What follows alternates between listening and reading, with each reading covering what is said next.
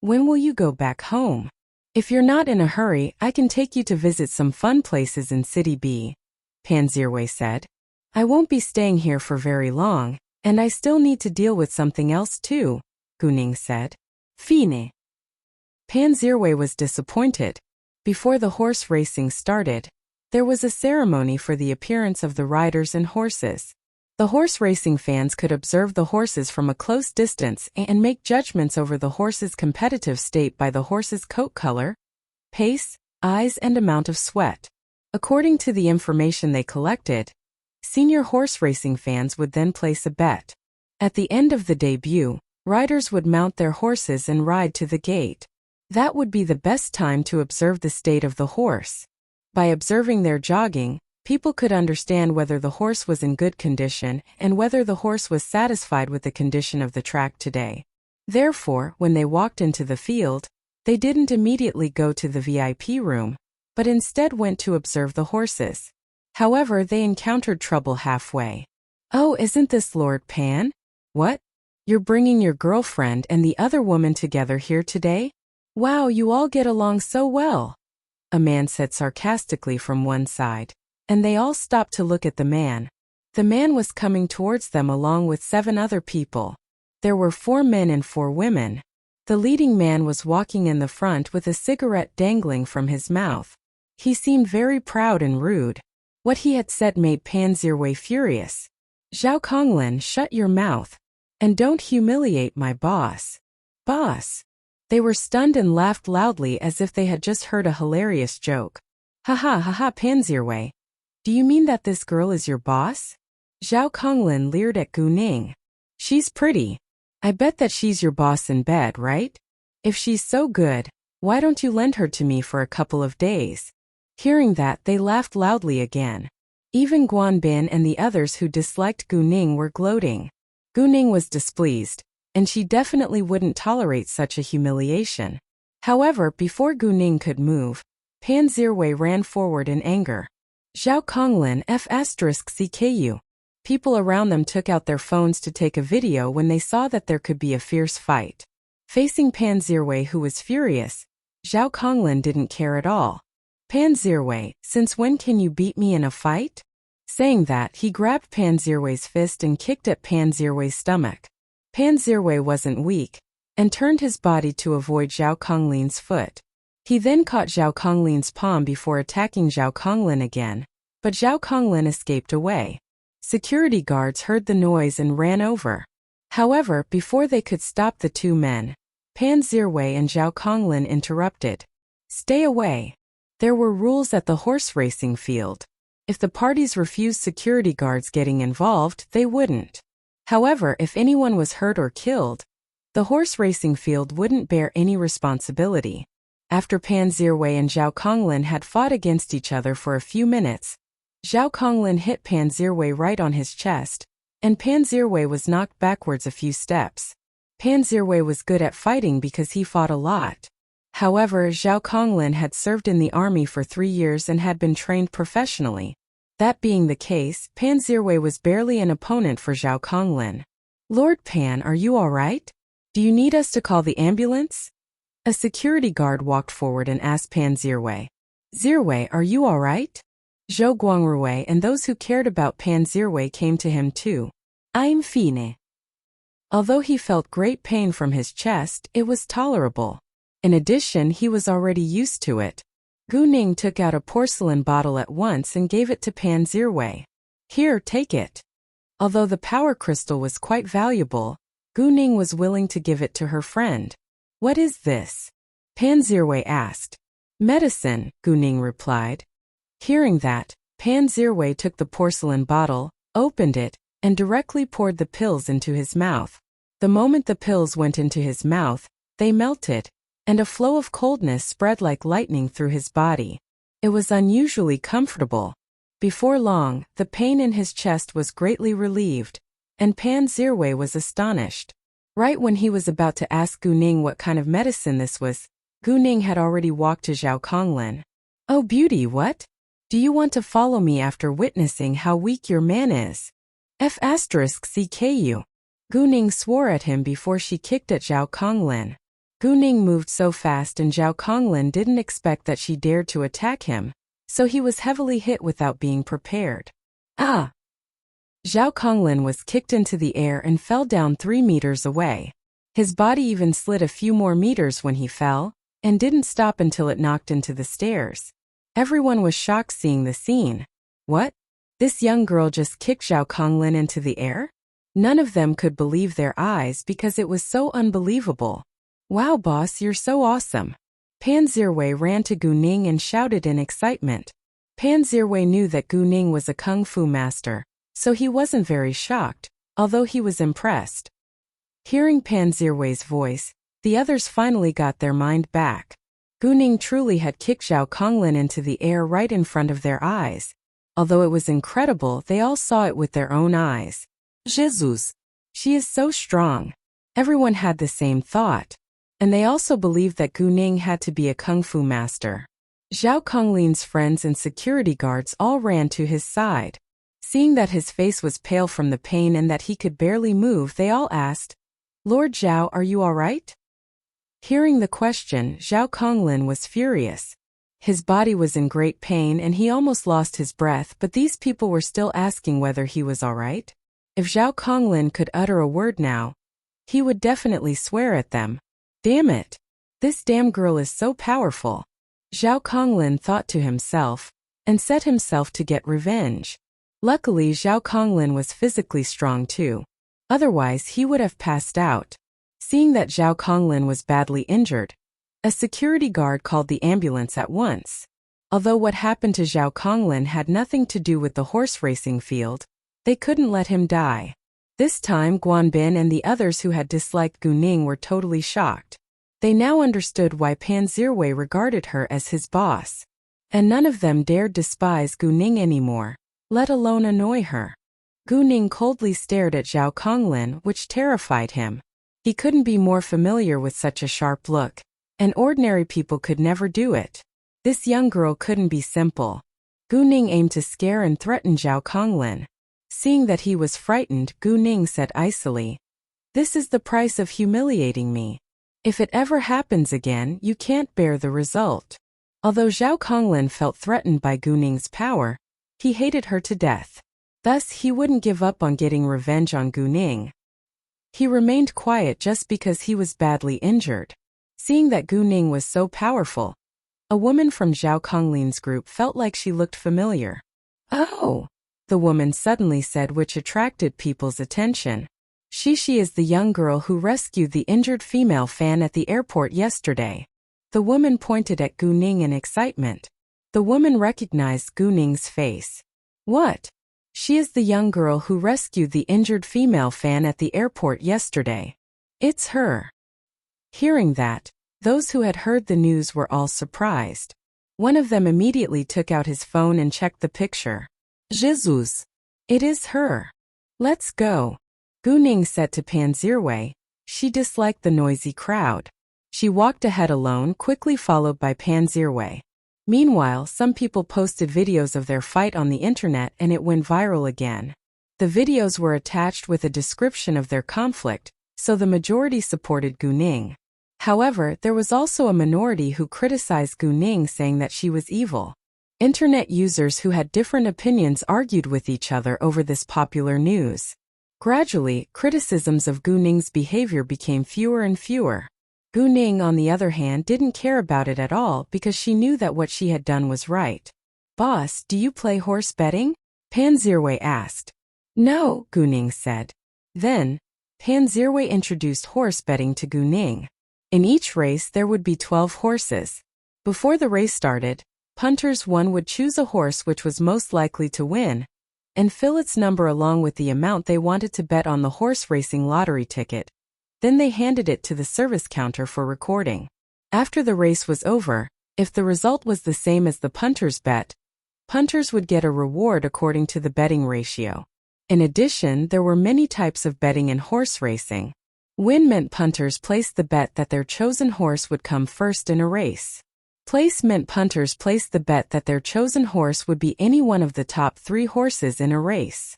Quinella meant punters placed the bet that their chosen horses would be the first and second horses in a race. Trio meant punters placed the bet that their chosen horses would be the top 3 horses in any order in a race. Apart from those, there were many other types of betting like first 4, quartet, tierce, and so forth. If punters thought that it wasn't fun enough to bet on only one race, they could choose to bet on different races in a group, which was called all up, simply by placing bets in the same or different betting pools for 2 to 6 races. Any dividend entitlement from a winning leg would be automatically carried forward and reinvested in the subsequent leg specified in the punter's bet selection. To experience the betting entertainment and increase the challenge, punters might also consider the multi-race pools or pools with a possible jackpot. A punter could win several million yuan from a race by that. Gu Ning, with her jade eyes, easily distinguished the good horses from the bad ones, but it was still difficult to know the results, because the results could be arranged beforehand. "Boss, which horse are you going to bet on?" "I can place the bet for you," Pan Zirwei said to please Gu Ning. "Thanks, I'll do it myself." Gu Ning teklinet. She wasn't willing to let men, other than Lung Shouting, pay her bills. Since Gu Ning declined, Pan Zirwei wouldn't insist. He knew that Gu Ning was rich. "Lord Pan, place a bet for me please," Xia Jiao said, acting cute in front of Pan Zirwei. However, this time she did it not because of Gu Ning, but because Guan Bin and Gao Yongkong had both placed bets for their female companions. Xia Jiao didn't want to be the odd one out, or she would be laughed at by other women. "Fine. Just give me your lottery ticket after you fill it in." Pan Zirwei didn't reject her. He had spent a lot of money on women and didn't care about a bet. With Pan Zirwei's permission, Xia Jiao was excited and ran to get a lottery ticket to fill. She of course knew nothing about horse betting, so she understood that she was just wasting money for fun. In reality, Xia Jiao didn't have much money, because the rich heirs would only buy expensive bags, clothes, and makeup for her, but seldom gave her cash. "What betting types do you usually choose?" Gu Ning asked Pan Zirwei. "I think the others are complicated, so I chose win, and I bet on number 5, Pan Zirwei said. He thought that the number 5 horse was most likely to win. He had no idea how to make good judgments about the horse's competitive state by the horse's coat color, pace, eyes, and sweating. He simply made his decision randomly. "I don't think that number 5 is a good choice. Instead, number 4, 7, and 10 are more likely to win," Gu Ning said. Although she was giving Pan Zirwei hints, she wouldn't force him to follow her opinion because she wasn't 100% sure she was right. In Pan Zirwei's eyes, Gu Ning was almighty. Since Gu Ning said so, he would definitely follow her lead. Even if they lost, he wouldn't blame Gu Ning. Gu Ning didn't avoid Pan Zirwei, and directly wrote down the numbers she bet on. She bet on all of the numbers that she had chosen because she was more likely to win in that case. It didn't cost much to lay bets, and the odds were high. If Gu Ning won only half of the bets, she could make over 10 million yuan in the end. "Boss, can I place the same bets as yours?" Pan Zirwei asked. "Sure." Gu Ning didn't mind. She wrote the numbers down right in front of him in order to let him follow her. "Thanks." Pan Zirwei copied Gu Ning's lottery tickets.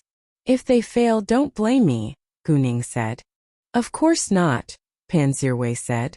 He could afford the result anyway.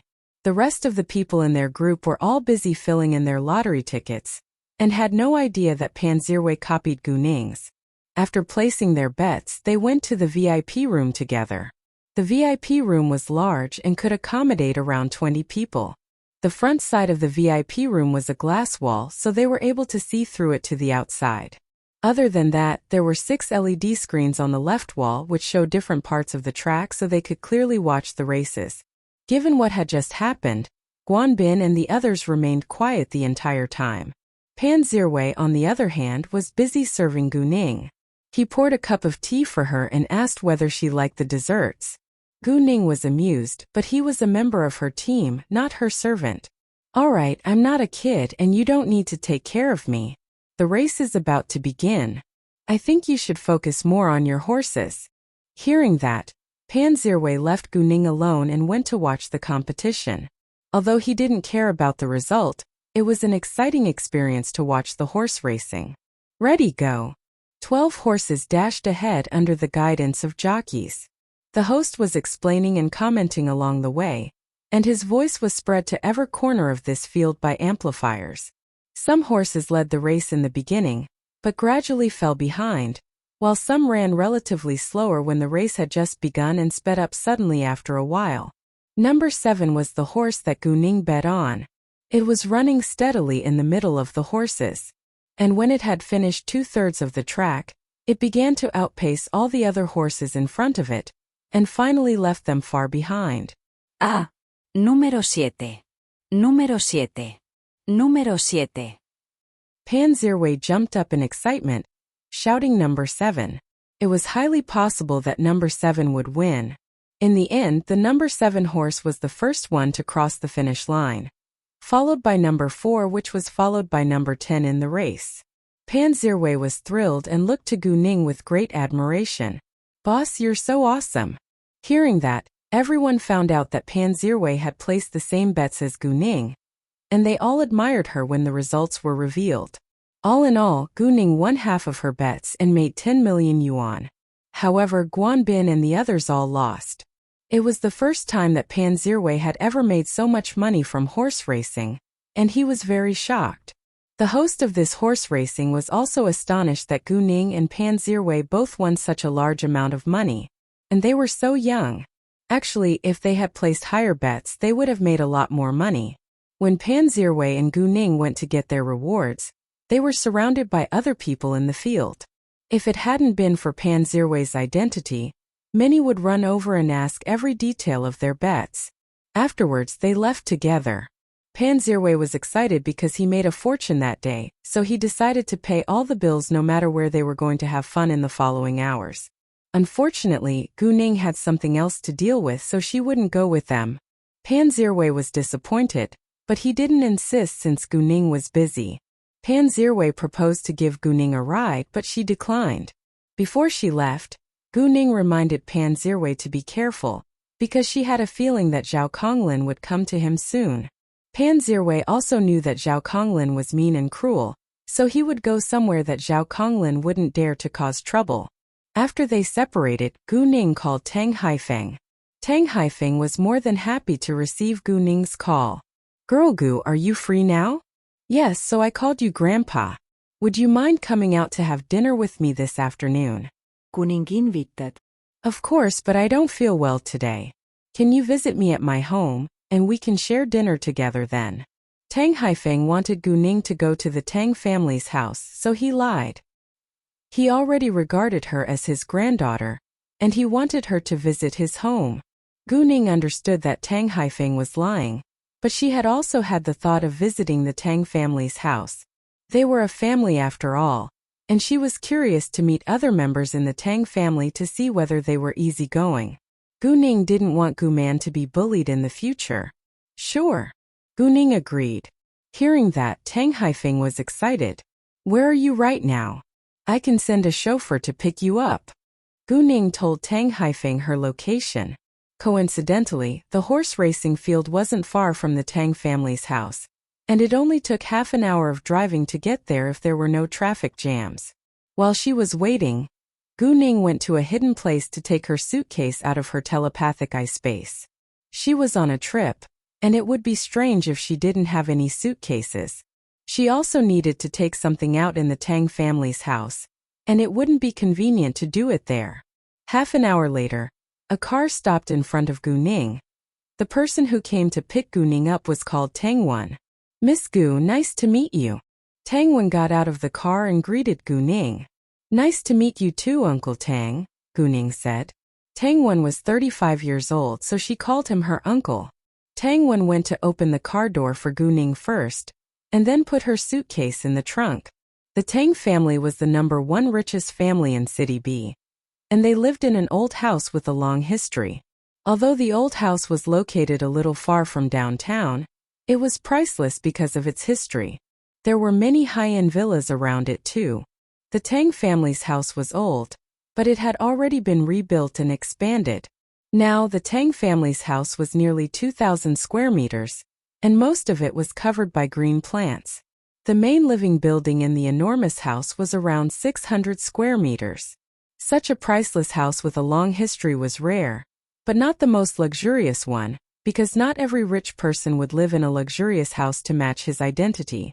Some rich people love to keep a low profile. When the car had just driven through the gate of the Tang family's house, Gu Ning saw Tang Haifeng waiting outside the main living building. The car passed the front garden and stopped in front of the main living building. A domestic servant went to open the car door, and Gu Ning stepped out. Seeing Tang Haifeng, Gu Ning teased, "Grandpa, I thought you weren't feeling well? Why did you not stay inside, but instead came out to welcome me?" Master Tang understood that Gu Ning was joking, but he didn't feel embarrassed at all. "Well, you caught me, but I simply wanted you to visit me at home." Gu Ning smiled gently but didn't say anything. "Come on in. It's cold out here," Tang Haifeng said.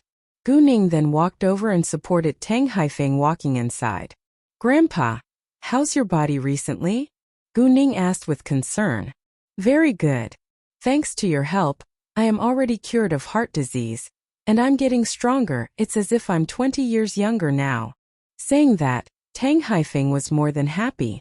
The elderly cared about their physical condition the most, and nobody wanted to be tormented by diseases. When they entered the hall and had a seat, cups of tea, fruits, and desserts were already placed on the table. "Girl Gu, have some fruits and desserts if you like. Just take this as your own home. We will probably have dinner a little late because I invited your uncles to join us tonight," Tang Haifeng said. "Sure, no problem," Gu Ning replied. She was looking forward to meeting Tang Yunfan. Although she had seen his picture, she would love to meet him in person. At this time, the housekeeper, Quan Bohong, came out with a plate of freshly baked dessert. When his sight fell on Gu Ning, he was quite surprised. This girl's features indeed closely resemble Lord Tang's when he was young. The housekeeper had served the Tang family for over 20 years, and he was in his 50s now, so he naturally knew what Tang Yunfan had looked like at a young age. Quan Bohong had a good impression of Gu Ning after he saw her in person and noticed that she greatly resembled Tang Yunfan. Actually, he also hoped that Gu Ning could be Tang Yunfan's daughter. In that case, Tang Yunfan wouldn't be alone throughout this lifetime. "Girl Gu, this is our housekeeper. You can just call him Uncle Quan," Tang Haifeng introduced to Gu Ning. "Nice to meet you, Uncle Quan," Gu Ning said politely, standing up to greet Quan Bohong. "Nice to meet you too, Miss Gu. Please have a seat," Quan Bohong replied. After chatting with Tang Haifeng for a short while, Gu Ning left for the bathroom. A young man ran into the hall from outside shouting, "Grandpa, I'm home." Seeing Tang Jiakai being so naughty, Tang Haifeng scolded him. "Don't run so fast. What if you knocked into someone?" Tang Jiakai indeed almost knocked the housekeeper over when he was running inside. Tang Jiakai rubbed his head in embarrassment. "I'm sorry.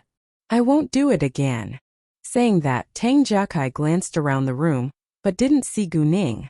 He was very disappointed. "Grandpa, didn't you say that my younger sister is home? Where is she?" He ran home the moment his grandpa told him that Gu Ning was in the Tang family's house.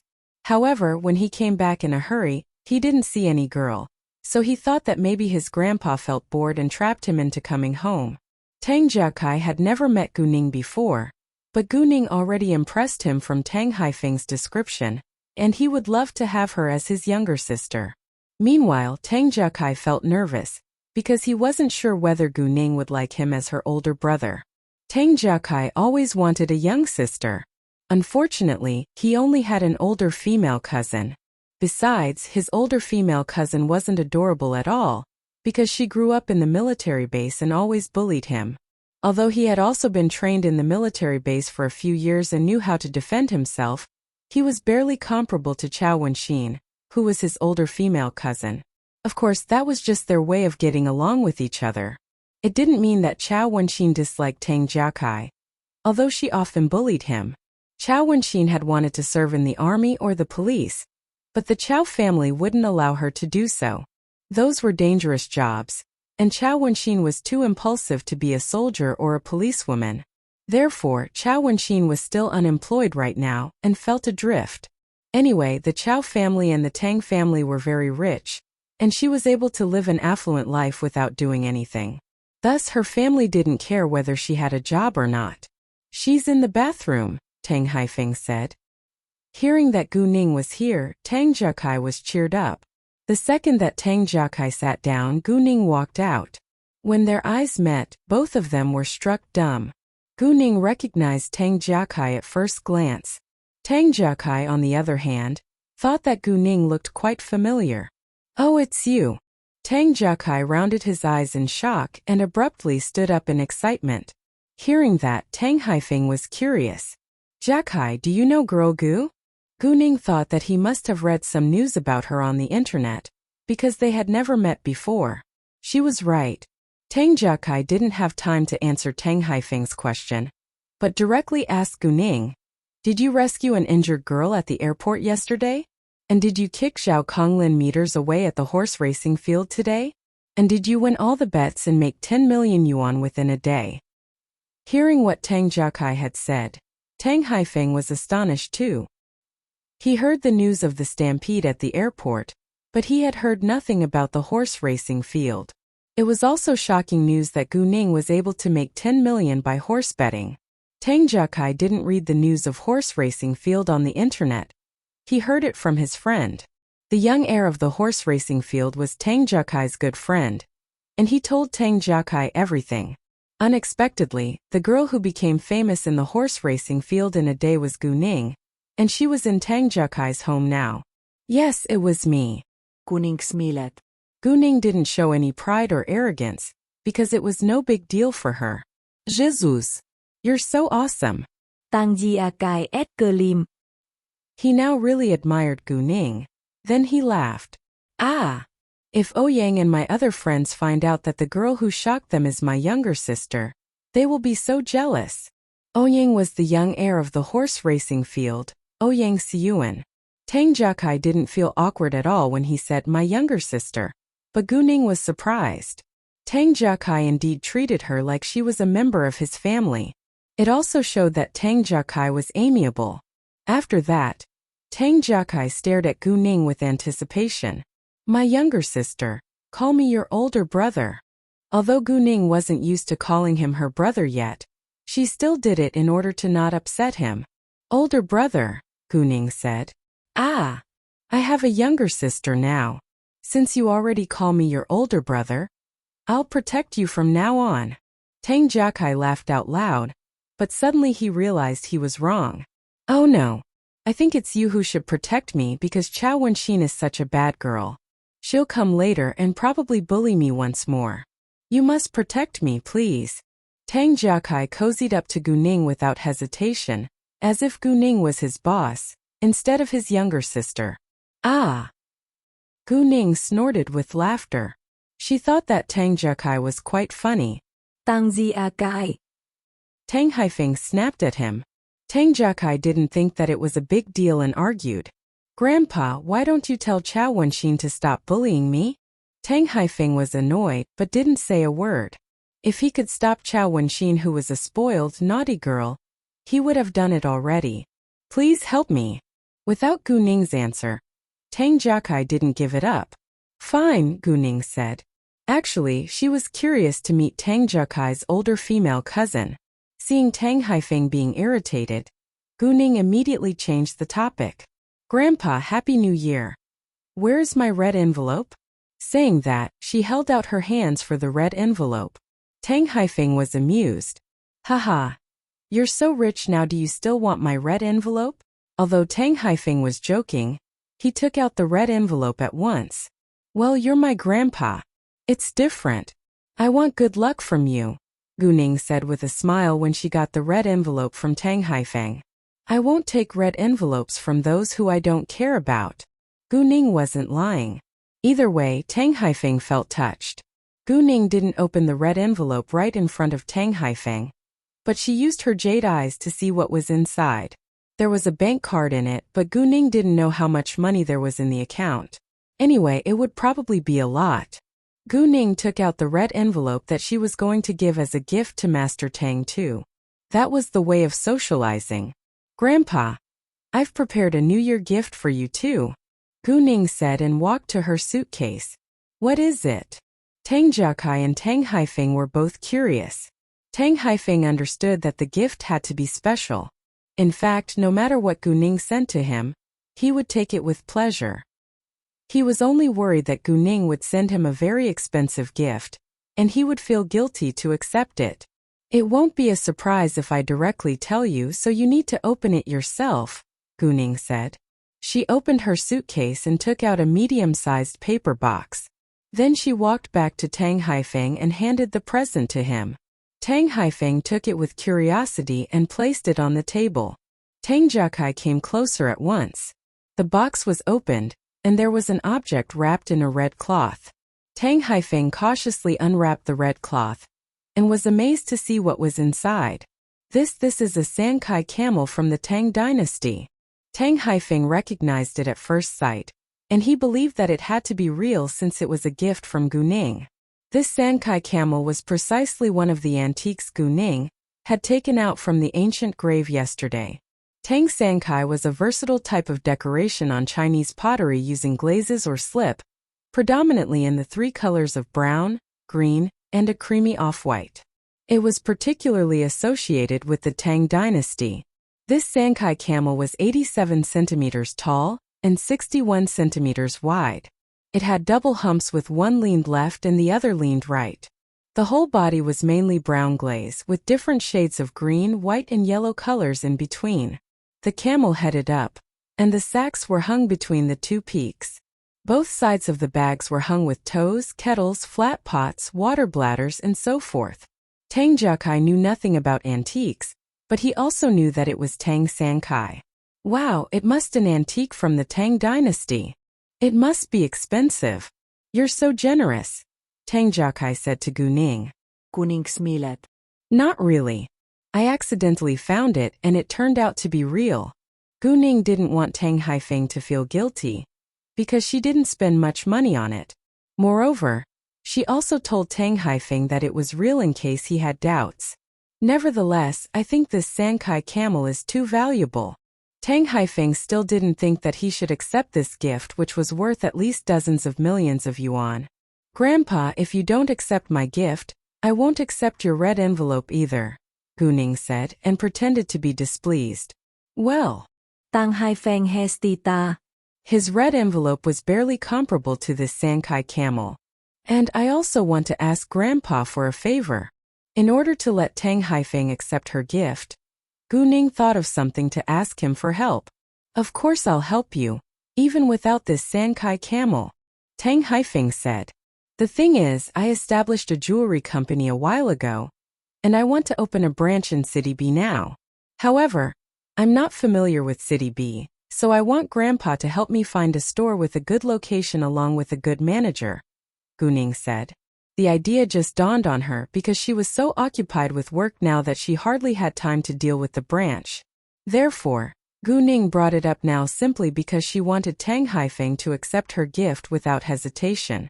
And she planned to use the excuse that she needed their promotion later when she was going to give jewelry to the ladies in the Tang family. No problem, Tang Haifeng answered with alacrity. However, this Sankai camel. Grandpa, Gu Ning interrupted him. Do you still regard me as a member of your family? Of course I do, Tang Haifeng immediately said. Then please accept it. If you refuse to do so, I'll leave right away and dump it into a trash can. Gu Ning acted like a spoiled naughty child. You. Although he knew that Gu Ning said it on purpose, Tang Haifeng was still annoyed. He was really afraid that Gu Ning would throw this Sankai camel away, which would be a great loss. Fine, I'll accept it, alright? Tang Haifeng compromised. Gu Ning then smiled with satisfaction. Seeing Gu Ning handling Master Tang so well, Tang Jiakai couldn't help admiring her. You're so good at acting. Are you interested in being an actress? I can be your agent. He was joking too. Nonsense, Tang Haifeng said. I think that girl Gu is born to be the big boss. Gu Ning smiled gently but didn't say anything. After that, Tang Haifeng was absorbed in the Sankai camel and kept looking at it from different angles, while Tang Jiakai talked with Gu Ning. Or to be more specific, it was more like Tang Jiakai continuously asked Guning questions. Sister, how are your studies? Sister, which university is your favorite? Sister, why don't you attend a university in City B? Sister, you're so outstanding at such a young age. You're adept at kung fu, you know how to cure people, you know stone gambling and antiques, and most importantly, you know business. Sister, would you mind if I followed your lead from now on? Tang Jiakai enough. Tang Haifeng couldn't stand his noise anymore. Tang Haifeng was displeased, and Tang Jiakai could only close his mouth. Oh girl Gu, why don't you stay in this house before you leave City B? Tang Haifeng asked Gu Ning. Thanks grandpa, but I think I'll stay in the hotel. Kuning teklinet politeli. She indeed had the idea to have a tour around this grand house, but she didn't want to stay here at night, which wouldn't be convenient or comfortable for her. Come on sister, there are so many rooms for so few people here. Just stay with us. Tang Jiakai said. Thanks, but I have other things to deal with. Gu Ning declined again. Since Gu Ning said so, Tang Jiakai and Tang Haifeng didn't insist. Well, could you visit me more often as long as you're free in City B? I get bored, Tang Haifeng said. Kuning smilet. No problem. However, she would be going home in a few days. Around 5 p.m., Chao Wenxin arrived. Once she walked in, she raised her voice. Tang Jiakai, where are you now? How dare you challenge me? And where is your helper? Hearing the voice, it was apparent that Chao Wenxin had a fiery temper. Gu Ning figured it out instantly. Tang Jiakai must have challenged Chao Wenxin the moment she had promised to protect him. However, she had only promised to protect him when he was bullied by others. How come it ended up being a challenge? Wasn't he afraid that Gu Ning might lose? Tang Jiakai really believed in Gu Ning.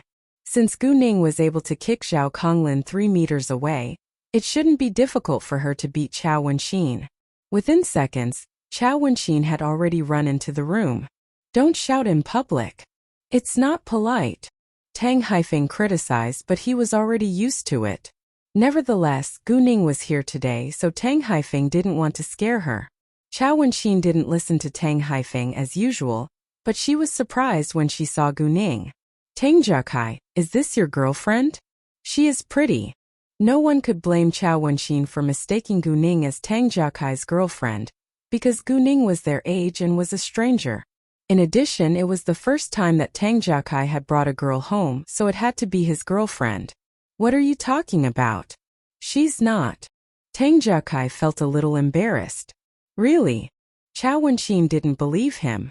She's Grandpa's new granddaughter, Tang Jiakai said. Oh, she is Gu Ning?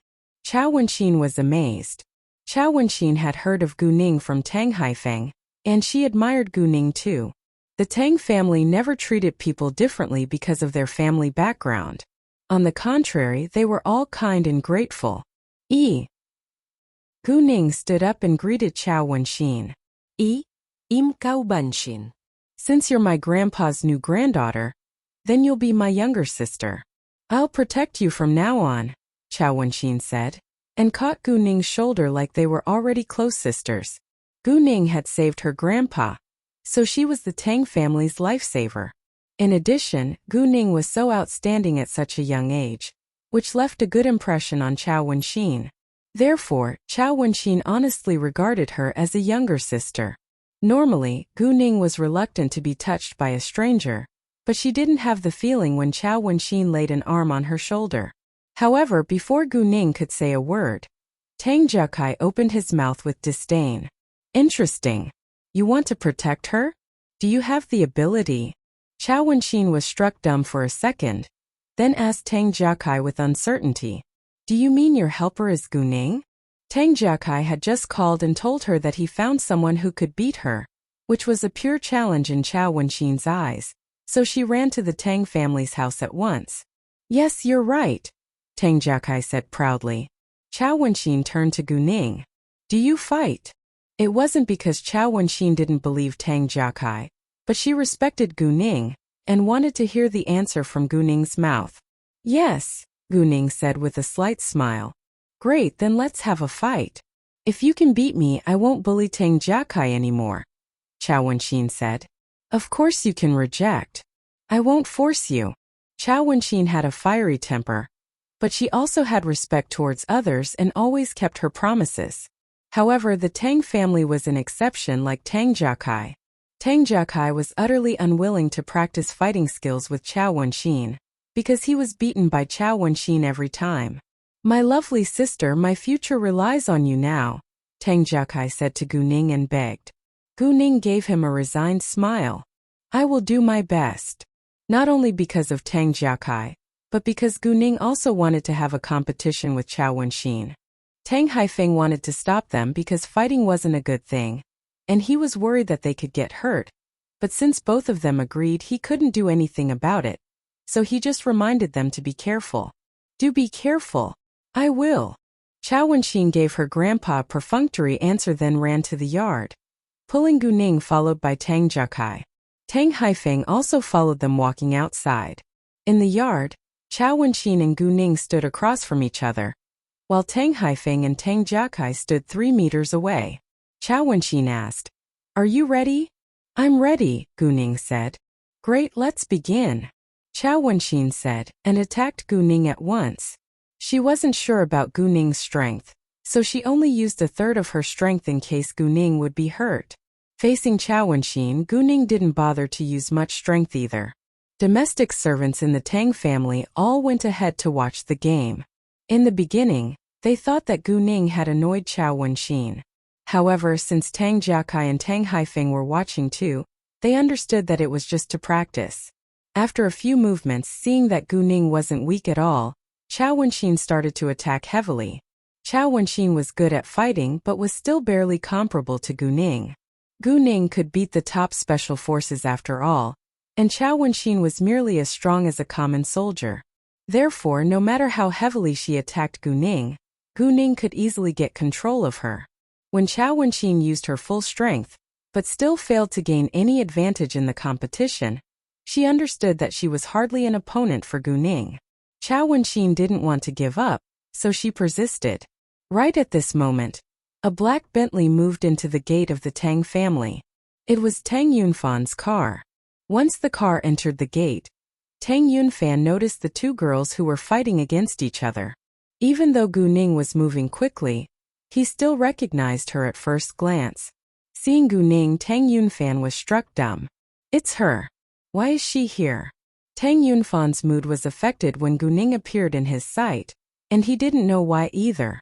Seeing that they were fighting, he couldn't help worrying about Gu Ning even though Gu Ning had the advantage. Tang Yunfan didn't understand that it was because of their blood connection. Gu Ning sensed Tang Yunfan's gaze and also saw him. Although it was Tang Aining's soul in Gu Ning's body, she had a strange feeling while facing Gu Ning's biological father. In her previous incarnation, Tang Aining's father was a totally evil person who had betrayed her mother and made her mother lie in a vegetative state. She also had to follow her father's orders, risking her life and do bad things for the sake of her mother's life. She couldn't change what had already happened, but she could get revenge. She made up her mind to completely unseat that Tang family. Thinking of that, Gu Ning's emotions were affected, and she accidentally hit Chao Wenxin's left shoulder with great force, and Chao Wenxin's left shoulder was dislocated. Chao Wenxin felt hurt, but she didn't shout in pain, because she had often been injured throughout the years of training Kung Fu. Everyone was shocked by the accident, including Gu Ning. She immediately walked to Chao Wenxin and said, I'm so sorry. I didn't mean it. Saying that, she pulled Chao Wenxin's left arm and moved the shoulder back to its normal position. It's fine. Chao Wenxin didn't mind because she knew that Gu Ning didn't mean to hurt her, and it was unavoidable to be hurt in a fight. Are you all right? Tang Jiakai and Tang Haifeng ran to them and asked worriedly. I'm fine. It's unavoidable to get hurt in a fight, Chao Wenxin explained because she didn't want others to blame Gu Ning. Tang Haifeng and Tang Jiakai understood that, and nobody blamed Gu Ning. Gu Ning, I failed, Chao Wenxin said. However, you're really awesome. Do you have a Kung Fu master as your teacher or something? Gu Ning smiled. Yes. Really? Chao Wenxin was surprised. What does she do? Can I meet her? She passed away last year. Gu Ning said and looked sad. What? Chao Wenxin was shocked. I'm sorry. It's fine. You didn't know. Gu Ning didn't mind. Meanwhile, Tang Yunfan walked to them, and his sight fell on Gu Ning once in a while. Yunfan, come here. Let me introduce you, Tang Yunfan said, and pulled Gu Ning to Tang Yunfan's side. This is my new granddaughter, Gu Ning. When Tang Yunfan stood with Gu Ning, Tang Haifeng thought the two really resembled each other so much. He sighed and said, well, I just can't help noticing that you two closely resemble each other. Hearing that, Tang Yunfan looked at Gu Ning's face, and he was distracted a little. Chao Wenxin also glanced between Tang Yunfan and Gu Ning. She had the same idea. It's true, Chao Wenxin said with surprise. Although Tang Haifeng had told her that Gu Ning greatly resembled a young Tang Yunfan, she had been too young at that time, so she didn't have much of an impression. However, when Tang Yunfan and Gu Ning appeared at the same time, their features were very alike. Indeed, if Uncle were married, I would believe that Gu Ning is Uncle's daughter, Tang Jiakai said. Daughter? Hearing the word, Tang Yunfan had a strange feeling, and he felt an increasingly growing intimacy towards Gu Ning, which made himself think that maybe there was a connection between Gu Ning and him. Grandpa, is Gu Ning your illegitimate daughter? Chao Wenxin suddenly had a wild guess. Are you insane? Tang Haifeng hit Chao Wenxin with his crutch, but Chao Wenxin quickly moved away. I'm just kidding. Cao Wen xin at ge. Do you think that it's funny? Tang Haifeng was mad. Chao Wenxin also realized that she shouldn't have said that, so she remained quiet afterwards. Girl Gu, please don't mind. Xian is just joking, Tang Haifeng said to Gu Ning. It's fine. Gu Ning didn't care. Seeing that Gu Ning wasn't mad, Tang Yunfan was relieved. Then he introduced Tang Yunfan to Gu Ning. This is your Uncle Yunfan. Nice to meet you. Gu Ning sighed. Hi, Tang Yunfan said lightly. All of a sudden, Tang Yunfan felt great pain in his head. Yunfan, what's wrong? Tang Haifeng was nervous. Tang Yunfan's secretary, Quan Mingkai, who was walking behind him, immediately ran over and opened his briefcase to get the medicine. Quan Mingkai was Quan Bohong's son and had complete loyalty towards the Tang family, so he became Tang Yunfan's closest assistant. However, before Quan Mingkai took out the medicine, Gu Ning stepped forward and directly massaged Tang Yunfan's temples with her hands. She rubbed steadily, but secretly put her power into Tang Yunfan's body. What? Quan Mingkai was struck dumb and didn't know what was happening. He held the medicine up before Tang Haifeng but was stopped.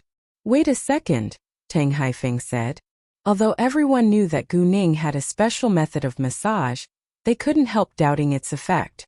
Tang Yunfan felt a flow of coldness spread in his head, and the pain was soon relieved. After a short while, he went back to normal. Tang Yunfan opened his eyes, looking at Gu Ning who was right in front of him. He felt so close to this girl. Yunfan, how do you feel now? Tang Haifeng asked with concern. I don't feel any pain now, Tang Yunfan said. He then turned to Gu Ning. Thank you so much. You're welcome, Gu Ning said with a gentle smile. Quan Mingkai hadn't seen Gu Ning's face until now, and he was astonished to see that this girl greatly resembled his boss. I have some files to deal with, so I'll go back to my room now. Please let me know when dinner is ready, Tang Yunfan said coldly, like he couldn't stand being with them any longer. Quan Mingkai followed him at once. Girl Gu, please don't mind. He's always like that, Tang Haifeng said to Gu Ning. I understand. It's fine, Gu Ning said. Why did Yunfan suddenly have a headache? And he has medicine with him.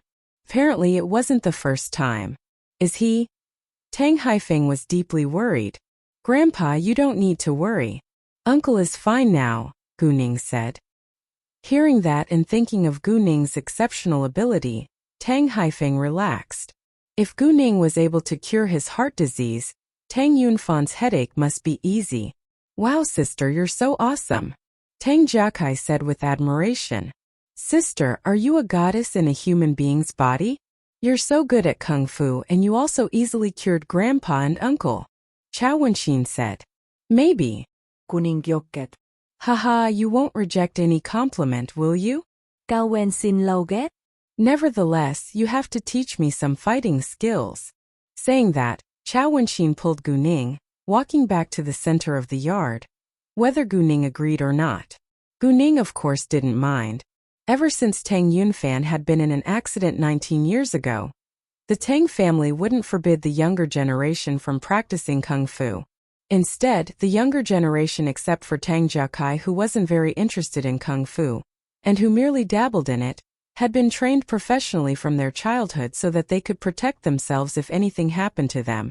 Chao Wenxin was able to fight against 10 common men by herself. She was much better than Chu Peihan. Gu Ning sensed that someone kept looking at her the entire time from the 3rd floor of the main living building. Without a doubt, it had to be Tang Yunfan. It was a good thing that Tang Yunfan still felt attached to Gu Ning. In the study on the 3rd floor, Tang Yunfan was standing by the window. Through the curtain, he was staring at the beautiful young girl in the yard. He wasn't clear about what he was doing, but he was unwilling to rest either. Quan Mingkai noticed that there was something wrong with his boss, and he also had many thoughts in his mind. However, he didn't dare to say it because he wasn't sure. All of a sudden, Tang Yunfan covered his forehead with his hand again. Quan Mingkai thought that he was having a headache once more and asked in a hurry, "Boss, are you all right?" I'm fine. "I just have a strange feeling towards this girl. I don't know why, but I have the desire to get close to her." Facing Quan Mingkai, Tang Yunfan didn't hide his real feelings. Quan Mingkai was the one that Tang Yunfan talked with most in the Tang family. Even Tang Haifeng wasn't confident that he knew Tang Yunfan better than Quan Mingkai did. "Boss, is it possible that the girl really has some connection with you? After all, you lost a year of memory. Could it be possible that you had a daughter with a woman in that year?" Quan Mingkai had a wild guess. Before Gu Ning appeared, nobody would ever have had that idea. But Gu Ning indeed greatly resembled Tang Yunfan, and people started to make wild guesses. Hearing that, Tang Yunfan's body stiffened a little. Every time he had a headache, there was a vague image of a woman in his mind. Although the image wasn't clear at all, it affected Tang Yunfan deeply and made him refuse to get married to another woman. In the past, Tang Yunfan had the idea that the vague image could have some connection with him, but he didn't have any proof and the image was too vague to be real. But now Gu Ning's appearance made Tang Yunfan believe that what Quan Mingkai had just said was likely to be true. Since he had doubts, he would find out the truth. Investigate Gu Ning's life experiences as soon as possible. "Yes, boss," Quan Mingkai answered. Then he made a call and gave the order. With the influence of the Tang family, it couldn't be easier to investigate a person. When it was just past 6 p.m., the Chao family's car drove into the gate of the Tang family's grand house. Chao Wenxin and Gu Ning were practicing kung fu in the yard. This time they weren't competing against each other, but Gu Ning was teaching Chao Wenxin. Seeing the scene, Chao Wenxin's parents, Chao Ruihua and Tang Yunrong, were both amazed. "Jesus! The girl who is teaching Xian must be my father's new granddaughter, Gu Ning. She's even better at kung fu than Xian is. I'm curious about her background," Tang Yunrong said in surprise. "I think she must have been trained professionally," Chao Ruihua said. It seemed that this young girl wasn't simple at all. Did she really have no other aims when she established a close relationship with the Tang family? Although Gu Ning had saved Tang Haifeng's life, and the Tang family owed her, they couldn't deny the possibility that she had done it for her own benefits. Of course, Chao Ruihua didn't want to think that Gu Ning was a bad person either, but one had to be careful. If Gu Ning simply wanted to expand her business with the Tang family's support, as long as it was legal, they wouldn't mind because they did owe her. However, if her aim was to hurt the Tang family, they would never allow it to happen. The Chao family's car stopped outside of the main living building. Chao Ruihua and Tang Yunrong got out of the car, walking to Chao Wenxin and Gu Ning. "Hi, aunt and uncle," Tang Jiakai said. "Jiakai, is this girl your grandpa's new granddaughter?" Tang Yunrong asked. "Yes." Tang Jiakai rip-lít. At this time, Chao Wenxin and Gu Ning stopped too. Chao Wenxin pulled Gu Ning, running to Chao Ruihua and Tang Yunrong. "Dad, Mom, please let me introduce you. This is Gu Ning, Grandpa's new granddaughter. Seeing Chao Wenqin's attitude, she obviously liked Gu Ning. Chao Ruihua and Tang Yunrong were both astonished then when they noticed Gu Ning's face. Wow, they look exactly alike. Tang Yunrong suddenly had a good impression of Gu Ning. You indeed closely resemble Yunfan when he was young. Nice to meet you, Mr. Chao and Mrs. Chao. Gu Ning greeted them politely. They hadn't officially regarded her as a member of their family yet, so it wasn't appropriate if Gu Ning called them uncle and aunt right now. Gu Ning's good manners also impressed them. Nice to meet you too, Tang Yunrong said with pleasure. Hi, Chao Ruihua said lightly. It wasn't because he disliked Gu Ning, although he did have suspicions. Instead, he always looked strict. And even though he held suspicion towards Gu Ning, he wouldn't show them on his face. Actually, Gu Ning completely understood that they wouldn't completely trust her yet, because she was still a stranger to them. If they completely trusted her just because she had saved Tang Haifeng's life, they would be too naive to be such a successful family. They treated her politely now just because she hadn't done anything harmful to the Tang family yet, but it was impossible for them to sincerely regard her as a member of their family in such a short time. They would when Tang Yunfan finally found out that she was his biological daughter. However, Gu Ning wasn't in a hurry. It's getting dark. Let's go inside, Tang Yunrong said. Although Chao Wenqin wanted to continue, it was late. Chao Wenqin directly held Gu Ning's shoulder and said, Sister, why don't you go out with me to have fun tonight? Where? I'll go with you, Tang Jiakai asked in excitement. Just shopping, hanging on the street, having some snacks or something, Chao Wenqin said and gave Tang Jiakai a knowing glance. Tang Jiakai immediately understood where Chao Wenqin was really going tonight, and he was more excited then. Sounds good. I can be your driver, Tang Jiakai said.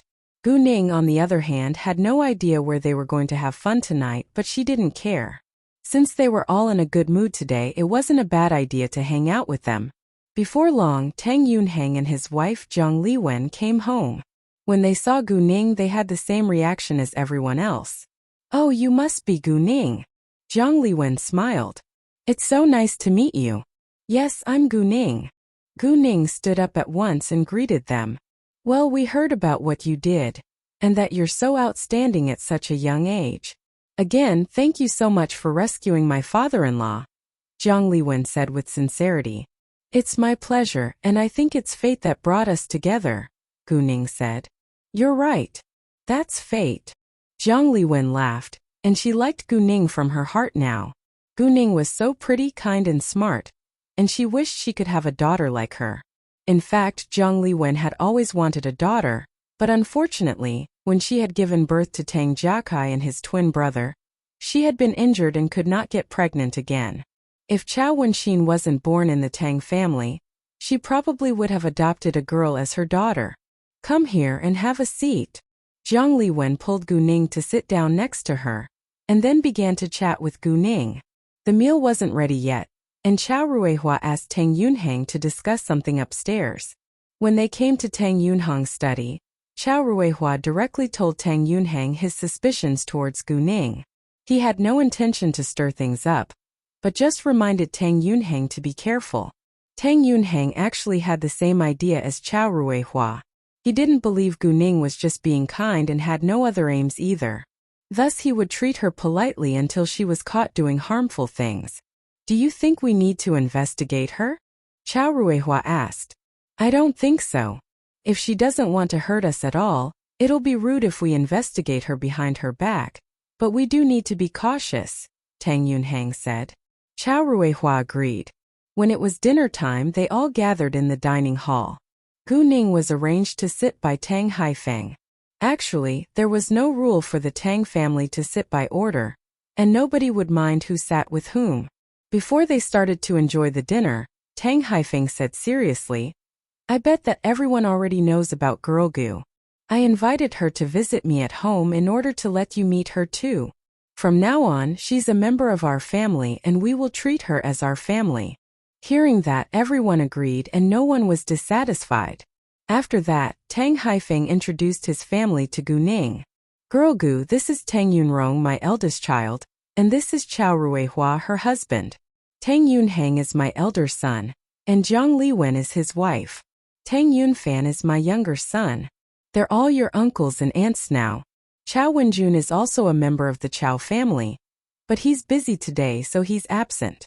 Jia Kai has a twin brother called Tang Jiayang. He's studying abroad. After the introduction, Gu Ning stood up and greeted them.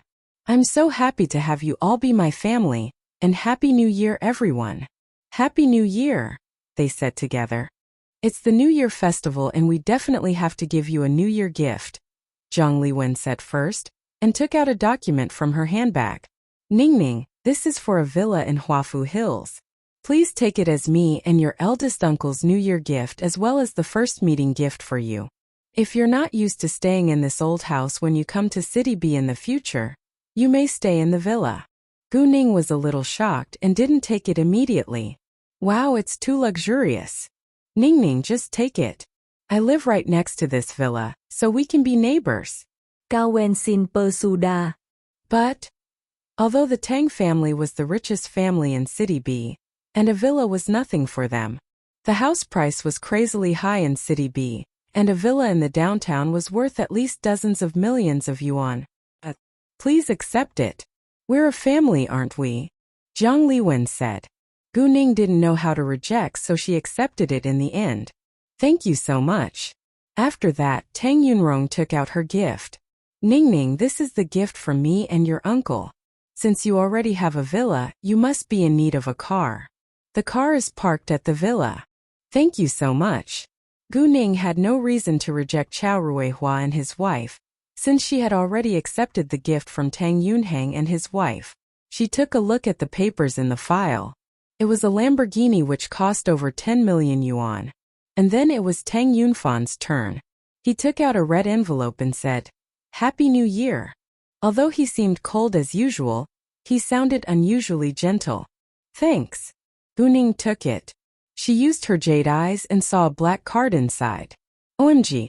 Her father really was the richest one in the family. Maybe because Tang Yunfan was Gu Ning's biological father, Gu Ning didn't feel uncomfortable accepting the card. After receiving all the gifts, it was time for Gu Ning to give hers out. Well, I also prepared New Year gifts for you all. Please wait a second.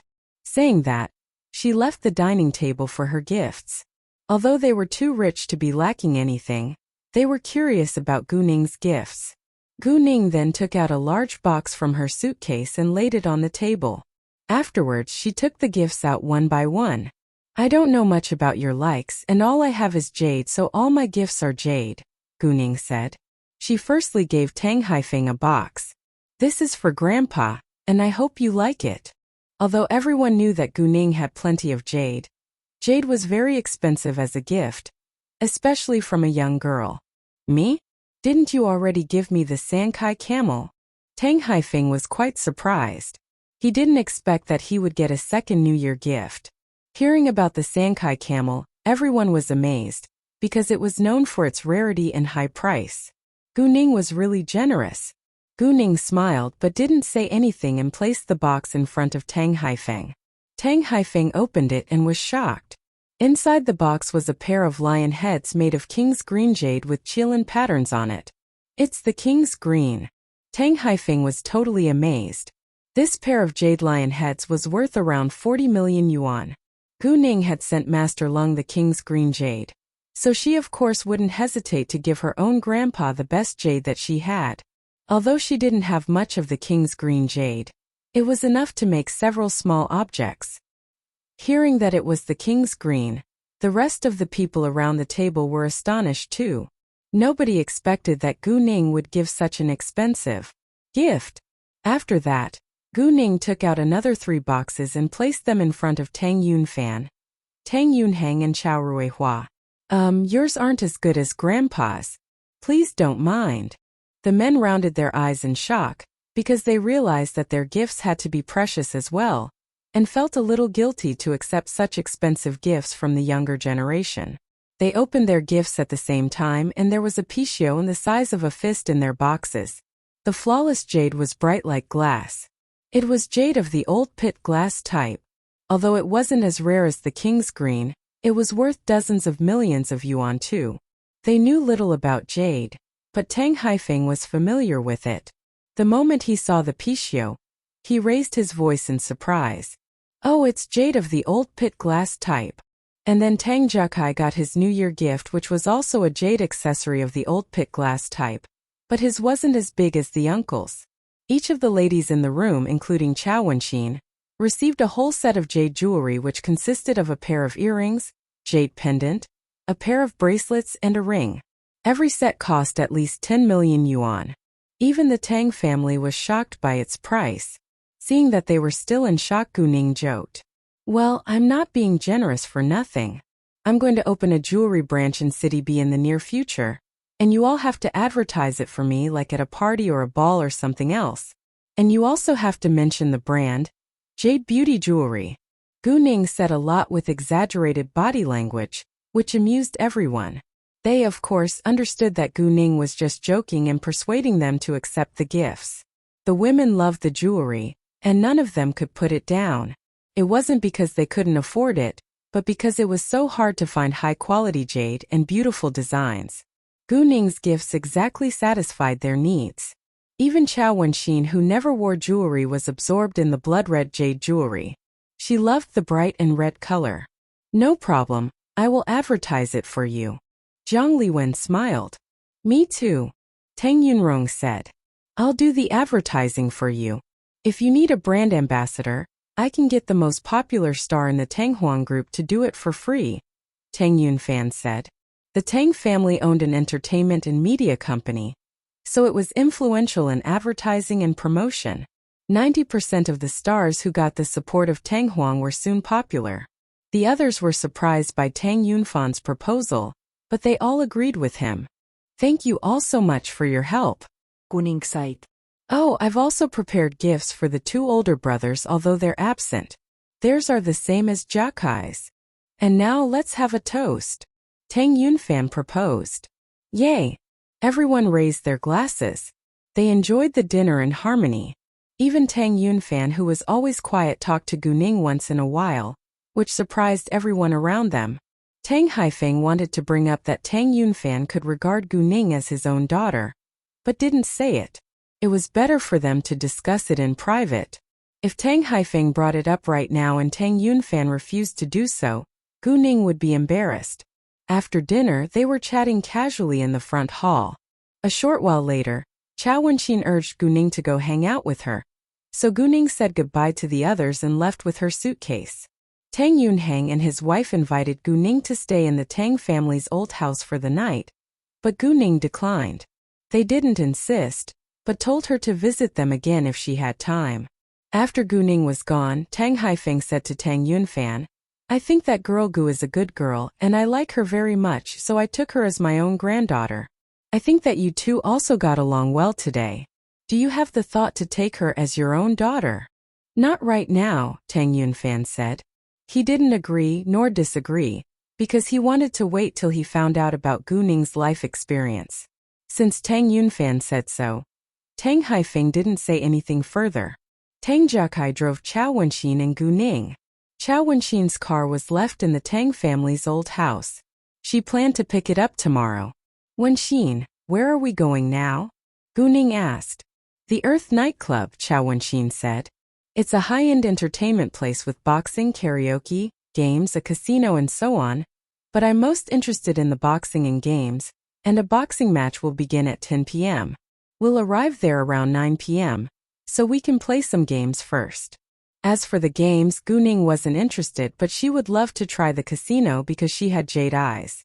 What's the background of the Earth nightclub?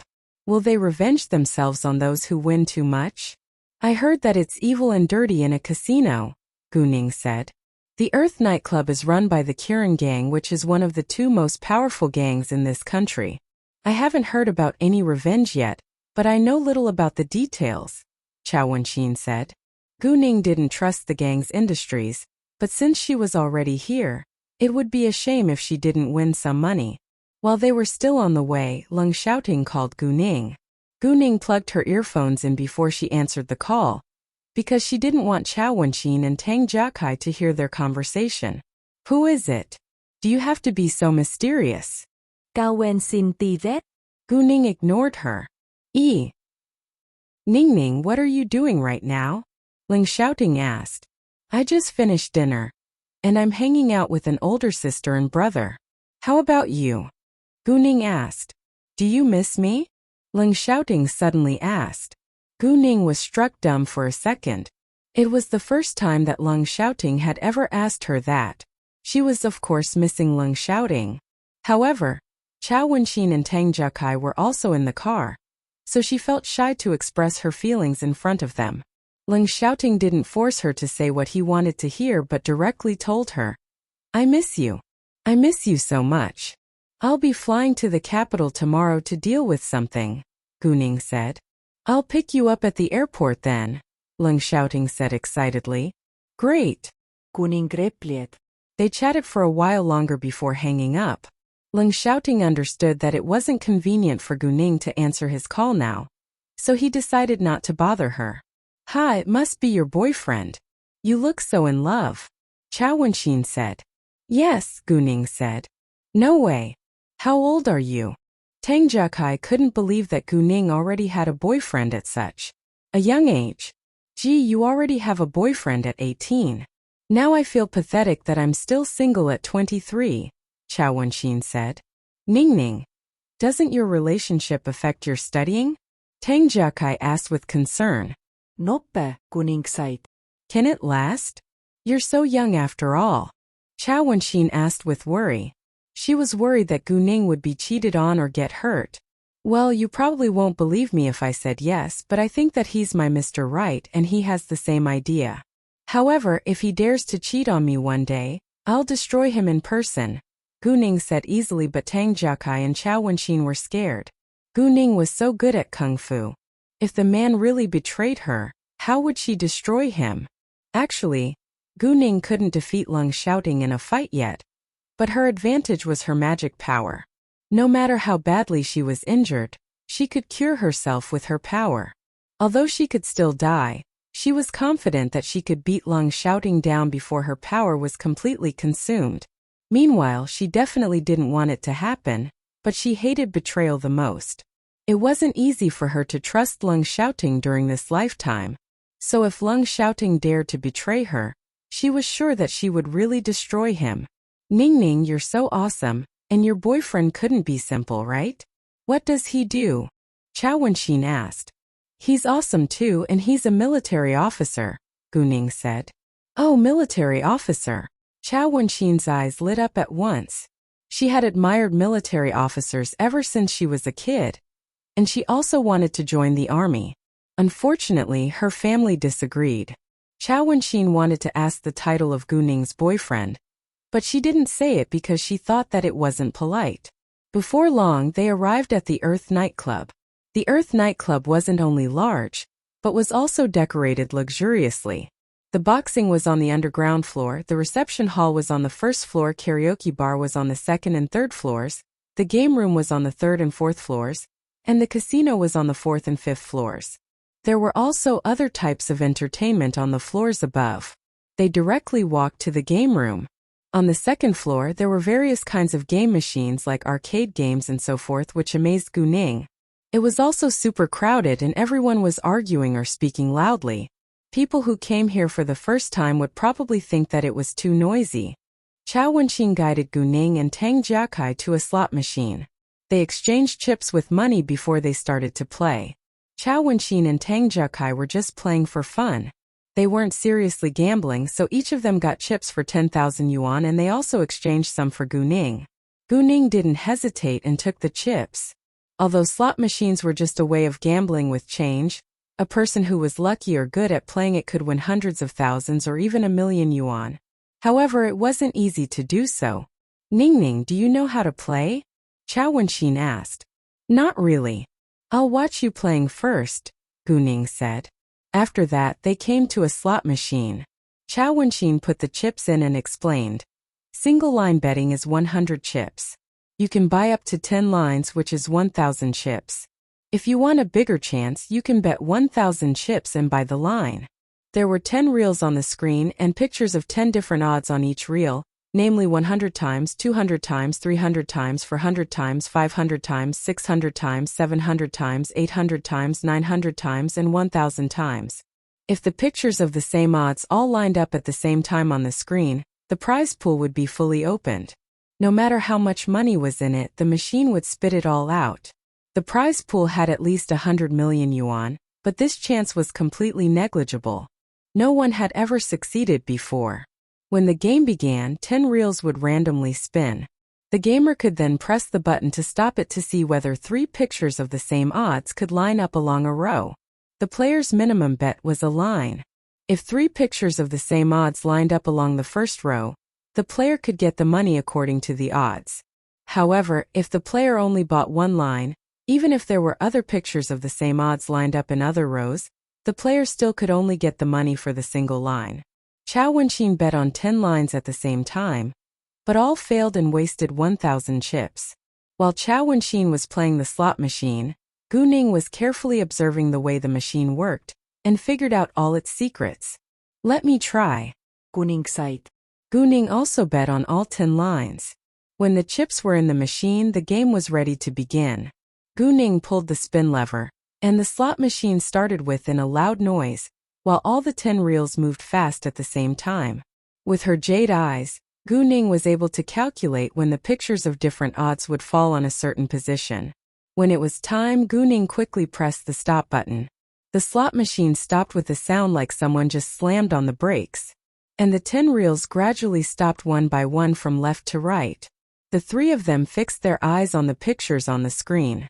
The first, second, third line all failed, but the pictures of 300 times odds lined up along the 4th reel, which meant that Gu Ning won 30,000 yuan with this line. The 5th line failed too, but pictures of 100 times and 600 times lined up along the 6th line and 9th line. After this round, Gu Ning won 100,000 yuan when she only bet 1,000 yuan.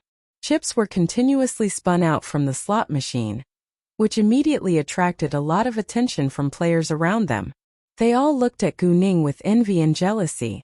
Jesus! Ning, you're so awesome. Chao Wenxin and Tang Jiakai were both quite surprised because they had never won before.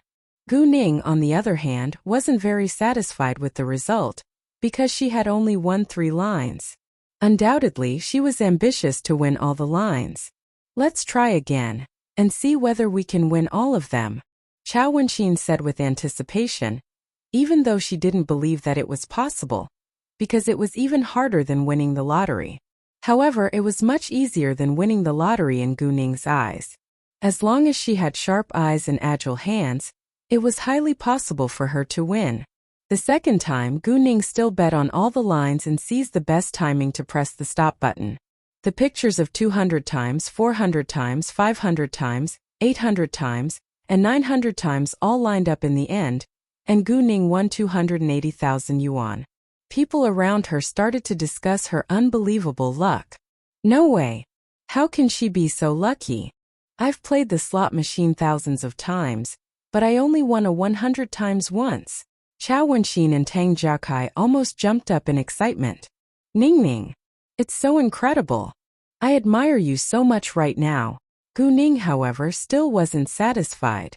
At this time, more and more people gather around them, because it was very rare to see someone win so much money by playing the slot machines. During the 3rd round, Gu Ning finally won all the lines and the prize pool was fully opened.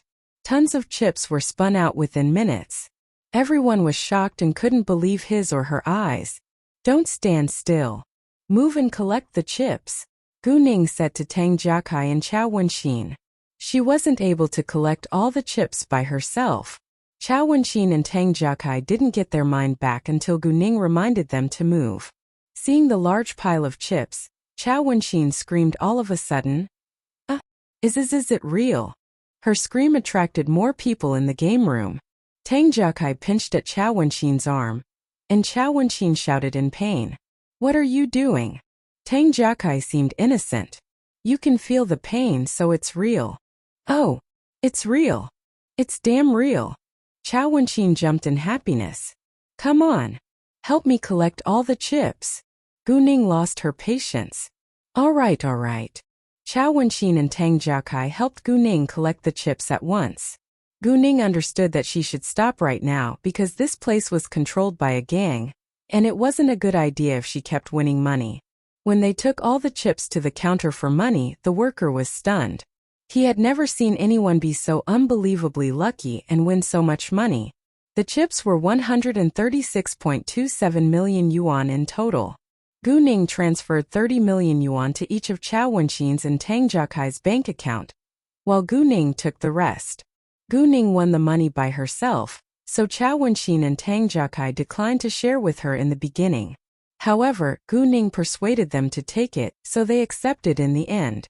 In fact, although the Tang family and the Chao family were both crazily rich, Chao Wenxin and Tang Jiakai didn't have much allowance. Therefore, 30 million yuan was a fortune for them. They didn't stay in the game room for long, and it was just 9:30 p.m. when they left. Gu Ning proposed to have some fun in the casino since it was still half an hour before the boxing match began. Since Gu Ning wanted to go there, the other two wouldn't disagree.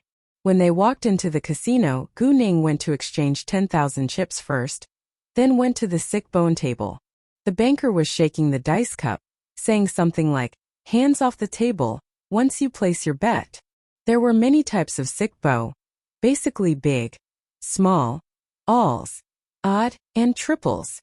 As for the betting odds, big and small were 1-to-1, while alls were 1-to-24. Odd could be 1-to-1, 1-to-2 or 1-to-3, according to how many numbers on all three dice the player correctly bet on. Triples meant that a specific number would appear on all three dice, and the odds were 1-to-150. When the dice cup fell on the table, Gu Ning didn't place her bet until she used her jade eyes to see the numbers on the three dice. Gu Ning bet on odd with all the 10,000 chips, and she won the bet. The odds were 1-to-3, so she won 30,000 yuan. Everyone looked at Gu Ning with surprise because she was so lucky.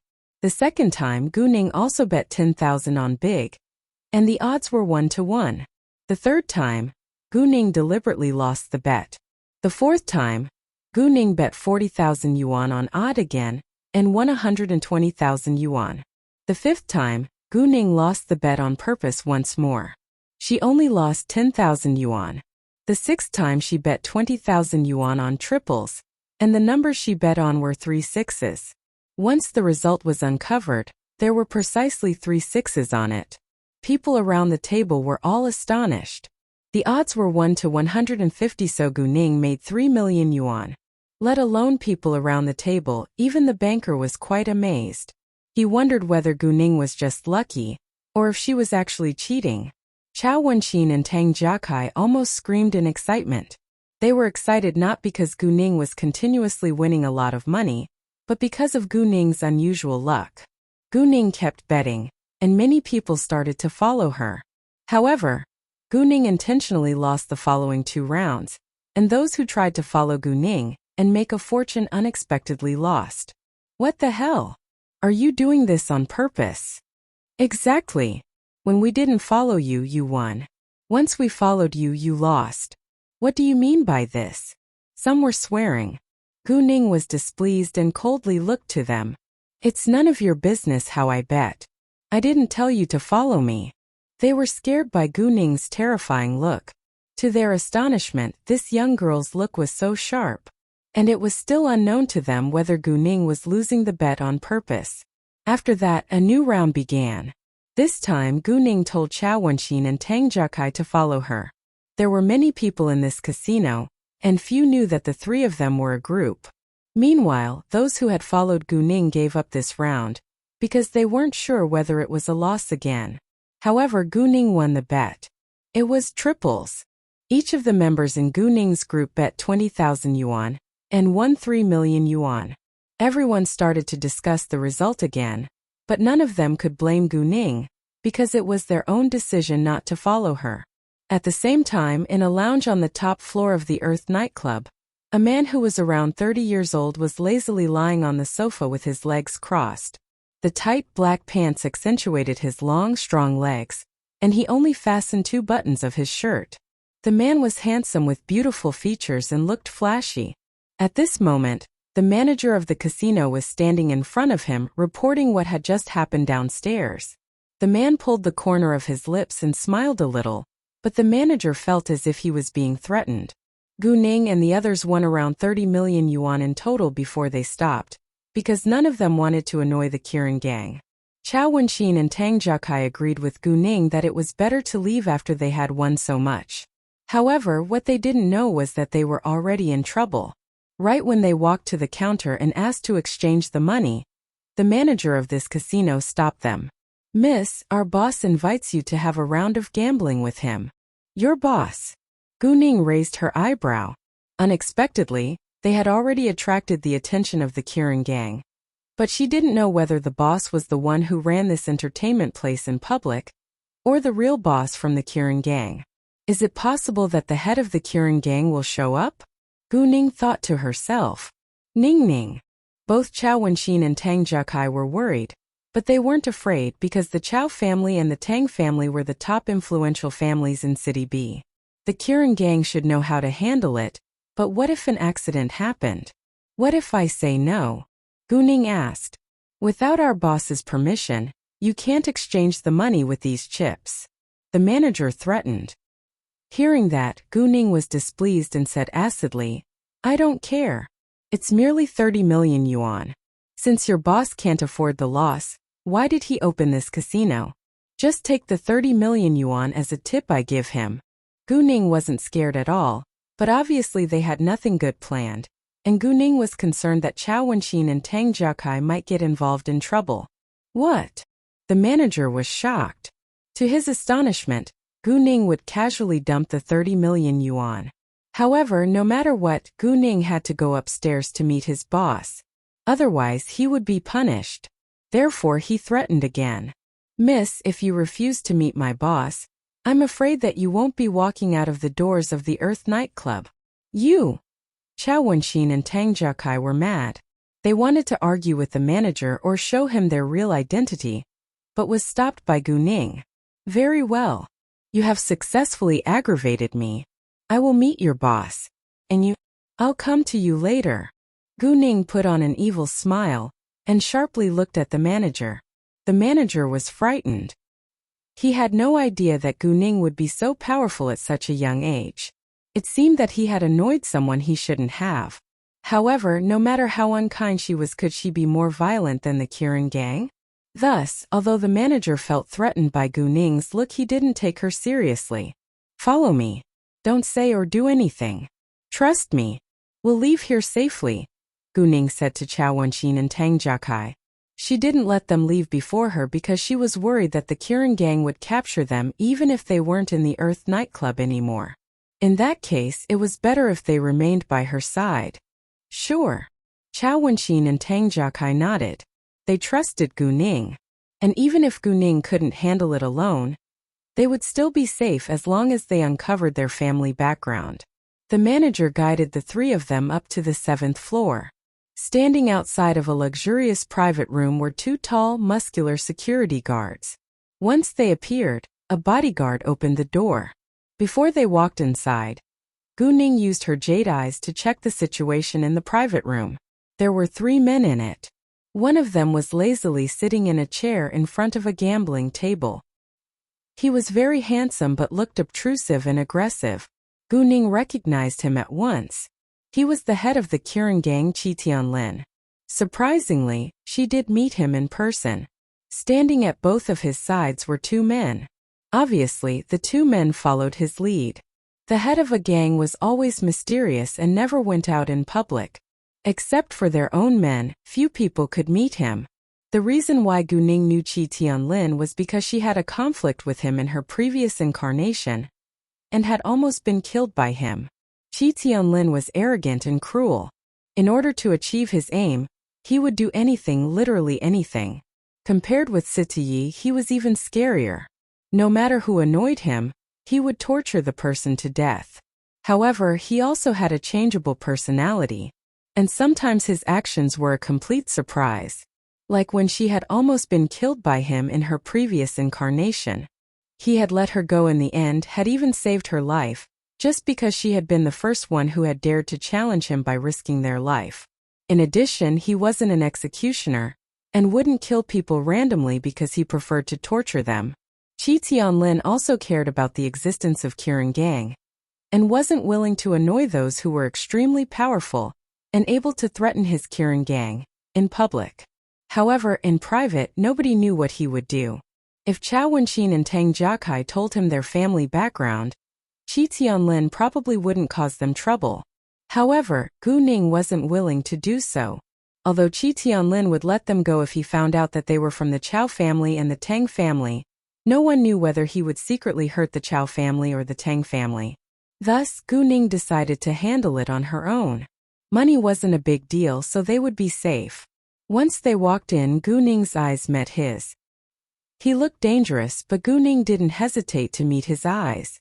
Chi Tianlin was surprised that Gu Ning dared to meet his eyes, but he wasn't sure whether she was just too dumb or brave. With that thought in his mind, he kept staring straight at her and his look was getting colder. However, Gu Ning wasn't afraid of it at all. Their eyes met in the air for a couple of minutes. During that time, people around them felt great pressure and almost couldn't breathe, while Chi Tianlin and Gu Ning seemed fine. In fact, Chi Tianlin was slightly stressed too, because Gu Ning put her magic power into her gaze and made it icier, which amazed as well as threatened him. How is it possible? Chi Tianlin was confused and annoyed. He felt upset at being beaten by a young girl's gaze, but he couldn't deny that he had felt stressed under her look. Chi Tianlin immediately realized that this young girl in front of his eyes wasn't simple. However, it aroused his intense interest towards her. Moreover, he even thought that this young girl's look was familiar with the first woman he was interested in. Unfortunately, she was already dead. Otherwise, he would love to spend some time with her. Great! Chi Tianlin suddenly opened his mouth and broke the ice between them. You're really great. You too, Gu Ning replied calmly. In reality, he wasn't complimenting her skills of gambling, but her outstanding psychological quality. Although Chao Wenxin and Tang Jiakai didn't know that this man was the head of the Kirin Gang, since he was the boss of the Earth nightclub, he had to be at least one of the senior management of the Kirin Gang. Leave now, Chi Tianlin said to the manager. Yes, sir, the manager said and left. After that, Chi Tianlin turned to Gu Ning. Let's have a round. He sounded very domineering. Since Gu Ning was already here, she naturally wouldn't reject. She directly stepped to the gambling table and sat across Chi Tianlin. What are we going to play? Dice. Let's guess the numbers and it's a rubber game, Chi Tianlin said. There was a faint smile on Gu Ning's lips. What's the bet? Chi Tianlin asked. What do you want to bet? Either 3 billion yuan or 30% shares of the Earth nightclub, Gu Ning said. If she wasn't going to leave here with a fortune, she wouldn't be Gu Ning. What? Everyone was shocked. Don't you dare talk to our boss like that. Do you know who he? A man beside Chi Tianlin said. However, before he could finish, Gu Ning directly interrupted him. I don't care who he is. I'm here to gamble. If you can't afford the result, then don't do it. You. The man wanted to say something but was stopped by Chi Tianlin's hand gesture. Chi Tianlin squinted at Gu Ning. He wasn't mad, but was quite interested in this young girl. Why are you so confident that you'll win? Even if I lose, it's just 3 billion yuan. I can afford it, Gu Ning said. However, she was confident that she couldn't lose. Chi Tianlin was irritated because Gu Ning apparently said it on purpose. Since she could afford the result, it would be shameful if he couldn't as the head of the Kirin Gang. But it was still too early to tell the result. No problem. 3 billion yuan, Chi Tianlin said. Who will stack the dice cup first? We don't need to rush. Let's write down an agreement first. Gu Ning didn't believe him. How dare you doubt our boss? The man who just had snapped at Gu Ning angrily criticized her again. Gu Ning wasn't mad but looked straight to him and deliberately said, Your boss didn't say anything yet. Why are you shouting all the time? Do you think that you are the real boss here? Bullshit. The man was furious. Enough. Chi Tianlin stopped him. He stared at Gu Ning and teased. Young girl, you're really good at stirring up trouble here. However, they've been with me in so many dangerous situations over the years. It's impossible for an outsider like you to alienate them from me. Kuningsrukked. That's your own business, but we still need to write down an agreement. Even if we write down the agreement, what can you do to me if I regret afterwards? Chi Tianlin said airily. In his eyes there was no need to write down an agreement at all. Do you mean that you'll regret if you lose? Gu Ning asked. What if I want to? Chi Tianlin asked. I don't care. Nobody can steal my belongings from me. Gu Ning actually didn't care about what Chi Tianlin would do, because she was confident to get what she wanted. Let's begin. After that, the two started to stack the dice cup. Chi Tianlin and Gu Ning were at ease, and the men who worked for Chi Tianlin believed in their boss. But Chao Wenxin and Tang Jiakai were so nervous that their palms were wet with sweat. The two kept hoping that Gu Ning would win. After a short while, both of them placed their dice cups on the table at the same time. After you, Chi Tianlin said. Gu Ning used her jade eyes and saw the numbers in his dice cup. 12. Chi Tianlin's pupils were slightly dilated. Although he wasn't sure whether the numbers added up to 12 or not, it was very possible. Chi Tianlin opened the dice cup. It indeed was 12, and now he was in a dangerous position. Chao Wenxin and Tang Jiakai almost shouted in excitement. They all hoped that Chi Tianlin would fail. 17, Chi Tianlin said. Gu Ning smiled gently and opened her dice cup. Unfortunately, there were 3 sixes inside, which added up to 18. You lose, Gu Ning said, but she didn't show any pride, as if she already knew the result. Then she took out a piece of paper with her bank account written on it, and threw it at Chi Tianlin. Transfer the money to me now. Chi Tianlin gave it a glance, then turned to Gu Ning. What if I refused to do so? This is my place, so what can you do to me? He was going to deny the result. Chao Wenxin and Tang Jiakai both changed their expressions all of a sudden, because the man indeed regretted. Chao Wenxin wanted to argue with him. However, thinking of what Gu Ning had reminded them, she remained silent. Gu Ning silently stared at him with a faint smile on her lips. She looked charming but also dangerous. Are you sure? Gu Ning asked in a flat voice, but she was planning in her heart for the following storm. Actually, Chi Tianlin could afford the result, but he just had a burning curiosity about Gu Ning and wanted to see her reaction. Hearing what Gu Ning said, he knew that she was going to take action, which aroused his anticipation. Very well. I hope you won't regret, Gu Ning said coldly, then stood up saying to Chao Wenxin and Tang Jiakai, let's go. Gu Ning didn't do anything, which disappointed Chi Tianlin. Did I allow you to leave? The moment Chi Tianlin finished his sentence, the 2 security guards instantly walked over and blocked their way, aiming guns at them. And now Gu Ning was furious. In fact, she was simply worried about Chao Wenxin and Tang Jiakai's safety, so she planned to take them away before she came back to Chi Tianlin. Unexpectedly, Chi Tianlin wouldn't let them leave. Without hesitation, Gu Ning attacked the 2 security guards before her. With several quick movements, she broke their wrists and dislocated their arms, and the guns fell into her hands. Afterwards, Gu Ning kicked the 2 security guards once again. She used her power, and the 2 security guards were directly kicked away in opposite directions. They could barely stand up in a short time. To Chi Tianlin's astonishment, Gu Ning was so good at fighting. And exactly because of shock, he was struck dumb for a few seconds.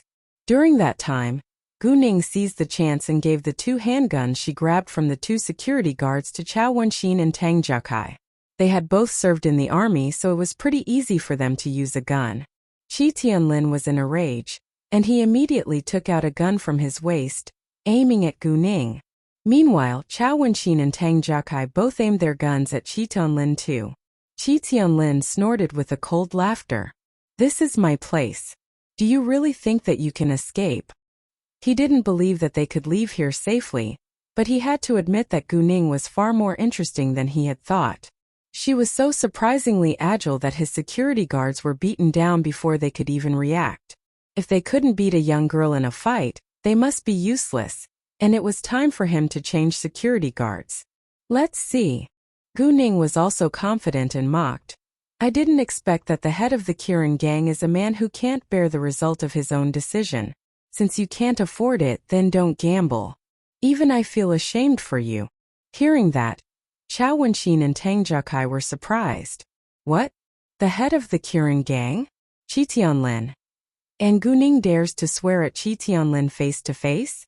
Qi Tianlin squinted and looked like a hungry wolf. He was surprised that Gu Ning knew him, and was also mad that she dared to humiliate him. Gu Ning said that even she felt ashamed for him. Fine. He did lose, but he also chose to deliberately not pay the bill to see her reaction. However, it was still reasonable that Gu Ning despised him for his behavior.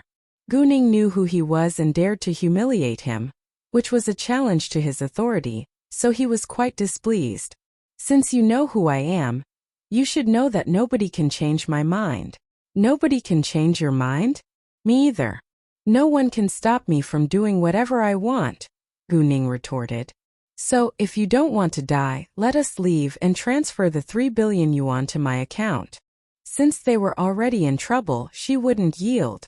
Qi Tianlin raised his eyebrow. Are you threatening me? Do you know that whoever threatens me won't have a good ending, including women? Indeed, he never bothered to cherish a beauty. Aren't you threatening me now as well? Kuningriitikulet. Qi Tianlin didn't expect that Gu Ning would give him the same answer. You're persuasive. Nevertheless, Gu Ning threatened him, which he held zero tolerance for. You injured my men's arms and you also want my money? Do you think that I'll agree? It was your men who aimed their guns at me first. It's already a mercy that I just dislocated their arms and unarmed them, Gu Ning said calmly. And now your friends are aiming at me. What should I do to them? Qi Tianlin squinted again with danger in his eyes. You aimed the guns at me first. Kuningretortet. Qi Tianlin was struck dumb for a second again. This young girl indeed was eloquent, and she hit the point. Qi Tianlin smiled and enjoyed the conflict with Gu Ning. Lady, you arouse my interest in you. There are countless men who are interested in me. Kuningsait. You're right. A girl like you can easily arouse others' interest. Qi Tianlin didn't deny it, but suddenly changed his tone. However, there is nothing I can't have as long as I want it, including a woman. Saying that, Qi Tianlin fixed his eyes on Gu Ning. In other words, as long as he wanted her one day, he would do whatever he could to get her. Gu Ning knew Qi Tianlin's character to some extent, so she didn't doubt his words at all. However, it was also impossible that he would have her. Let's see. However, now you should give me the money. Well, it's just 3 billion yuan. I can afford it.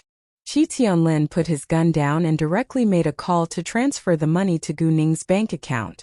Gu Ning gave Chao Wenxin and Tang Jiakai a glance to place the guns down too. Then she walked to the 2 security guards. She was going to cure their injuries. The 2 security guards were terrified seeing Gu Ning walking towards them. Given what had just happened to them, Gu Ning moved their wrists and arms back to their normal positions and took out 2 bottles of power crystal. Here, take the medicine and you'll be fine. The 2 security guards apparently didn't believe her, so neither of them accepted it. Take it or not. Gu Ning wouldn't force them to do so, because her medicine wasn't cheap. Qi Tianlin had just hung up the call. Hearing what Gu Ning said, he asked, Really? Is your medicine that effective? You can try it if you want to know, Gu Ning said. You how try it? Qi Tianlin said. He was curious to see whether the medicine was as effective as Gu Ning claimed. And he also knew that Gu Ning wouldn't hurt his men right in front of him, so he had no worries to let Yu Hao take the medicine. If Yu Hao was in danger after taking the medicine, he wouldn't let Gu Ning get away with it. Since their boss gave the order, Yu Hao had take the medicine even if it was poisonous. Therefore, Yu Hao directly poured the medicine into his mouth. The pill melted once it was in his mouth. It didn't taste bitter but cold. Gradually, a flow of cold air spread through his body and his pain was relieved within 10 seconds. Yu Hao rounded his eyes in shock and said, I don't feel any pain now. Really? It was unbelievable in Qi Tianlin's eyes. The other security guard looked at Gu Ning. He wanted the medicine too now.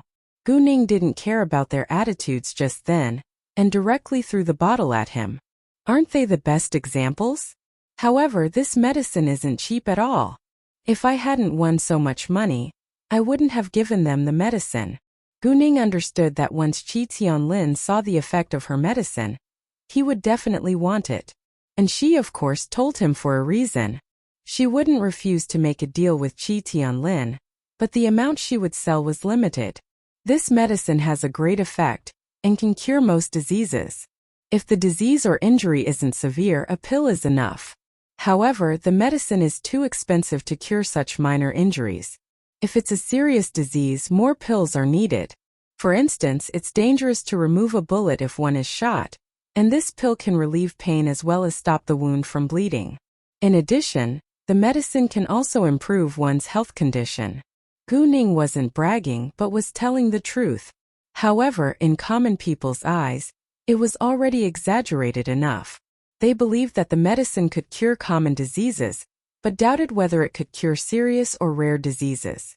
With today's advanced medicine, it was still hard to completely cure serious diseases, but Gu Ning was confident to cure them with just a few pills. It indeed was hard to believe.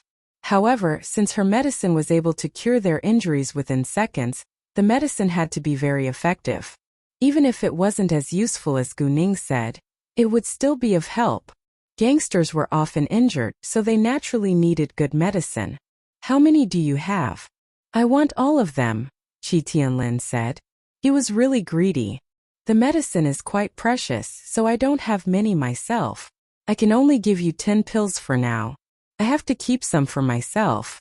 If I have more in the future, we can make a deal again then, Gu Ning said. Although she was extremely reluctant to be in touch with Qi Tianlin, who was evil and arrogant, since they had already interacted, it was better for her to maintain a good instead of bad relationship with him. No problem. How much is it? Qi Tianlin asked. Although he would do anything to get whatever he wanted, he was also a businessman who knew what was best for him. 1,000,000 yuan a pill, Gu Ning said. She thought that 5,000,000 yuan was too high, so she changed the price to 1,000,000. Great. 10 pills add up to 10,000,000 yuan. I'll transfer the money to you right now. 1,000,000 yuan was a sky-high price for medicine, but it was nothing for Qi Tianlin. He already lost 3 billion yuan after just one round of gambling, so he wouldn't mind another 10,000,000 yuan. After all, the medicine was indeed useful. Gu Ning took out 10 small porcelain bottles from her backpack, or her telepathic eye space, and put them on the gambling table. After a while, she received a new message saying that the money was already in her bank account. Gu Ning and the others left soon afterward. Seeing Gu Ning disappearing from his sight, Qi Tianlin smiled a little. He was increasingly interested in Gu Ning now, and he thought that she was a very interesting kitten. Investigate their identities as soon as possible, Qi Tianlin ordered. Yes, boss, Yu Hao answered before walking out. He wouldn't do it in person but delivered Qi Tianlin's order. Gu Ning and the others also got their 30 million yuan before they left. Given what had just happened, they weren't in the mood to watch the boxing match. Chao Wenxin and Tang Jiakai were trembling in fear ever since they had walked out of the private room. If they hadn't been mentally stronger than common people, they would have collapsed to the floor. They were too frightened to drive the car, so Gu Ning became the driver. After they were in the car, Chao Wenxin and Tang Jiakai sat on the seats in shock.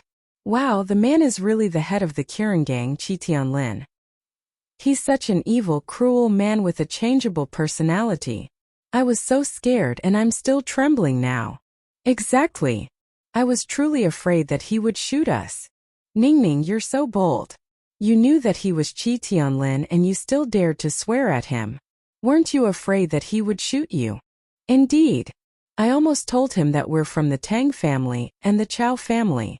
Nobody knew how hard it had been for them when they were in the private room. Ningning, I have profound admiration towards you now.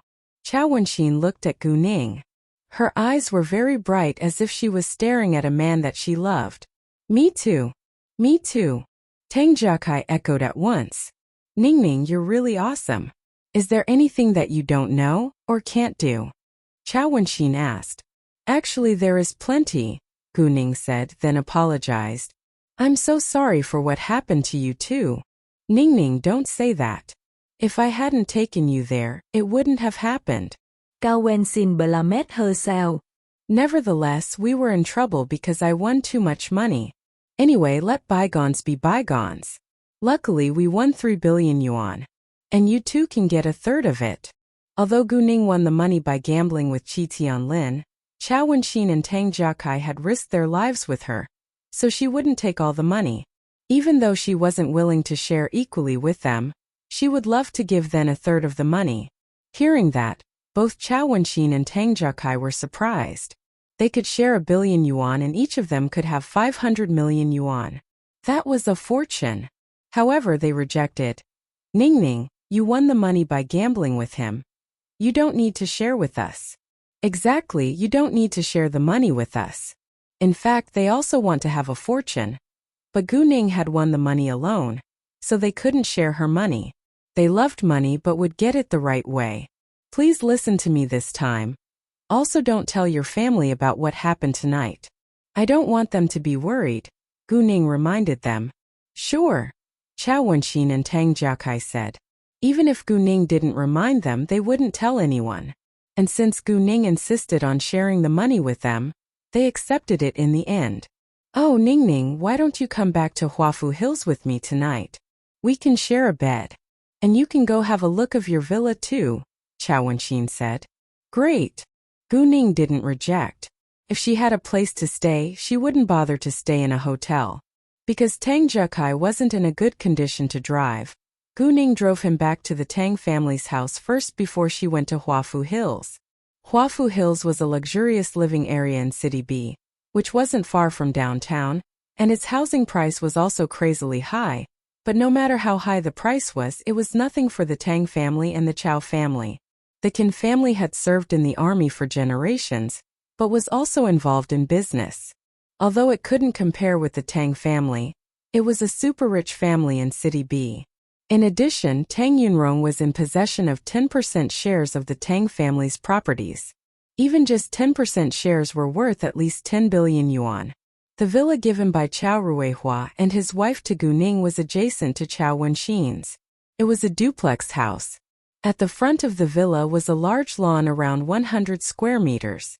On the right side was a road which was the access to the garages on the first floor of the villa. The villa had 3 floors, covering about 178 square meters, but no one lived on the first floor. There were 2 garages on the right side while the swimming pool and gym were on the right side. The stairs were in the middle. When they arrived, Chao Wenxin guided Gu Ning to see her new car, which was a black Lamborghini. Even Gu Ning, who never had any preference for cars, fell in love with it at first glance. Isn't it cool? Let's drive around tomorrow. It will be exciting. Cao Wen xin lâu ghét. I don't have a driver's license yet, Gu Ning said. With her driving skills, she didn't need to learn anymore, but she had to take the test. However, she was too busy to register for the driver's test recently. What? Chao Wenxin was astonished. You don't have a driver's license, but you just drove us back home? It was scary. Although I don't have a driver's license, I'm a skillful driver. My master taught me. However, I couldn't take the test until I turned 18, and I've been very busy since I turned 18, Gu Ning said. Hearing that, Chao Wenxin relaxed. That's easy. I have a friend who works in the department of motor vehicles. I can take you to attend the test tomorrow. As long as you pass it, you can get a driver's license immediately. That will be so great. It was good news for Gu Ning. After that, Chao Wenxin guided Gu Ning to have a tour around the villa. On the second floor, there was a living room, a kitchen, a bathroom, and 2 bedrooms. On the third floor, there were 4 bedrooms attached with 4 bathrooms and a study. Next to the master bedroom, there were 2 10-square-meter cloakrooms, one for men and one for women.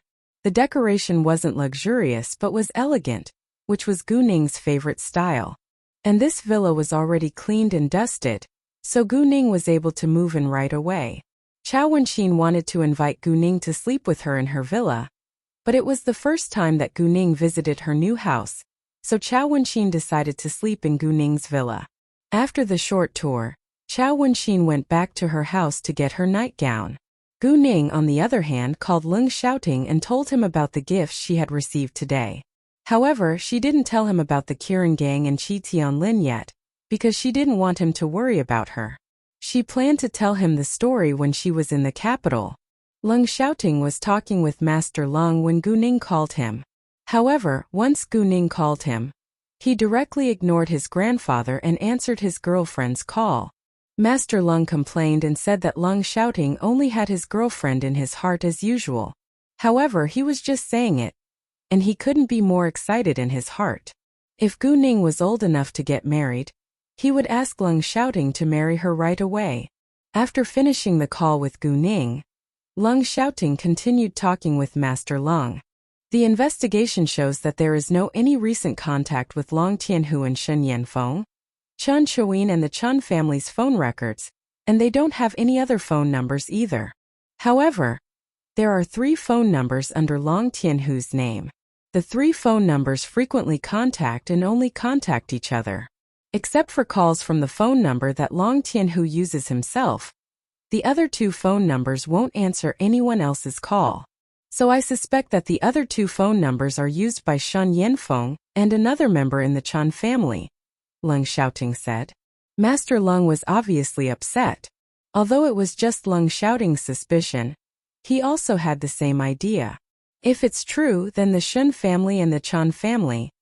Leng Xiaoting didn't continue, but Master Leng understood what he was going to say. Grandpa, although the Shen family is a relative of the Leng family, I'll never help them cover illegal acts, so I think that you better pretend to know nothing about it, and let me handle it, Leng Xiaoting said. Master Leng was also not a man who would ignore the law to help his relatives, so he agreed. The Shen family was digging their own graves.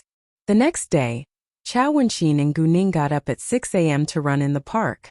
Running was the basic training of a person who practiced kung fu, and it was also necessary to build a strong body by running. There were many people, including men, women, the elderly and children, running in this living area. Miss Chao, good morning. You're running with your friend today. An old woman passed by and greeted Chao Wenxin. Chao Wenxin often ran, so she was already familiar with the other runners. Yes, good morning. Cao Wenxin Diplit Politili. After a short while of running, Gu Ning noticed that someone was following and staring at them from not far behind them, but she didn't sense any hostility from the person. Could it be Chao Wenxin's admirer? Gu Ning looked at Chao Wenxin. It seemed that she hadn't noticed that someone was following them. Hey! Did you notice that someone is following and staring at us from not far behind? Don't turn around. Chao Wenxin was about to look back, but was stopped by Gu Ning. Could it be your admirer? Well, I have plenty of admirers, but none of them can meet my standards, Chao Wenxin said with disdain, then sighed. There are few reliable men nowadays. Most of them are good-looking on the exterior, but unreliable on the inside. At least the men my friends and I have met are like that. They either aren't rich enough and take a liking to your family background, and then once the relationship is getting steady, the man will ask you to pay all the bills and take it for granted, which is quite disgusting, or they are rich men who have countless mistresses. I don't want either of them. I would rather stay single. Chao Wenxin was just being realistic here. And that was the reason why the divorce rate kept climbing and fewer women were willing to get married. Gu Ning would also prefer to stay single if she couldn't meet a reliable man. Saying that, Chao Wenxin suddenly thought of something. Oh, Ningning, does your boyfriend have some single and reliable friends? Can you introduce me to one of them? Chao Wenxin half joked. Hearing that, Gu Ning immediately thought of Su Jinshen. He was handsome and had a powerful family background. He also had a good job and character. From what Gu Ning had known till now, Su Jinshen was a reliable man.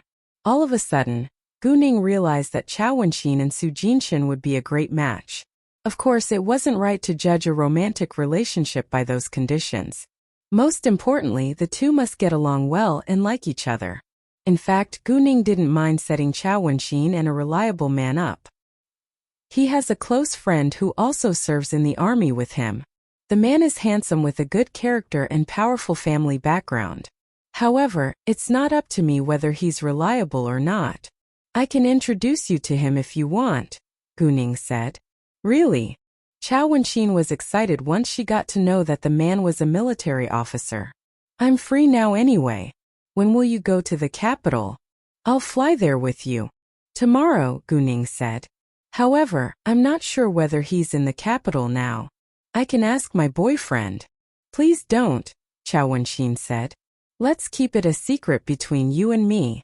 If he's there, we can meet. If now, I'll just have a tour in the capital. In addition, I also have a friend who stays in the capital, so I can go visit her. Chao Wenxin wanted to take it slow and naturally. Fine. Since Chao Wenxin said so, Gu Ning would listen to her. In fact, Gu Ning also thought that it was better to keep it between them, in case they didn't like each other and it would be embarrassing. After that, they kept running. They had run for a long time, and the person behind them wasn't able to catch up any longer. Gee, he's too weak to be my admirer, Chao Wenxin said with disdain. Gu Ning smiled. It really was a good idea to match Chao Wenxin with a military officer. If she ended up being with a common man, the man would be bullied by her all the time. Chao Wenxin was tired later, so they stopped to have a break. Seeing that Gu Ning was just a little flushed and still breathing normally, Chao Wenxin was surprised. Ning, your stamina is unbelievable.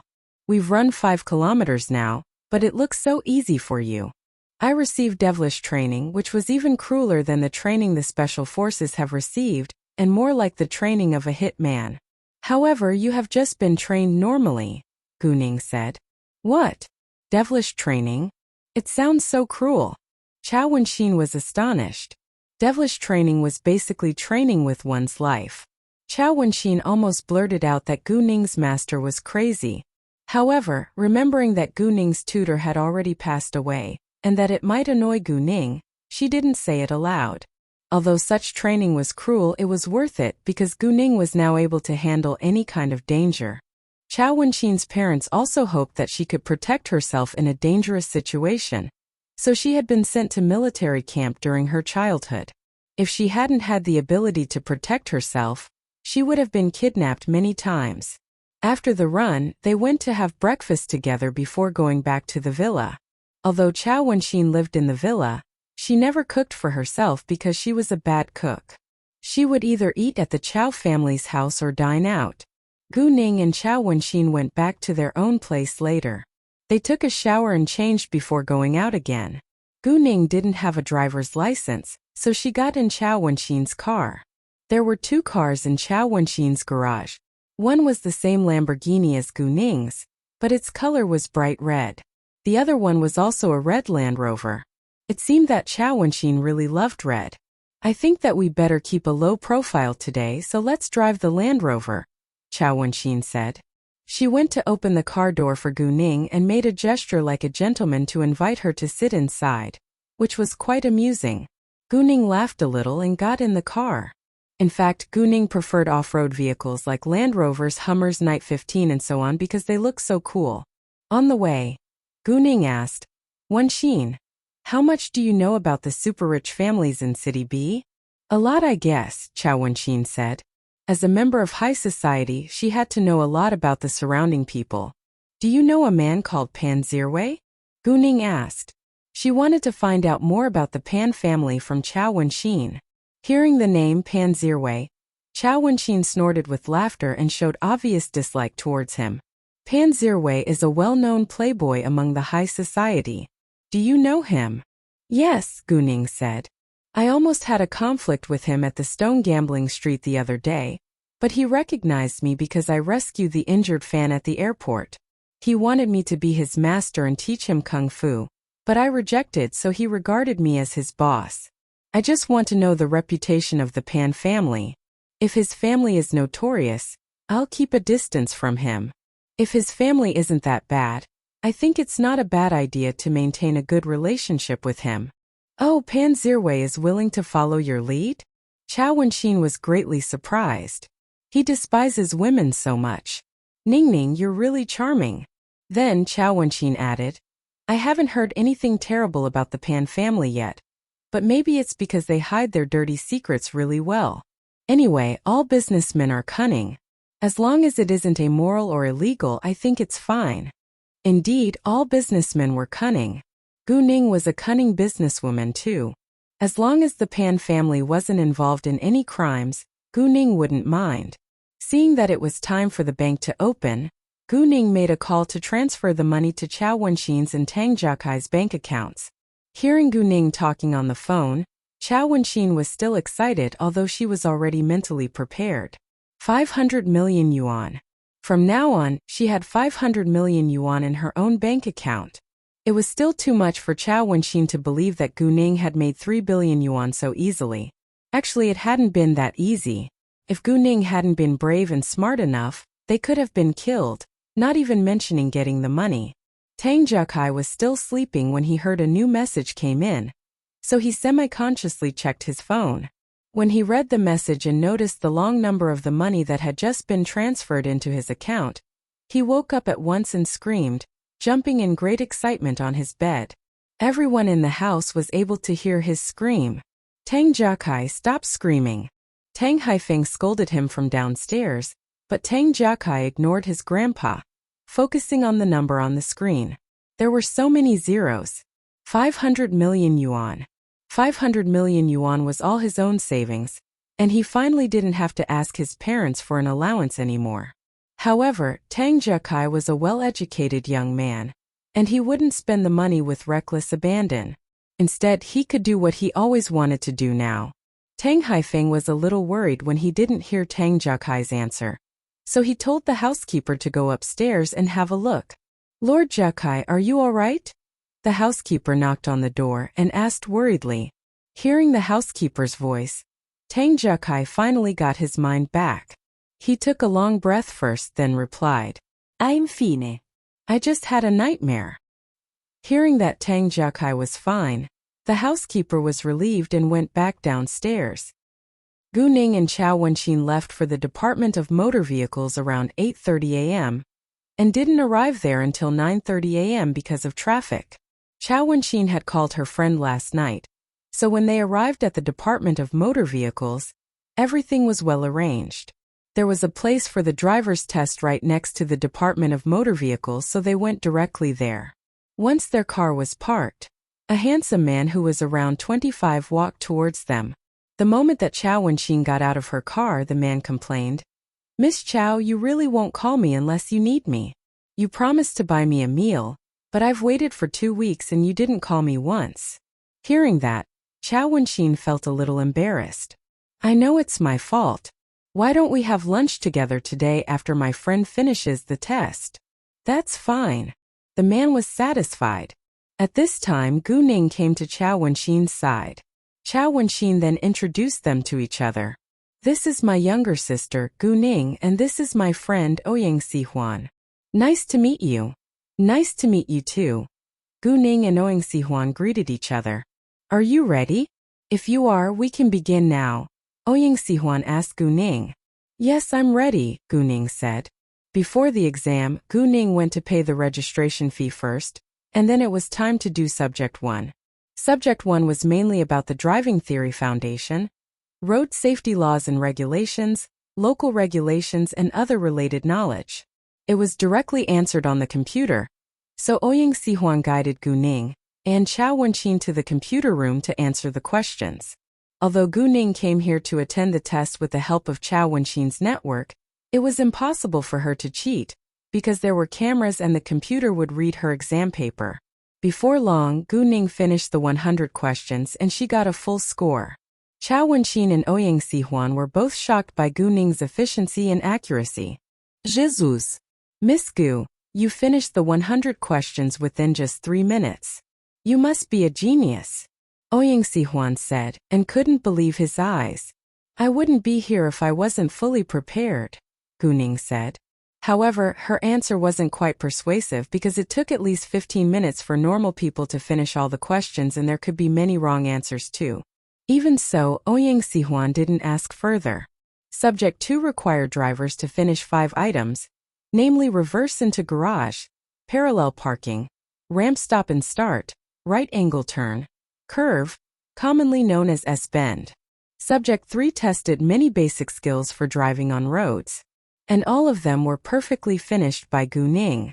Gu Ning's driving skills were even better than the driving coaches, which completely shocked Chao Wenxin and Ouyang Si-huan, because she was just 18. Gu Ning was probably the only one who had finished the test in such a short time with such a high score that they had ever seen. Miss Gu, I really don't know what to say now. You're really totally unbelievable. You're even better than the best driving coach. From now on, you're my idol. Ouyang Si-huan looked at Gu Ning with profound admiration. Gu Ning smiled but didn't say anything. All right, let's settle the driver's license now, so that we can go have lunch together. Chao Wenxin interrupted him and rolled her eyes. Ouyang Si-huan became Chao Wenxin's good friend precisely because he was funny.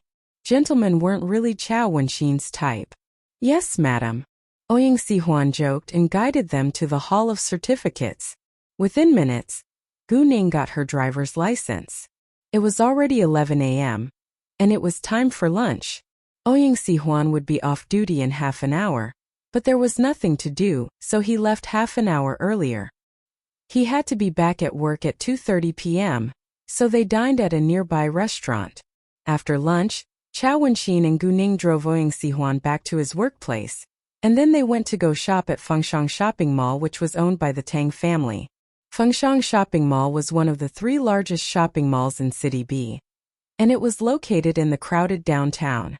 Although I already have plenty of clothes in my closet and many of them are brand new, I still feel like I lack clothing once I see beautiful dresses.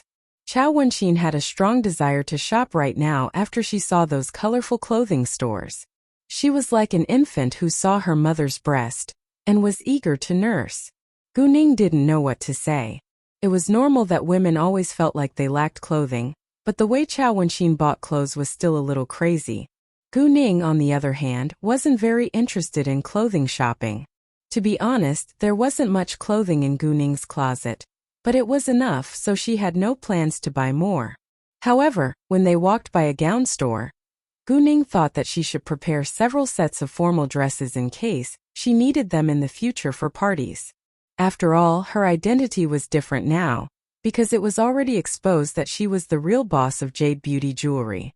It was predictable that she would be invited to attend many parties or balls. Networks were built at parties, and Gu Ning knew it very well. Wenxin, do you know any good gown stores here? I want to buy several sets of formal dresses, Gu Ning asked. Gowns? Chao Wenxin's eyes suddenly lit up, but soon looked a little sad. Well, I actually have a friend whose major is clothing design. I think her designs are beautiful, but she isn't famous. If you don't mind, I'd like to show you. Of course not. Gu Ning never cared about brands. She cared about quality and design. Afterwards, Chao Wenxin guided Gu Ning to the gown store run by her friend, which was also in Fengshang Shopping Mall. On their way, Chao Wenxin told Gu Ning about her friend. Actually, I just met this friend a short time ago, but I think that she's talented. I like her designs. You know that rich people only value fame nowadays, but my friend insisted on doing her own job well instead of advertising or getting publicity, so she doesn't have many clients. Fame only came when there was a great opportunity and promotion. The quickest way to get famous was to use another already well-known brand. But over 90% of well-known brands wouldn't allow a new designer to use their brand name to sell her own clothing. If the new designer's clothing was even more popular than the brand's, it would be a disaster for the brand. Therefore, a designer could only work for fame by themselves. Does she have any way of advertising? Gu Ning asked. Well, she's from an ordinary family without much help. I'm not very familiar with her, so I don't know much, Chao Wenxin said. Hearing that, Gu Ning had a plan. After a while, the two arrived at the gown store. Its name was Charm. That was also the brand of the designer's clothing, and Gu Ning loved the name. Once Gu Ning and Chao Wenxin walked in, a saleswoman came ahead and welcomed them. Welcome to Charm, ladies. Wenxin. A woman who was around 27 years old walked towards them. She wasn't very pretty but was elegant. I was just shopping here with my friend, and we coincidentally walked by your store, so I thought why not come in and say hi, Chao Wenxin said. She didn't say that had they actually come here on purpose, in case they would all be embarrassed if Guning didn't like the gowns in the store. Please let me introduce you. This is my younger sister Guning, Chao Wenxin said to the woman. And this is the owner of this store, who is also a designer, Yu. Nice to meet you, Miss Gu. Nice to meet you too, Miss Yu, they greeted each other. Please have a seat here. Yu invited them into the lounge. When Guning and Chao Wenxin had just sat down, someone immediately poured cups of tea for them. Guning glanced around the store. It wasn't big, and was only around 20 square meters, but there were many choices of clothes like formal gowns and regular dresses. Guning found the designs of the formal dresses were truly as special and beautiful as Chao Wenxin had told her. Yu herself designed and made every piece of clothing here. This store was small, so it was impossible for her to have a factory. And most of the gowns were customized. All the clothes in the store right now were basically samples. Of course, if customers wanted to buy the samples in the store, they could also directly buy it. However, the majority preferred to wear customized gowns because they fit better. I like your gowns.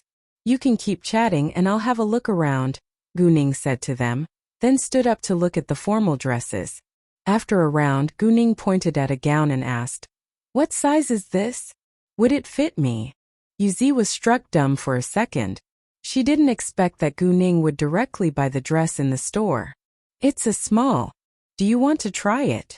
Saying that, she walked to Guning. "No need. I'll buy this one." Guning didn't try it, nor ask its price, but bought it without hesitation.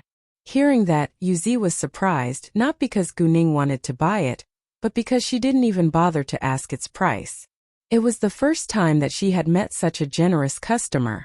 However, if Guning didn't try it, wasn't she worried that it wouldn't fit? It was winter, and they were all in thick coats, so it was hard to see Guning's figure.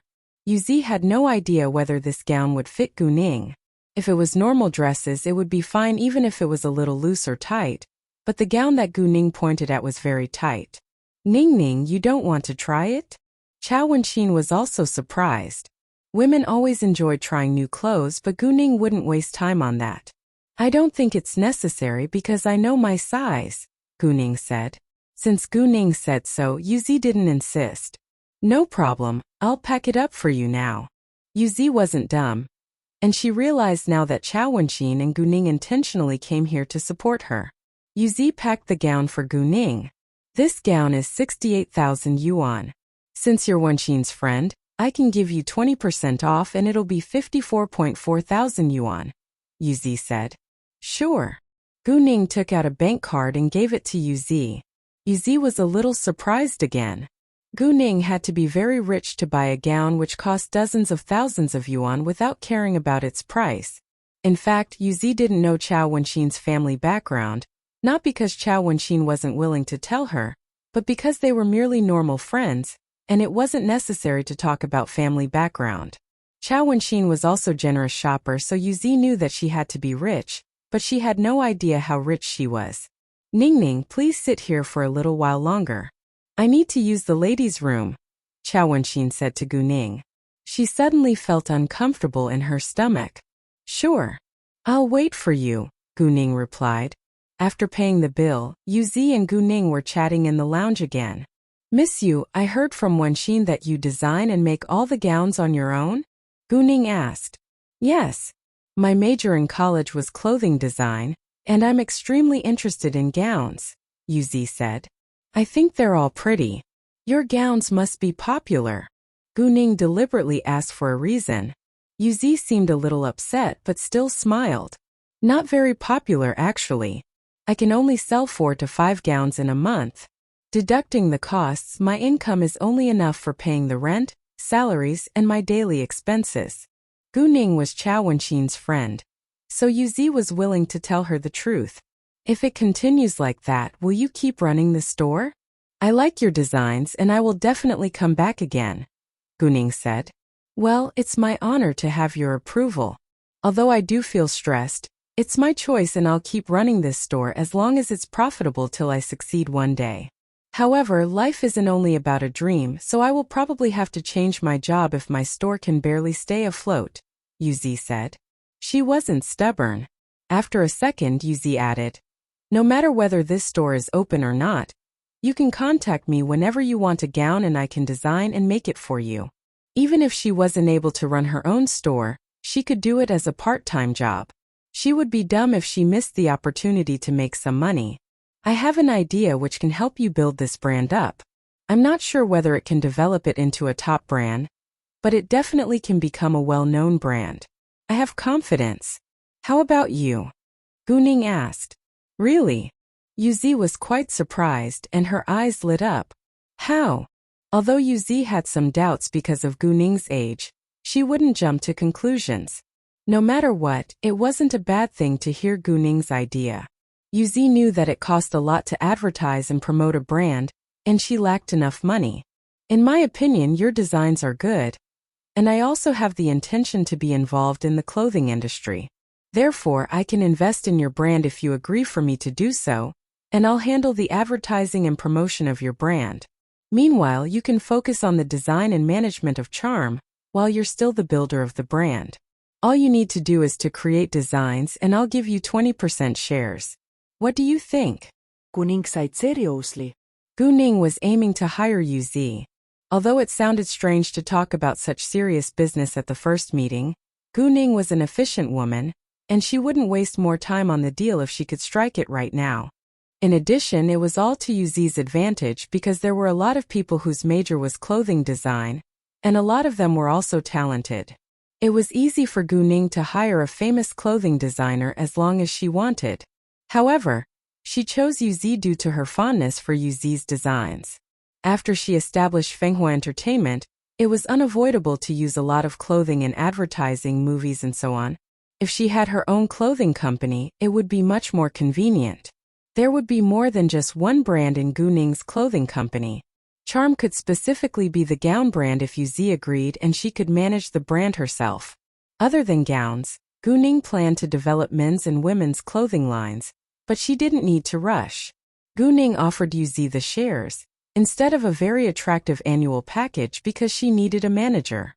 Although she didn't know much about Yuzi, she believed that Yuzi was reliable since Yuzi was able to make friends with Chao Wenxin.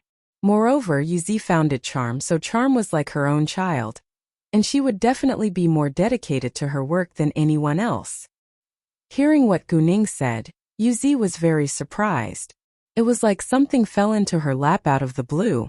If she was able to make Charm popular, she was, of course, willing to do it on her own, but the point was that she didn't have the ability. Nevertheless, she couldn't help but doubt Guning's ability now, because Guning looked too young to run a company. Anyway, it wouldn't do her any harm even if it didn't work, so Yuzi would like to give it a try. "Miss Gu, are you being serious?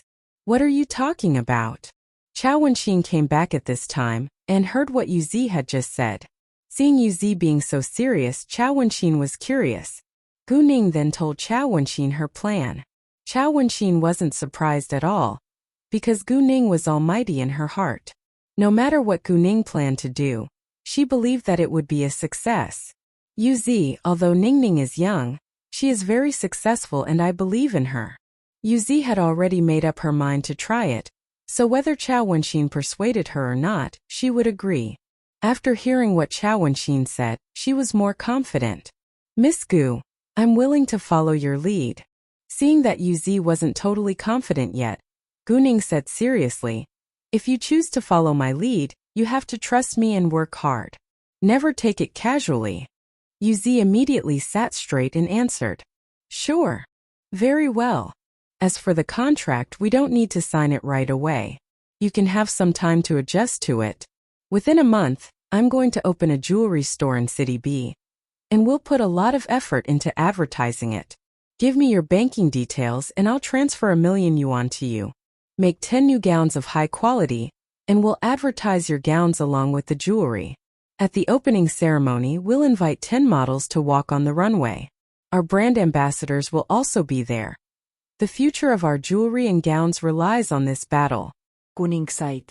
This time, Guning decided to do her best to highly publicize her brands. She would also turn to the Tang family for help and make full use of her network. However, she would still exact revenge on her own. Hearing that, Yuzi was excited and full of enthusiasm. Yes, boss. She naturally changed her way of addressing Gu Ning.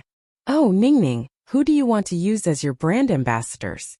There are two very famous and popular female stars in Tanghuang Group. One is Yan Yan and the other is Lin On Xiao, Qiao Wenxin said. Hearing that, Yuzi took a long breath in. Yan Yan and Lin On Xiao are both the A-list stars. Will they agree? Although she didn't know how big or famous Gu Ning's jewelry store was, charm was unknown to the public. Let alone the A-list stars, even Z-list stars wouldn't bother to endorse charm. We don't need to rush. Gu Ning had heard of the two female stars, but wasn't familiar with them.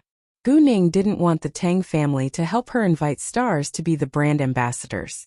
Instead, she planned to discuss the deal with the stars on her own as a businesswoman. If the stars weren't willing to cooperate with her, she wouldn't sign them. Gu Ning wanted voluntary cooperation. Since Gu Ning said so, Qiao Wenxin didn't say anything further. Oh boss, do you need 10 new designs or we can use what we already have? Yuzi asked. It wasn't easy to make a design, and it was hard to create 10 novel designs within a month. Normally, if the designer failed to have good ideas, he or she would refuse to put bad ideas into practice. Besides, the designer also couldn't make good clothing under great pressure. Gu Ning understood that, so she didn't force Yuzi to do so. I think what you have right now are pretty good. You can make the decision yourself. If you can make new designs, no matter how many they are, use them. As for the rest, just use what you already have. Great. Yuzi relaxed. After that, Gu Ning transferred 1 million yuan to Yuzi's bank account and told her to not limit her creativity. Gu Ning and Qiao Wenxin left a while later.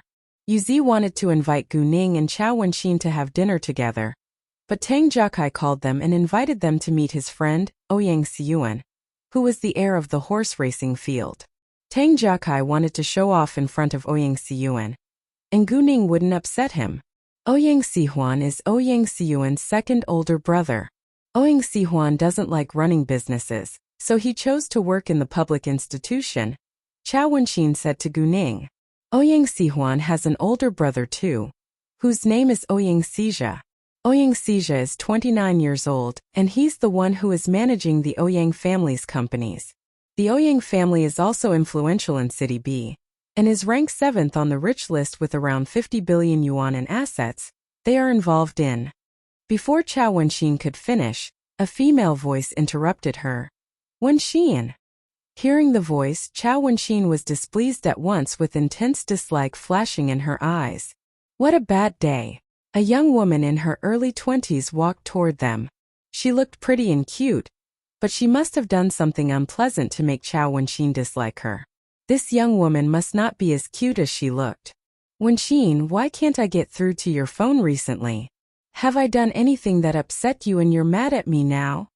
The young woman asked, and acted as if she was innocent. Yes, you did upset me, Qiao Wenxin directly said.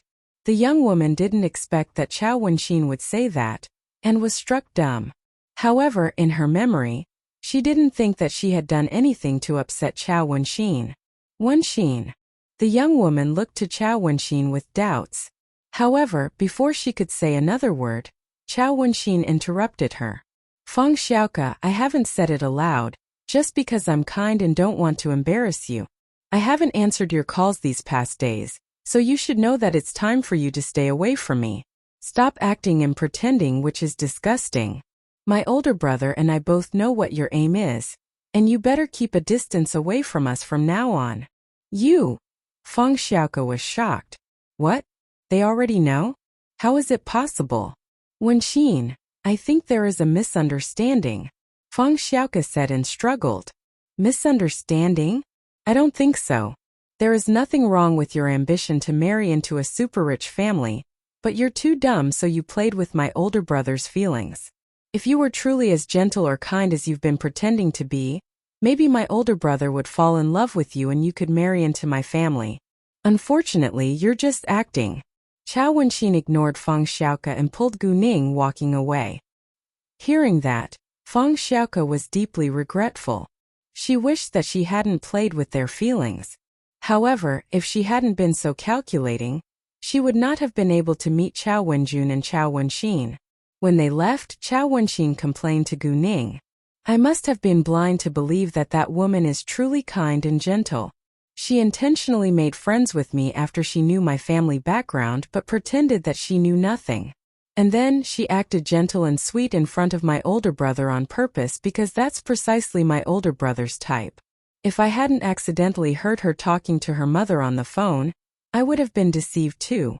She told her mother that she was determined to marry into a super-rich family on my older brother's coattails. I told my older brother later, but he even refused to believe it, so I played the recording. My older brother was heartbroken, but we still decided to keep it between us, and we stayed away from her since then. Although my family doesn't really care about someone's family background, we definitely don't want calculating people. Ningning, why are people's emotions so complicated? Did she have to be so calculating to marry into a super-rich family? If someone truly loves you, he or she won't care about your social status or how much money you have. I don't think a romantic relationship can last with someone being calculating, Chao Wenxin said. Indeed, if someone truly loved you, he or she wouldn't care about your social status or how much money you had. When Gu Ning had been together with Lung Xiaoting in the early stage, he was the noble heir of the Lung family, the dominant major general in the military, and there was a huge abyss between them, but he never despised her. And she didn't take a liking to him because of his family background but because of him. Before long, the two arrived at the appointed place, a 5-star hotel. There was a KTV room in the private rooms of this hotel, so Gu Ning and Chao Wenxin heard loud music and singing when they approached the door. Chao Wenxin pushed the door open, and the noise became louder. Chao Wenxin almost got a headache and kicked the door of the KTV room open. Everyone inside was surprised and the terrible singing stopped at the same time. There was only loud music left in the room. The 3 men in the KTV room were furious that someone dared to interrupt them. However, when they saw Chao Wenxin coming inside, all of them stayed quiet. It's so loud and terrible, Chao Wenxin said, but they were already used to it so they weren't mad at all. In addition, they also knew that they were terrible singers. Hey, Wenxin, where is Ningning? Tang Jiakai asked as he stood up. When he came to Chao Wenxin, he noticed Gu Ning behind her back. Ningning. Bunxin. The other 2 boys followed Tang Jiakai, walking to them. They were the same age as Tang Jiakai. One was tall and handsome, while the other was comparatively plain. When they saw Gu Ning, they were all excited and showed their admiration towards her. Hi, you must be Gu Ning. You're so awesome and we've heard a lot about you. Exactly. Jiakai told us that you're his younger sister. And we didn't believe it. I've never cheated you, Tang Jiakai retorted, and then he introduced his friends to Gu Ning. Ningning, this is the heir of the horse racing field, Ouyang Xiyuan. Ouyang Xiyuan was the tall, handsome boy. And this is Tsong Maoxue. We're best friends. Tang Jiakai introduced the other boy. Nice to meet you. Gu Ning greeted them. Nice to meet you too, they said. Turn the music off right now. It's so noisy, Chao Wenxin said. It indeed was very noisy. Let alone Chao Wenxin, even Gu Ning couldn't stand it. Fine. Tsong Maoxue went to turn the music off. Once the music stopped, everyone felt at ease. Come on, let's go sit around the table, Ouyang Xiyuan said, and they went to the table together. Wenxin, Gu Ning, please order whatever you like. Ouyang Xiyuan gave 2 menus to Gu Ning and Chao Wenxin. Ningning, we're all friends so order whatever you want, Chao Wenxin said to Gu Ning. Gu Ning then didn't hesitate to order several of her favorite dishes. After they all finished ordering, a waiter took the menus and walked out. Once the waiter left, Ouyang Xiyuan and Tsong Maoxue asked Gu Ning with curiosity, Gu Ning, you're so good at Kung Fu. Do you have a Kung Fu master as your master? Exactly. Or have you been trained in the military like Wenxin? That's her privacy, so don't ask further. Tang Jiakai interrupted them and gave them a knowing glance. He was worried that Gu Ning would feel sad to bring her master up. Ouyang Xiyuan and Tsong Maoxue normally loved to make fun of their friends, but they were also sensitive. Therefore, once Tang Jiakai gave them a hint to change the topic, They immediately changed their question. Gu Ning, do you really know how to play horse betting? Or were you just lucky? In fact, Gu Ning didn't mind their last question, but since Tang Jiakai stopped them, she would also ignore it. I was just lucky, Gu Ning said. What? They were all shocked. Her luck was unbelievable. You could win so much money just by luck? That's amazing. Song Maoshua said. Well, what can I say? I'm always lucky. Gu Ning smiled. Chao Wenxin and Tang Jiakai had witnessed Gu Ning's incredible luck with their own eyes, so they believed Gu Ning's explanation. After a while, the dishes were on the table and the waiter poured glasses of red wine for them. Song Maoshua raised his glass and said to them, Let's have a toast. Happy New Year. Glasses clinked against each other in the air in celebration. In the middle of the meal, Gu Ning's phone rang and the caller was Pan Zirwei. Gu Ning answered his call. Boss, help. Are you still in City B? We're being chased and beaten by Zhao Konglin's group. And they all have wooden sticks. Pan Zirwei breathed hard. Pan Zirwei's voice was loud, so Chao Wenxin and Tang Jiakai, who sat next to her, heard it. Gu Ning was worried. Where are you right now? We're at the circuit in the Southern Mountain Road, Pan Zirwei said. They went there today to race their cars, but Zhao Konglin knew their schedule and brought a group of people to beat them. Zhao Konglin and his men were well prepared. So Pan Zirwei and his friends had suddenly been attacked before they escaped to the mountains. I'll be right there, Gu Ning said, standing up. I'm sorry. It's an emergency and I have to leave now. I'll go with you.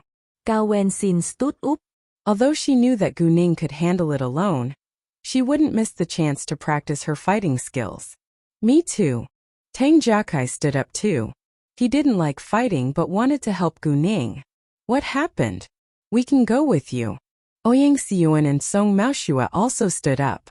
Even though they had no idea what had happened, they were willing to help. Do you fight? Gu Ning looked to Ouyang Xiyuan and Song Maoshua. Of course we do, they said, and realized that Gu Ning had to go fight with someone. Great. Let's go now, Gu Ning said, and ran outside at once, followed by them. The Tang family owned this hotel, so there was no need for them to pay the bill. When they got to the parking lot, Gu Ning told them to get in Chao Wenxin's car, and Gu Ning got straight in the driver's seat. Wear the seatbelts. We're leaving for the circuit in the Southern Mountain Road. Give me the directions, Gu Ning said, and drove the car ahead at a high speed. Everyone in the car was astonished and scared. Gu Ning drove the car fast on the road, and she didn't even bother to reduce speed when there was a lot of traffic. She could always overtake them. Other drivers on the road all noticed a red Land Rover moving smoothly at a high speed among the traffic. They kept swearing, but had to admit that the driver of the red Land Rover was really skillful. Chao Wenxin and her friends in the car almost threw up, but they also admired Gu Ning's impressive driving skills. When there was less traffic on the road, Gu Ning directly raised the speed to 120 miles per hour. It normally took around 40 minutes to get to the circuit in the Southern Mountain Road, but Gu Ning only spent 20 minutes on the road. When they arrived at the foot of the mountain, they saw that 7 cars were stopped there, but there was no one around. Gu Ning took out her phone and threw it to Chao Wenxin. She told Chao Wenxin to call Pan Zirwei, but nobody answered. Could he be in trouble? Cao Wenxin Gu-S. Gu Ning had the same feeling. She stopped the car and used her jade eyes to see what was going on in the mountain. Finally, she found 2 groups of people who were fighting at a steep part of the mountain. Or to be more specific, it was a group of people who kept beating another group. There were at least 12 people in Zhao Konglin's group, and they were violently beating as well as kicking the 5 in Pan Zirwei's group. Gu Ning was furious, and others in the car all felt scared. Without hesitation, Gu Ning directly drove the car on the mountain road. She never reduced the speed, and made many abrupt hairpin turns. Although they were wearing seat belts, they couldn't help but knock against each other or the car. After 5 minutes, they arrived at the place where Pan Zirwei and his friends were being beaten. Gu Ning slammed on the brakes, and everyone in the car moved forward under the force. Luckily, they had all tightly buckled their seat belts. Gu Ning unfastened her seatbelt, jumping out of the car and dashed to them. Actually, whether Chao Wenxin and her friends came along with Gu Ning or didn't, Gu Ning could handle it well on her own. She simply didn't want to turn their kindness down. Chao Wenxin and the others followed Gu Ning in climbing out, but they weren't as fast as Gu Ning. Zhao Konglin's group was in the woods, so they didn't hear the sound of the car outside. And none of them noticed that people had come until Gu Ning kicked two men. "It's you." Zhao Konglin was shocked, and he was afraid of Gu Ning. "B-boss." Pan Zirwei was already beaten black and blue on the ground, but he was excited to see Gu Ning coming to rescue him. "How dare you beat my people?" Gu Ning was furious and kicked the nearest man away. The man hit a tree and broke some of his ribs. "Everyone, she is the target." Zhao Konglin gave the order at once. Pan Zirwei's group was already beaten down and had no ability to fight back. At this time, Tang Jiakai and his friends arrived. Seeing that Gu Ning easily kicked a tall man away, they were all astonished. However, when Zhao Konglin saw Tang Jiakai's group, he was frightened. Why are they here? Pan Zirwei's group was also quite surprised to see that Gu Ning came with Tang Jiakai and his friends. Zhao Konglin was also from a rich family in City B, but his family was barely comparable to Tang Jiakai's and his friends' families. Therefore, the last thing he wanted to do was to annoy them. Tang Jiakai and his friends joined the fight at once. It wasn't easy for Tang Jiakai and his friends to fight against another group with empty hands. They weren't as powerful as Gu Ning after all, so they grabbed the wooden sticks away from Zhao Konglin's group first and then started hitting them with the sticks. Although Zhao Konglin's group was also good at fighting, they were hardly opponents when facing Tang Jiakai and his friends who had received professional training. And once Tang Jiakai and his friends grabbed the wooden sticks, Zhao Konglin's group was being beaten the entire time. Within 10 minutes, they were all beaten down on the ground. After that, Gu Ning took out 5 porcelain bottles and gave them to Tang Jiakai. "Tell Pan Zirwei and his friends to take the pills in the bottles." Tang Jiakai took the porcelain bottles, walking towards Pan Zirwei's group, and Gu Ning also walked to Zhao Konglin, who was lying on the ground. Zhao Konglin was trembling in horror at seeing Gu Ning walking to him, and begged, "Oh, please let me go. I won't do it again. If it ever happens again, I promise to beat you till you are paralyzed forever," Gu Ning said coldly. Although Pan Zirwei was badly injured, they were also beaten down on the ground, so Gu Ning wouldn't punish them anymore. She couldn't kill them anyway, and it was enough to teach them a lesson. Sure. It won't happen again." Zhao Konglin was truly terrified this time, partly because of Gu Ning and partly because of Tang Jiakai and his friends. Obviously, they stood on Pan Zirwei's side. If he dared to cause Pan Zirwei trouble again, he would be acting against Tang Jiakai and his friends. Zhao Konglin definitely didn't dare to annoy any of the Tang family, the Chao family, the Ouyang family, or the Tsong family. At the same time, "Hi, Lord Jiakai." Pan Zirwei and his friends greeted Tang Jiakai with great respect. Although Pan Zirwei was always arrogant, he knew the rules and only bullied the people who were from families that were just as rich as his, or those who were poorer than him. "You really had a stroke of luck and met my younger sister. We were in the middle of dinner, but we drove directly here to save your life," Tang Jiakai said with disdain.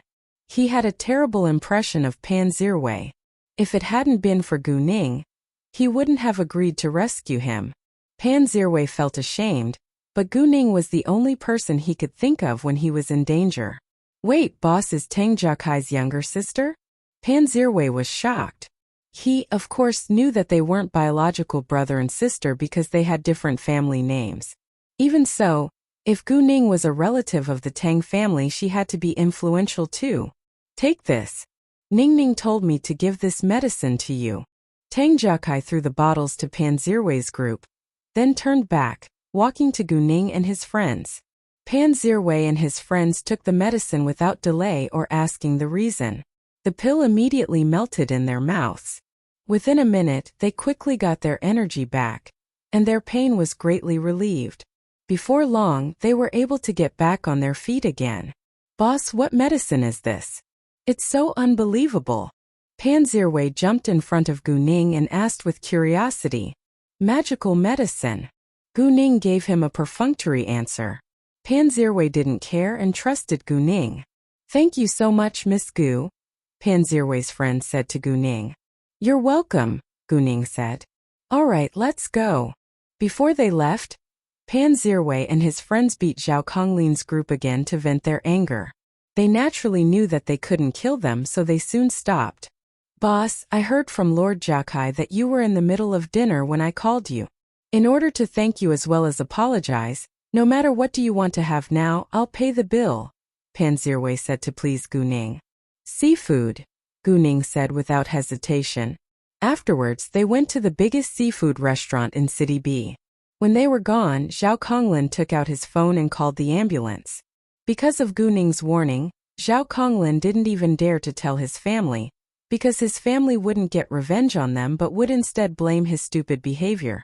In that case, he could be sent abroad or locked at home, which was dreadfully terrible. In the CEO's office of Tang Huang Group, Tang Yunfan was working, but he couldn't help thinking about Gu Ning. Was it possible that Gu Ning was his daughter? What if she was? What should he do then? He was so used to being alone, and had no idea how to handle the relationship if he suddenly had a daughter and the mother of his daughter. Therefore, he was uncertain about it. After a short while, Quan Mingkai walked in with a file. He walked to Tang Yunfan and gave him the file. Boss, here are the latest materials we have from the investigation. Tang Yunfan immediately opened the file. On the top of the documents were Gu Ning's and Gu Man's photos. When Tang Yunfan's sight fell on Gu Man's photo, his body stiffened for a second. He suddenly felt a strange excitement but didn't know why. Thinking about it, Tang Yunfan was in great pain. Although his head didn't ache anymore after taking Gu Ning's medicine, he still felt uncomfortable. Quan Mingkai was a little scared and stopped Tang Yunfan. Boss, calm down for a second, and don't force yourself to think about it right now. Hearing Quan Mingkai's voice, Tang Yunfan gradually went back to normal. He put the photos aside first and read the documents. Gu Man, female, 39 years old, lives in City F. She went to college in City D at age 20, but got pregnant before marriage, so she quit school. During the last 18 years, she was humiliated and despised by her family. She worked in a factory to support her daughter. 4 months ago, she fell from the stairs and passed out, and quit her job later. Now she is the boss of a beauty salon. Gu Ning, female, 18 years old, lives in City F. She's a senior student studying in the number 3 high school in City F. She has been self-abased, weak, bad at studying, and was in a car accident 4 months ago. After she woke up, she suddenly became brave, confident and good at studying. After a short time, she became the boss of Jade Beauty Jewelry. It is said that she made the money by stone gambling. Many important figures in City G attended the opening ceremony of Jade Beauty Jewelry. As for stone gambling, the Tang family already knew about it, so he wasn't surprised. Even though he was curious about how Gu Ning was able to make so much money by stone gambling, it was hard to find that out. All in all, the changes began from 4 months ago. They didn't get much useful information because they had just done a basic investigation. They could turn to the Bureau of Industry and Commerce if they wanted to know which companies were under Gu Ning's name, but they had no interest in doing that because it wasn't important. After all, they already knew about many of Gu Ning's companies. Reading what Gu Ning and Gu Man had experienced, Tang Yunfan was furious all of a sudden. He wasn't a man with a lot of sympathies, but he failed to curb his anger when Gu Ning and Gu Man were involved. Although he wasn't sure yet, he believed that Gu Ning and Gu Man had to have a close relationship with him. Otherwise, he wouldn't have felt like he had met Gu Man before. Otherwise, Gu Ning wouldn't have resembled him so much. Otherwise, he wouldn't have been affected by them. Otherwise, Gu Man wouldn't have gotten pregnant right when he had disappeared from his family. A single coincidence could just be a coincidence, but a series of coincidences had to be something with certainty. He was eager to get his memory back to figure out what had really happened during that time. Precisely because he lost the memory, he didn't know how to face Gu Ning and Gu Man even if they were his family. He already forgot the feeling of love, and Gu Man was merely a familiar stranger in his eyes now. Tang Yunfan told his feelings to Quan Mingkai and asked, "Do you think Gu Ning is really my daughter?" Boss, I think that it's highly possible, or you wouldn't have such feelings, Quan Mingkai said. If you have time, you can visit City D, especially the university Gu Man studied in. Maybe you'll remember something. Although 18 years have passed by, and City D has altered a lot too, there must be something that stayed the same. Meanwhile, Qi Tianlin also got the results from the investigation of Gu Ning's identity. It was basically the same as what Tang Yunfan had got. Qi Tianlin lazily lay on the sofa in the luxurious office on the top floor of the Earth nightclub. He still looked very proud and obtrusive. After reading the information about Gu Ning, he had many thoughts. She totally changed right after the car accident? The changes were so dramatic. She suddenly became a smart, brave, confident billionaire from a dumb, weak, self-abased poor girl? It sounds like an imaginary story. Or was she just pretending before the car accident? But why? And her unusual ability of stone gambling. How accurate must she be to make enough money to open a high-end jewelry store? Moreover, a majority of the important figures in City G all attended the opening ceremony, including people from the Qing gang. The person from the Qing gang's company sent Gu Ning the natural red coral, which is worth dozens of millions of yuan, so their relationship couldn't be simple. However, Qi Tianlin didn't know whether Gu Ning had a close relationship with the company owned by the Qing gang, or directly with the Qing gang. In addition, was she closely related to the senior management of the Qing gang, or the head of the Qing gang, Sitiyi? Qi Tianlin had only ordered them to investigate Gu Ning's identity, so he didn't get many details. Of course, if he wanted to know details, he wouldn't have the results within a short period of time. And if Gu Ning had a close relationship with Sitiyi, was it possible that she had appeared in the Earth nightclub for a reason? Although the Kirin gang and the Qing gang stayed in their own lanes and minded their own business, they still had conflicts over some deals. Besides, peers were also competitors. Qi Tianlin had the ambition to be the head of the #1 gang in this country, and he didn't believe that Sitiyi had never thought about the same thing. Therefore, he had kept a close eye on the Qing gang's activities. If the Qing gang was going to unseat him, he would be prepared. Find out the relationship between Gu Ning and the Qing gang. Qi Tianlin gave an order again. He didn't care about the other things, but he had to investigate their relationship clearly. If Gu Ning was helping the Qing gang, he would. Weirdly, he was suddenly reluctant to kill Gu Ning. Fine, he decided to lock her in a room. Yes, boss, Yu Hao said. Why don't we go to the Earth nightclub to have fun later?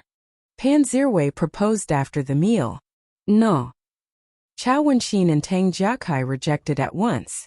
After what they had been through yesterday, they would never ever go there again. I don't want to either. Although Gu Ning wasn't afraid, she didn't want to go there. She knew that Qi Tianlin would investigate her after what had happened yesterday. If he found out about her connection with the Qing gang and thought that she was a spy for them, she would be in big trouble. Since they refused to go there, Ouyang Xiyuan and Song Maoshua wouldn't go either.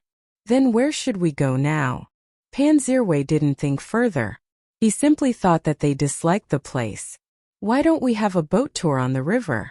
Ningning hasn't been to the beautiful river in City B yet. The night view is breathtaking, Chao Wenxin said. Gu Ning thought for a while and agreed. The Tang family was the leading family in the ship industry in City B, so there were many luxurious pleasure boats under the Tang family's name. Tang Jiakai made a call, and they directly got on board right after they arrived. In the Tang family's old house, Tang Haifeng, Tang Yunhang and his wife were watching TV in the living room. Tang Yunfan didn't go home until dinner was over. When they noticed Tang Yunfan being so distracted, they asked whether he felt uncomfortable, but Tang Yunfan didn't answer. At least he didn't want to say anything before he found the truth. Oh, since Girl Gu is already a member of our family, I think that it's necessary to hold a party and announce to everyone that she is one of us now. I don't want anyone to take advantage of her, Tang Haifeng said.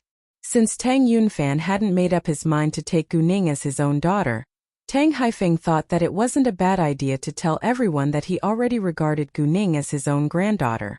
Tang Yunfan was struck dumb for a second, but stopped his father at once. We don't need to rush. Just give me some time. He was almost certain that Gu Ning was his biological daughter, so he would announce the news to everyone when it was the right time, instead of only treating Gu Ning like his daughter. However, he didn't know any details yet, and he couldn't tell Tang Haifeng what he had found out, because he lost his memory of that year. Tang Yunfan was willing to have Gu Ning as his family, but Gu Man was also involved in this mess, so he wanted to regain his memory first, so that he would be able to accept it with his true feelings. He hoped that he could bring them both home. Tang Haifeng didn't know what he was thinking, and was mad at once. Why? Since everyone accepted it, we need to hold the party as soon as possible. No one was more eager than Tang Haifeng to announce to people around him that Gu Ning was his granddaughter now. I agree with father. If we're going to hold the party sooner or later, it needs to be grand, Tang Yunhang said. I have my reasons, so listen to me this time, Tang Yunfan said in an undeniable tone. Then he directly walked upstairs. Tang Haifeng was furious but didn't know what to say. Obviously, Tang Yunfan had his own plan. Tang Haifeng thought that maybe he wasn't willing to take Gu Ning as his daughter, while Tang Yunhang suddenly thought of what he had discussed with Chao Ruihua. Is it possible that Yunfan found out Gu Ning's hidden reason, which explained why she approached our family, so he doesn't want to rush? That was just Tang Yunhang's pure conjecture, so it wasn't appropriate for him to say it out right now. Gu Ning and the others had taken the boat on the river for 2 hours before they went back home. When they were home, Gu Ning and Chao Wenqin immediately booked plane tickets to the capital for the next morning. They would fly to the capital around 8:10 a.m. and would arrive there around 10:30 a.m. Gu Ning planned to have lunch downtown before she went to deal with her own business. After booking plane tickets, Chao Wenqin went back to her house, and Gu Ning talked with Leng Xiaoting on the phone for at least an hour. Gu Ning told Leng Xiaoting that she would fly to the capital along with Chao Wenqin, but she didn't tell him that she was going to introduce Su Jinchen to Chao Wenqin. Instead, she asked whether Su Jinchen and Su Qinin were free, so that they could dine together. Leng Xiaoting didn't think further and agreed with alacrity. Gu Ning then told Leng Xiaoting the time that she would arrive at the capital. The Huangding Hotel was also in the capital, and Chao Wenqin had her own black card, so she would stay in her family's hotel. After hanging up the call with Leng Xiaoting, it was around 11 p.m. Gu Ning opened her WeChat and checked their WeChat group.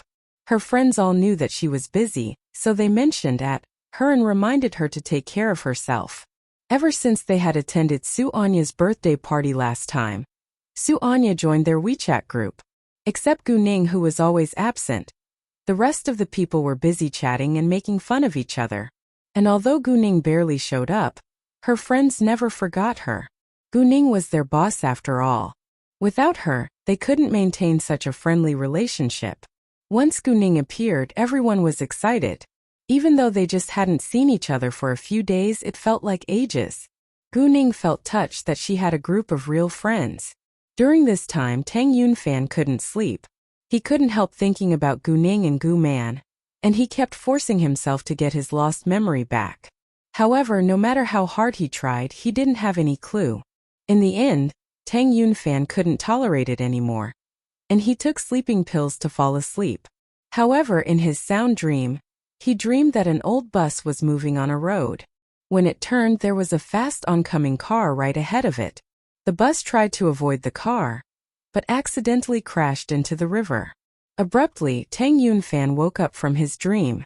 He had a strong feeling that the dream was real. Thus he did his best to keep the dream in his mind and searched for the map of City D on his computer to see whether there was any river around City D. Tang Yunfan found out there was a river at a place which was 30 kilometers away from southern City D, and there was also a road which passed by the river. Although he wasn't sure it was the same road, it was the only road if he had been setting off from City D. He made up his mind to visit that place.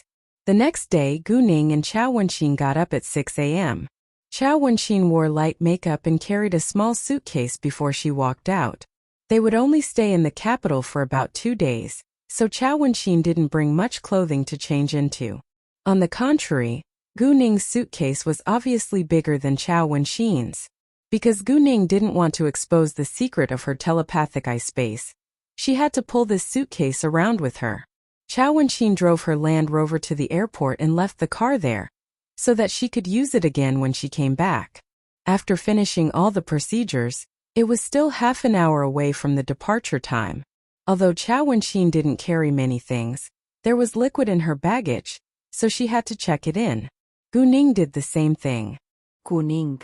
When they just came in the lounge, Gu Ning heard someone calling her. She looked towards the voice and noticed Cho Yusin.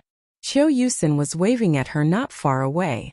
Seeing Cho Yusin, Gu Ning suddenly remembered that Cho Yusin lived in City B.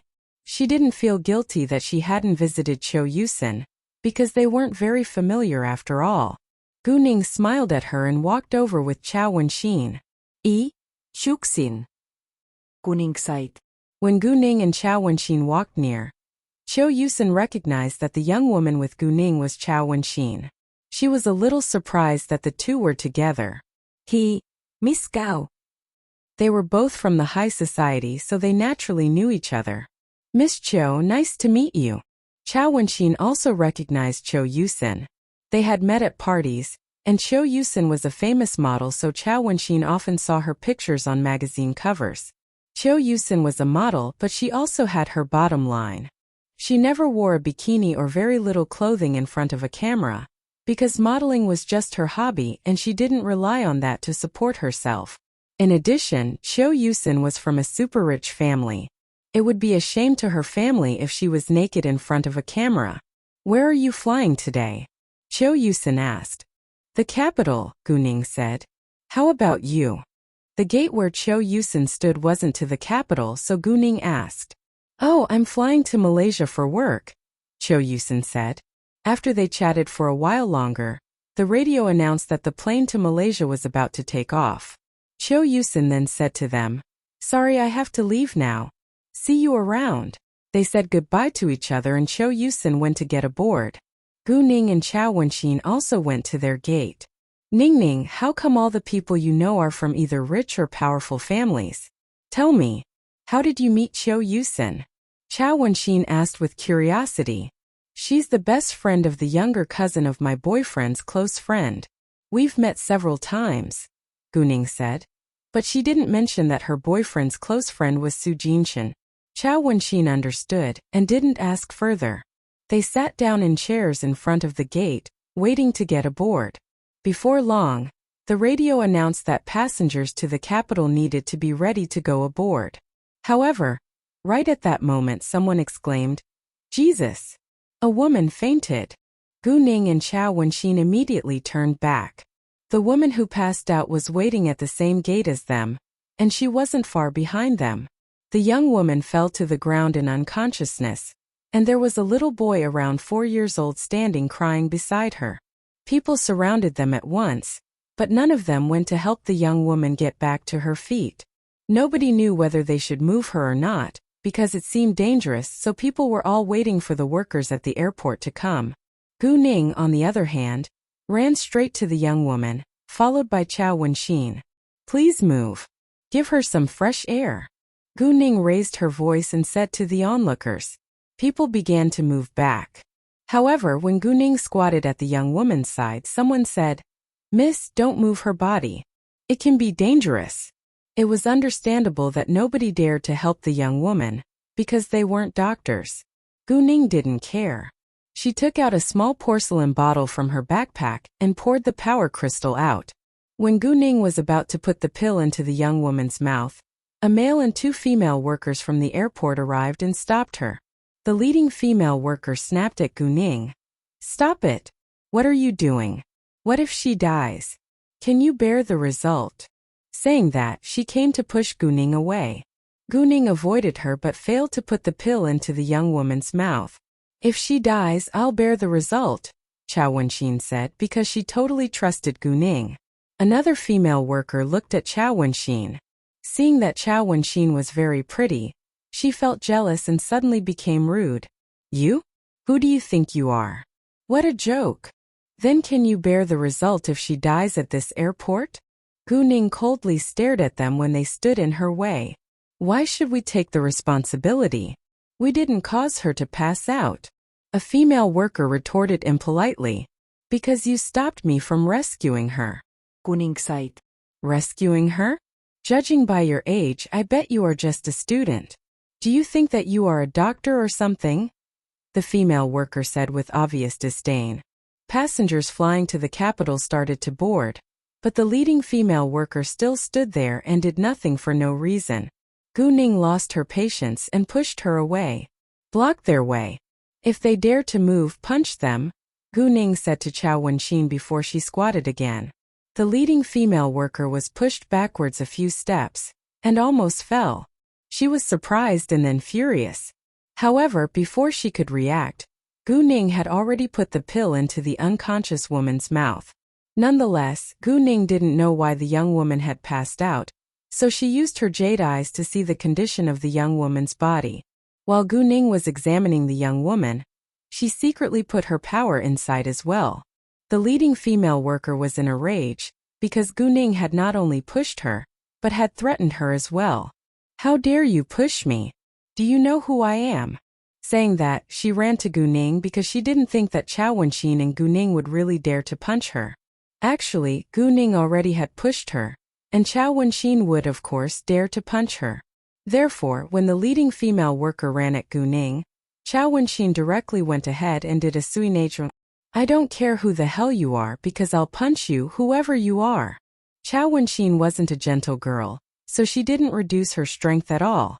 With a loud agonized scream, the woman was thrown over Chao Wenxin's shoulder and hit the ground heavily. Seeing that, everyone was shocked not only because Chao Wenxin really attacked the leading female worker, but also because she was so awesome. Hearing the scream, the other two workers were frightened. You!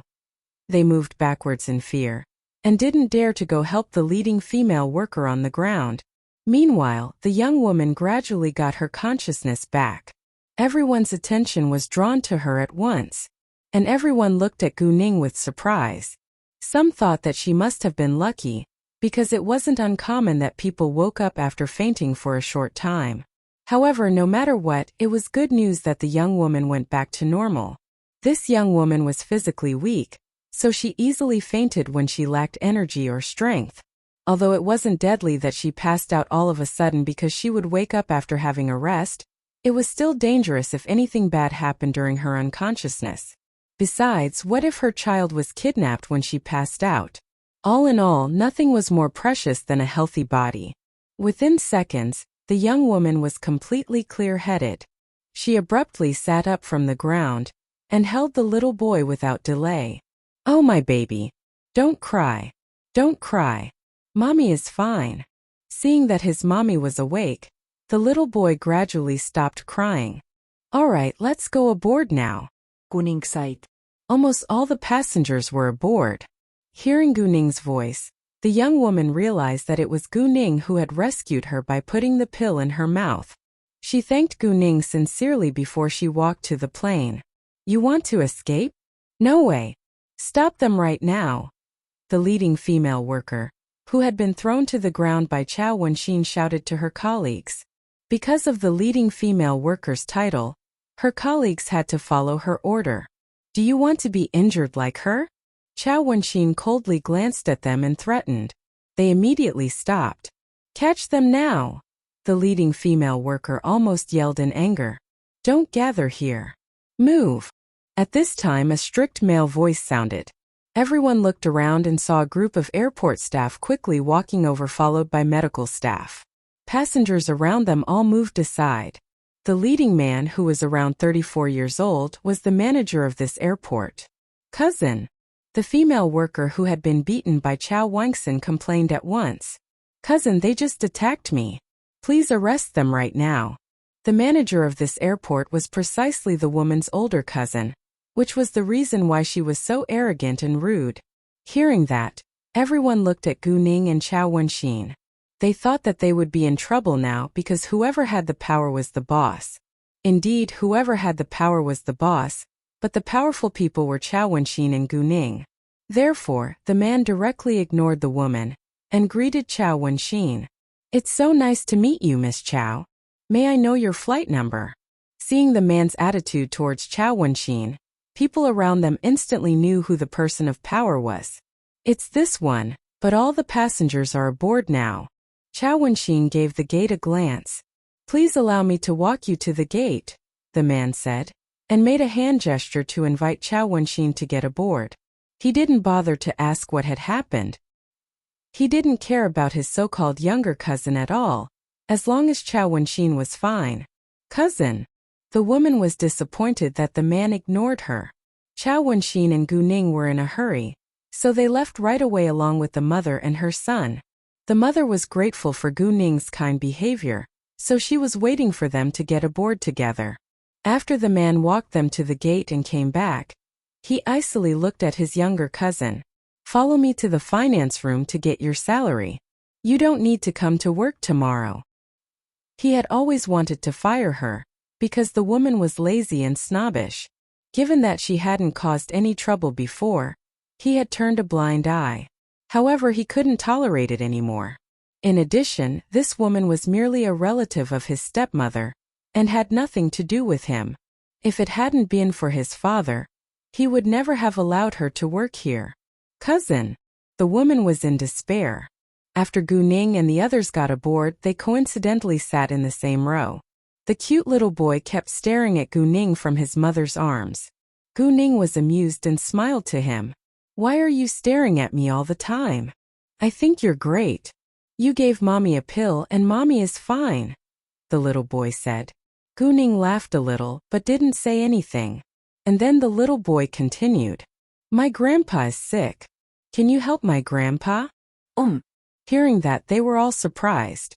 The mother felt a little embarrassed and explained at once. Please don't mind him. He's just a child. Although she did wake up after taking Gu Ning's pill, she had only passed out because she was physically weak. Her father, on the other hand, was seriously sick, and a pill couldn't cure him. What kind of disease does his grandpa have? Maybe I can do something, Gu Ning said. She wasn't able to reject a cute little child. Hearing that, the mother's eyes lit up, but soon went back to normal. Apparently, she didn't have much hope. My father is a stroke patient. Although he survived last time, he has paraplegia and relies on chemotherapy to prolong his life now. We know that it's hopeless. Thinking about that, the mother looked so sad. Is your father in the capital? Gu Ning asked. Yes, the mother replied. If you trust me, you can let him take my medicine which you have just taken. You probably won't believe me even if I tell you how effective the medicine is right now, but it is harmless, Gu Ning said. If you have worries, you can have my phone number and take a picture of my ID card. If anything happens, you can find me. I trust you. The mother didn't believe that Gu Ning's medicine could cure her father, but believed that it was harmless. She had woken up after taking Gu Ning's medicine after all, and Gu Ning even allowed her to take a picture of her ID card. In addition, she would try everything to help her father. Gu Ning understood that it was hard for the mother to believe her, because they were simply strangers till now. There is a pill in each of these 3 porcelain bottles. The pill will melt in contact with water. Take a pill every 3 days, and you can ask a doctor to examine your father's body 2 hours after he's taken the pill. Miss, thank you so much, the mother said. Although she wasn't very hopeful, she still had anticipation. In the end, the mother entered Gu Ning's name and phone number into her mobile phone, but didn't take a picture of Gu Ning's ID card.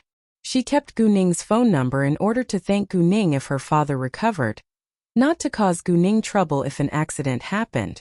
During their conversation, Gu Ning got to know that the mother was called Jiang Xinyuan. She lived in the capital and her son's name was Jiang Ziang. Jiang Xinyuan was a single mother, because her husband had died in an accident when she was pregnant, but she had been kicked out by her mother-in-law. She and her husband loved each other very much, so she had refused to have an abortion. In the beginning, her parents had been furious because she was so young and her life would be tough if she became a single mother. However, she had insisted on keeping the baby, and her parents had finally accepted it. She worked hard to make as much money as possible, while her parents helped her take care of her son. Although her family wasn't poor, her parents were both teachers with retirement pay and her monthly salary barely exceeded 10,000 yuan. They could barely afford her father's high administration fee. She had flown to City B to meet her older brother and his wife. She had wanted to borrow some money from them, but they had refused to meet her. Her older brother and his wife had been mad at her ever since she had insisted on giving birth to her child after her husband died. They also refused to take care of their parents. Speaking of that, Jiang Xinyun wore a wry smile, because the apartment in which her older brother's family lived now didn't always belong to them. 3 years ago, her older brother had lost a lot of money in a failed business endeavor, and their parents had sold the apartment to pay his debt. The buyer had then rented the apartment to her older brother's family, but she and their parents were paying the rent. Nonetheless, her older brother's family never believed their explanation or the truth but thought that they were lying. Hearing that, Gu Ning and Chao Wenxin had deep sympathy for Jiang Xinyun, and they all criticized her older brother and his wife, who were totally shameless. Luckily, Jiang Xinyuan's father would soon recover after he took Gu Ning's medicine, and Gu Ning hoped that her life would be better when her father regained his health. When the plane that Gu Ning and Chao Wenxin boarded had taken off for a short time, Tang Yunfan appeared at the same airport. He was alone and left his secretary to deal with the business in his company. He was flying to City D to try to get his memory back. He didn't want to wait, nor let Gu Ning and Gu Man wait, in case any accidents happened. Standing at the exit of the capital airport was a tall, extraordinarily handsome young man. Even though he was dressed casually, he was still too noticeable to be ignored. The moment he walked in the airport, many people, especially women, were attracted to him. Some wanted to approach him, but he looked so cold and seemed unwilling to talk to others, so none of them dared to approach him. However, one brave woman tried. She was a gorgeous beauty who was around 25. Although she looked calm and confident, she was super nervous in her heart. When she was just 2 meters away from Leng Xiaoting, he suddenly gave her a cold look, and the woman was too scared to move closer. Although she was a little afraid of the man, she wasn't willing to give up. After a long breath, she said to Leng Xiaoting, "Hi, are you waiting for someone?" Leng Xiaoting directly ignored her and turned his head away. The woman felt embarrassed and quickly left. Seeing that such a beauty was directly ignored by the man, nobody dared to try again. Gu Ning and the others got off the plane an hour later, and they went to collect their baggage before they walked out together. Jiang Xinyun was holding her child, so Chao Wenxin helped her pull her suitcase. Once they walked out of the airport, Gu Ning and Leng Xiaoting noticed each other at first glance. Chao Wenxin and Jiang Xinyun were both stunned to see Leng Xiaoting. This extraordinarily handsome man was walking to them. No, to Gu Ning. Chao Wenxin immediately realized that the man had to be Gu Ning's boyfriend. "Have you been waiting for a long time?" Gu Ning smiled. Leng Xiaoting gently looked at Gu Ning with a faint smile on his lips. "Not really. How was your flight?" He took Gu Ning's suitcase. "Not bad," Gu Ning said. "Oh, let me introduce you. Xiaoting, this is my Grandpa Tang's granddaughter, Chao Wenxin. Wenxin, this is my boyfriend, Leng Xiaoting," Gu Ning said to Chao Wenxin. "Hi," Leng Xiaoting said lightly. Chao Wenxin said excitedly. She felt that this man had a natural air of nobility and power. It seemed like he had to be an influential figure. And he was so proud and strict, which made others unconsciously keep a distance from him. Apparently, Gu Ning's boyfriend wasn't just a normal military officer. Could he be a young lord of a super powerful or rich family in the capital? Cao Wenxin wondered. However, there was only the top Leng family with the family name of Leng in the capital. Thinking of it, Chao Wenxin was shocked. Is it possible? Chao Wenxin didn't believe it, not because she thought that Gu Ning didn't match the Leng family, but simply because it was impossible. The well-known, dominant Leng family in the capital was too powerful for her to even think about it. Maybe there are other Leng families. The family name Leng wasn't uncommon after all. Just like not all the people with the family names Tang or Chao are my family. Within those few seconds, Chao Wenxin thought a lot. "This is Jiang Xinyun. We just met." Gu Ning introduced Jiang Xinyun to Leng Xiaoting. "It's so nice to meet you, Mr. Leng," Jiang Xinyun said to Leng Xiaoting with great respect, like the man was an important figure, while she was just a normal citizen. Jiang Xinyuan also had a lot of life experience, so she knew that the man must be either powerful or rich. Leng Xiaoting greeted her too. Miss Jiang, please let me send you to the hospital, Guning said. Oh no thanks. I can take a taxi myself, Jiang Xinyuan said. The capital was so large and it took a long time to get from point A to point B. She didn't want to bother them any longer. It's fine. We're going to the Huangding Hotel, which is close to the hospital. We can give you a ride if you want, Guning said. Well, let's go. Chao Wenxin pulled Jiang Xinyuan's suitcase, walking ahead. Thank you so much. Jiang Xinyuan accepted. In the end, Chao Wenxin was always talking, but now she was very quiet and didn't say a word. It was all because of Leng Xiaoting, and even though the man was simply driving silently without saying or doing anything, she felt stressed. He did his best to limit his coldness. However, it was still unpleasant for Chao Wenxin to spend time with him in the car. He had a natural air of power and he couldn't change that. Jiang Xinyuan also felt uneasy, but she didn't say anything either. It was a little weird when everyone was quiet in the car. So Guning tried to find something to talk about. Wenxin, we can have lunch when we arrive at the hotel. You can have a rest afterwards while I go deal with something. Then we can hang out together tonight, Guning said. She didn't tell Chao Wenxin what she was going to deal with because she thought that it was better to not expose too much. Great. Chao Wenxin agreed. Within half an hour, they arrived at the hospital. Jiang Xinyuan said goodbye to them and thanked Guning again. After that, they drove to the Huangding Hotel in downtown. With Chao Wenxin's black card, they got everything for free. Guning went upstairs with Chao Wenxin to put their baggage into her suite, while Leng Xiaoting waited for them in a private room. When Leng Xiaoting was gone, Chao Wenxin finally relaxed and complained. Ningning, your boyfriend is a little scary. He's so cold, I didn't dare to say a word. Haha, well yes, he is a little cold, but he's kind too. He just isn't talkative. As long as you don't annoy him, he's amiable, Guning said. Hearing that, Chao Wenxin was a little relieved. Oh, does your boyfriend know that my grandpa already took you as his granddaughter? Chao Wenxin asked. Yes, Guning said. During lunch, Chao Wenxin wasn't quiet anymore, but she still felt a little nervous. Luckily, she dared to talk to Leng Xiaoting. Brother-in-law, I heard from Ningning that you're a military officer. Do you serve in the army or the military regions? Chao Wenxin asked. Hearing Chao Wenxin called him brother-in-law, Leng Xiaoting was pleased. Neither. I serve in the Corps. Hearing that, Chao Wenxin rounded her eyes in shock. The Corps were ranked above the army and the military regions. All of the members in the Corps had military ranks, and the lowest rank was major. Precisely because of their high rank in a country's forces, even a major from the Corps was more respected than a commander in the army. May I know your military rank? Chao Wenxin asked. Although he looked young and Chao Wenxin bet that he was either a major or lieutenant colonel, she still wanted to know the answer from his mouth.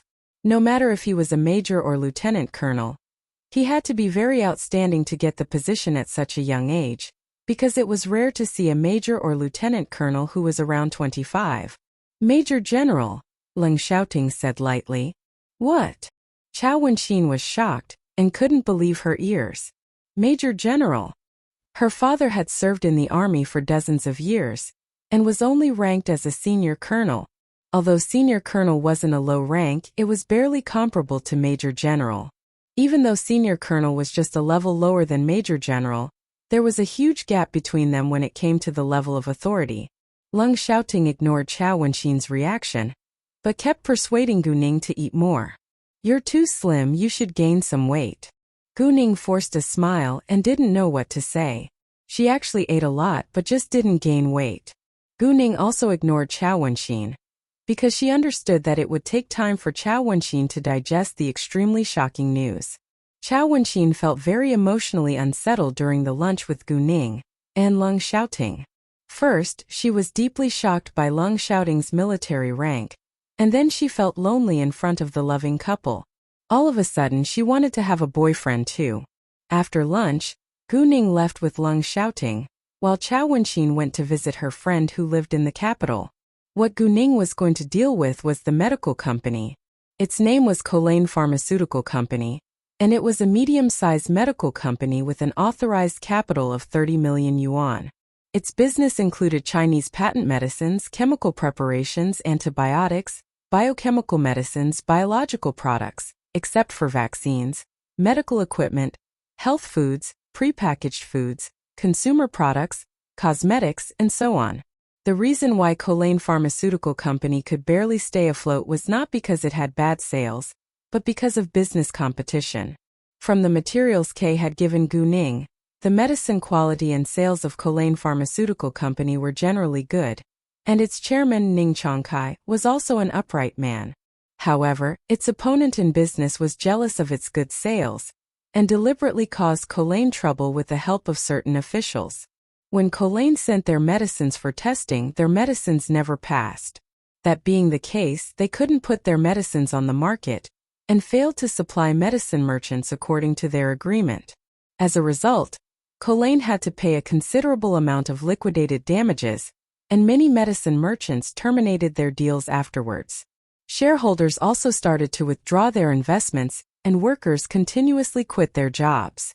So now, Colane Pharmaceutical Company was amid a crisis. Colane Pharmaceutical Company had been established for only 8 years, and didn't have much support in the government, so it was very difficult for it to fight back. Since its opponent didn't stop, it could only go bankrupt. If the company went bankrupt, its chairman would have to pay a huge debt. Therefore, its chairman decided to sell it before the tragedy happened. However, it wasn't easy to sell, unless someone who had a powerful network was willing to take it over. After reading the materials, Gu Ning called Ning Chongkai at once, and told him that she wanted to acquire his company. Although Colane Pharmaceutical Company was just a medium-sized company, it had a great location. The company covered around 3,000 square meters in all. Its floor area was 2,000 square meters, including 8 office buildings, a 6-story staff dormitory, and a 5-story factory. The other 1,000 square meters consisted of parking lots and plants. When Gu Ning and Leng Xiaoting arrived, Ning Chongkai's secretary was waiting for them in the hall. Once they appeared, the secretary guided them to the chairman's office upstairs. The moment that Gu Ning and Leng Xiaoting stepped into an elevator, the 2 girls working at the reception burst into discussion. Jesus! The man is so handsome. Indeed. He's even more handsome than those male stars. However, he looks cold and stayed aloof. It's called the air of nobility. The girl with him is also gorgeous. I wonder what their relationship is. A couple, I think. They match each other very well. I think they're boss and secretary. Are they going to take over our company? Speaking of that, the 2 girls looked sad. They didn't quit yet because they had worked in this company for a long time and felt reluctant to leave. Besides, it was hard to find a new job now. Although the company could barely stay afloat, they were still paid after all. The secretary guided Gu Ning and Leng Xiaoting to the 8th floor, and directly walked into the chairman's office. Ning Chongkai was around 40 years old and had a medium build. He had a plain face but was relatively tall. When Ning Chongkai saw Gu Ning and Leng Xiaoting, he was surprised, not because of their beautiful appearance, but because they were so young. However, it was not uncommon that the young heirs and heiresses began to manage their family businesses right after graduation, so Ning Chongkai accepted it at once. Please come on in and have a seat. Although Gu Ning was the girl who had called him, Ning Chongkai didn't think that she was the boss but believed that she was Leng Xiaoting's secretary. The secretary poured 2 cups of tea for Gu Ning and Leng Xiaoting before giving them the materials they had already prepared. These are the materials about Colane Pharmaceutical Company. Please read them first. Although Gu Ning already knew about the troubles that Colane had, she still pretended to read the material. Colane rented this place to run the company, so it didn't cost much to acquire it. To be honest with you, someone is deliberately preventing our medicines from passing the drug control, so we can't put them on the market.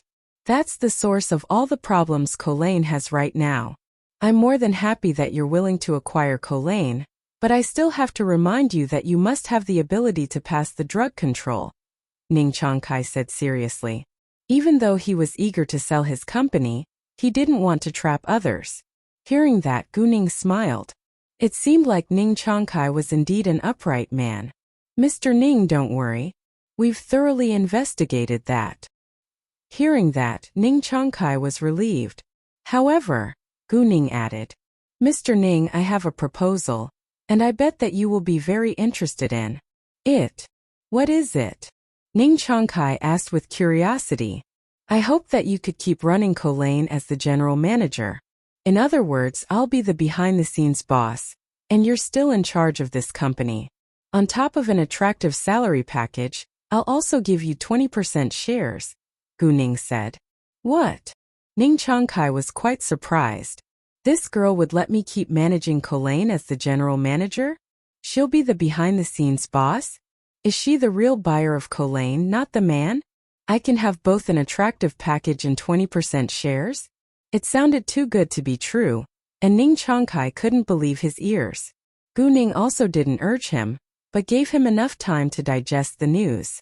After a long while, Ning Changkai asked with doubt, Miss Gu, are you sure? Yes, Gu Ning said with certainty. However, don't you think that 20% is too much? Ning Changkai felt uneasy. No at all. Gu Ning smiled. Please don't think that it'll be an easy job. You will have to be responsible for all the things in the company, while I stay behind the scene. In addition, except for you, there are also other general managers who help me manage my other companies. Hearing that, Ning Changkai realized that Gu Ning had many companies under her name. He was curious about how she was able to run so many businesses at such a young age, but didn't ask the question. Since Gu Ning said so, Ning Changkai accepted in the end. Great. I accept. Although Ning Changkai agreed, Gu Ning still took some time to warn him before signing the contract. You're from the older generation, so I'm supposed to call you Uncle Ning. Uncle Ning, as long as you're loyal to me, I won't treat you unfairly. Saying that, Gu Ning suddenly seemed very serious and cold. However, if you dare to betray me, you can't bear the result. Ning Changkai almost lost his breath under her pressure. To his astonishment, Gu Ning was so powerful at such a young age. Miss Gu, don't worry. I'll never betray you. Ning Changkai promised. Gu Ning chose to believe him for now, but nobody could know what would happen in the future. They both needed time to get to know each other more and get along well. After that, Gu Ning took out the contract. After signing the papers, they had to go to the government department to finish the legal procedures. I think that we can talk about the medicine right now. I want you to destroy all the medicines that you have already produced, because I want brand new medicines, Gu Ning said. Hearing that, Ning Changkai was shocked. The batch of medicine was worth several million yuan. Ning Changkai didn't interrupt her, but let her continue. I have a special pill with excellent effects. It can help cure any disease without any side effects.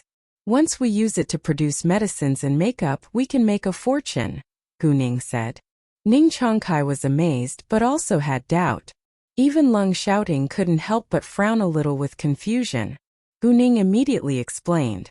I understand that you have worries, but if it isn't up to standard, it won't pass the drug control, right? Ning Changkai agreed. Even if they had support in the State Food and Drug Administration, SFDA wouldn't allow them to produce medicines that didn't reach the required standards, because it was illegal. You can still produce the medicines your way, and just add my special pills into them. However, the price will have to be doubled because my pills are very expensive and rare. As for the makeup, I'm going to create a high-end brand and its price will be as high as the popular international brands. Don't worry. I'll give you the price list later, Gu Ning said. 1. We don't need to produce a large amount of medicines or makeup in the early stage, just 100 pieces of each of them. After production, tell me first before sending them to drug control because I need to make some arrangements. We don't need to contact other merchants either. We will open our own store. I'll handle the advertising and promotion. As long as our products are famous and popular, merchants will come to us. After that, they went to finish the legal procedures. The initial authorized capital was 30 million yuan, And Gu Ning added 70 million yuan to it, so it added up to 100 million yuan, which shocked Ning Changkai. When they finished the legal procedures, Gu Ning gave Ning Changkai a bank card with 10 million yuan in it. He could use the money to buy raw materials of the best quality.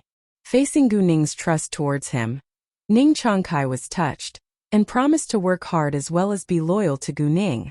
In the end, Gu Ning said to him, "You can go back to prepare the raw materials and hire enough staff. When they're all settled, call me at once. I'll bring my pills to make the new medicine in person, but I'm only staying in the capital for 3 more days, so you better be quick." Although she could give her power crystals to Ning Changkai right now, she still wanted to check the factory herself. "I think that we can probably begin to make new medicine the day after tomorrow," Ning Changkai said. He needed to prepare new raw materials, and it took time for their suppliers to deliver the goods. When Ning Changkai went back to work, Gu Ning and Leng Xiaoting left for the headquarters of her group, and Guangyao's secretary Zhang Xuanjie was the supervisor. When Gu Ning had almost arrived, she called Zhang Xuanjie, and Zhang Xuanjie immediately went downstairs to welcome them. "It's so nice to meet you, Miss Gu, Mr. Leng," Zhang Xuanjie said. There were other people around, so he didn't call Gu Ning his boss. "How is everything going?" Gu Ning asked. "Very well. I think that we can finish the renovations in about 3 months," Zhang Xuanjie said. "And the female designer that you recommended is excellent." Zhang Xuanjie complimented Song Manny. Gu Ning nodded slightly and was satisfied. Afterwards, Gu Ning met Song Manny and talked with her for a short time. "Boss, I already sold my apartment and paid the deposit of my new apartment in a nearby housing complex. I can move in after it's been redecorated," Song Manny said. "Oh, I've done the design drawing for your office. Please have a look." Song Manny turned her computer on and showed Gu Ning the design drawing. Gu Ning didn't have many requirements for the office, as long as it was comfortable, but she liked Song Manny's design very much. A whole floor belonged to her. It included her office, a bedroom, and a bathroom, and so on. "Very good," Gu Ning said. While Gu Ning was busy working, Chao Wenxin was hanging out with her friend in a shopping mall. Her friend was her age, but looked younger and had a childlike face. They had shopped for a long time, so they decided to have a break at the cafe. However, before their coffees were even on the table, they heard a quarrel from the table in the corner. Xinbai. "I like you so much, and I've done so much for you too. How can you be so cruel to me? Do you think that because you're successful now you can despise me?" A beautiful woman was shouting at a man.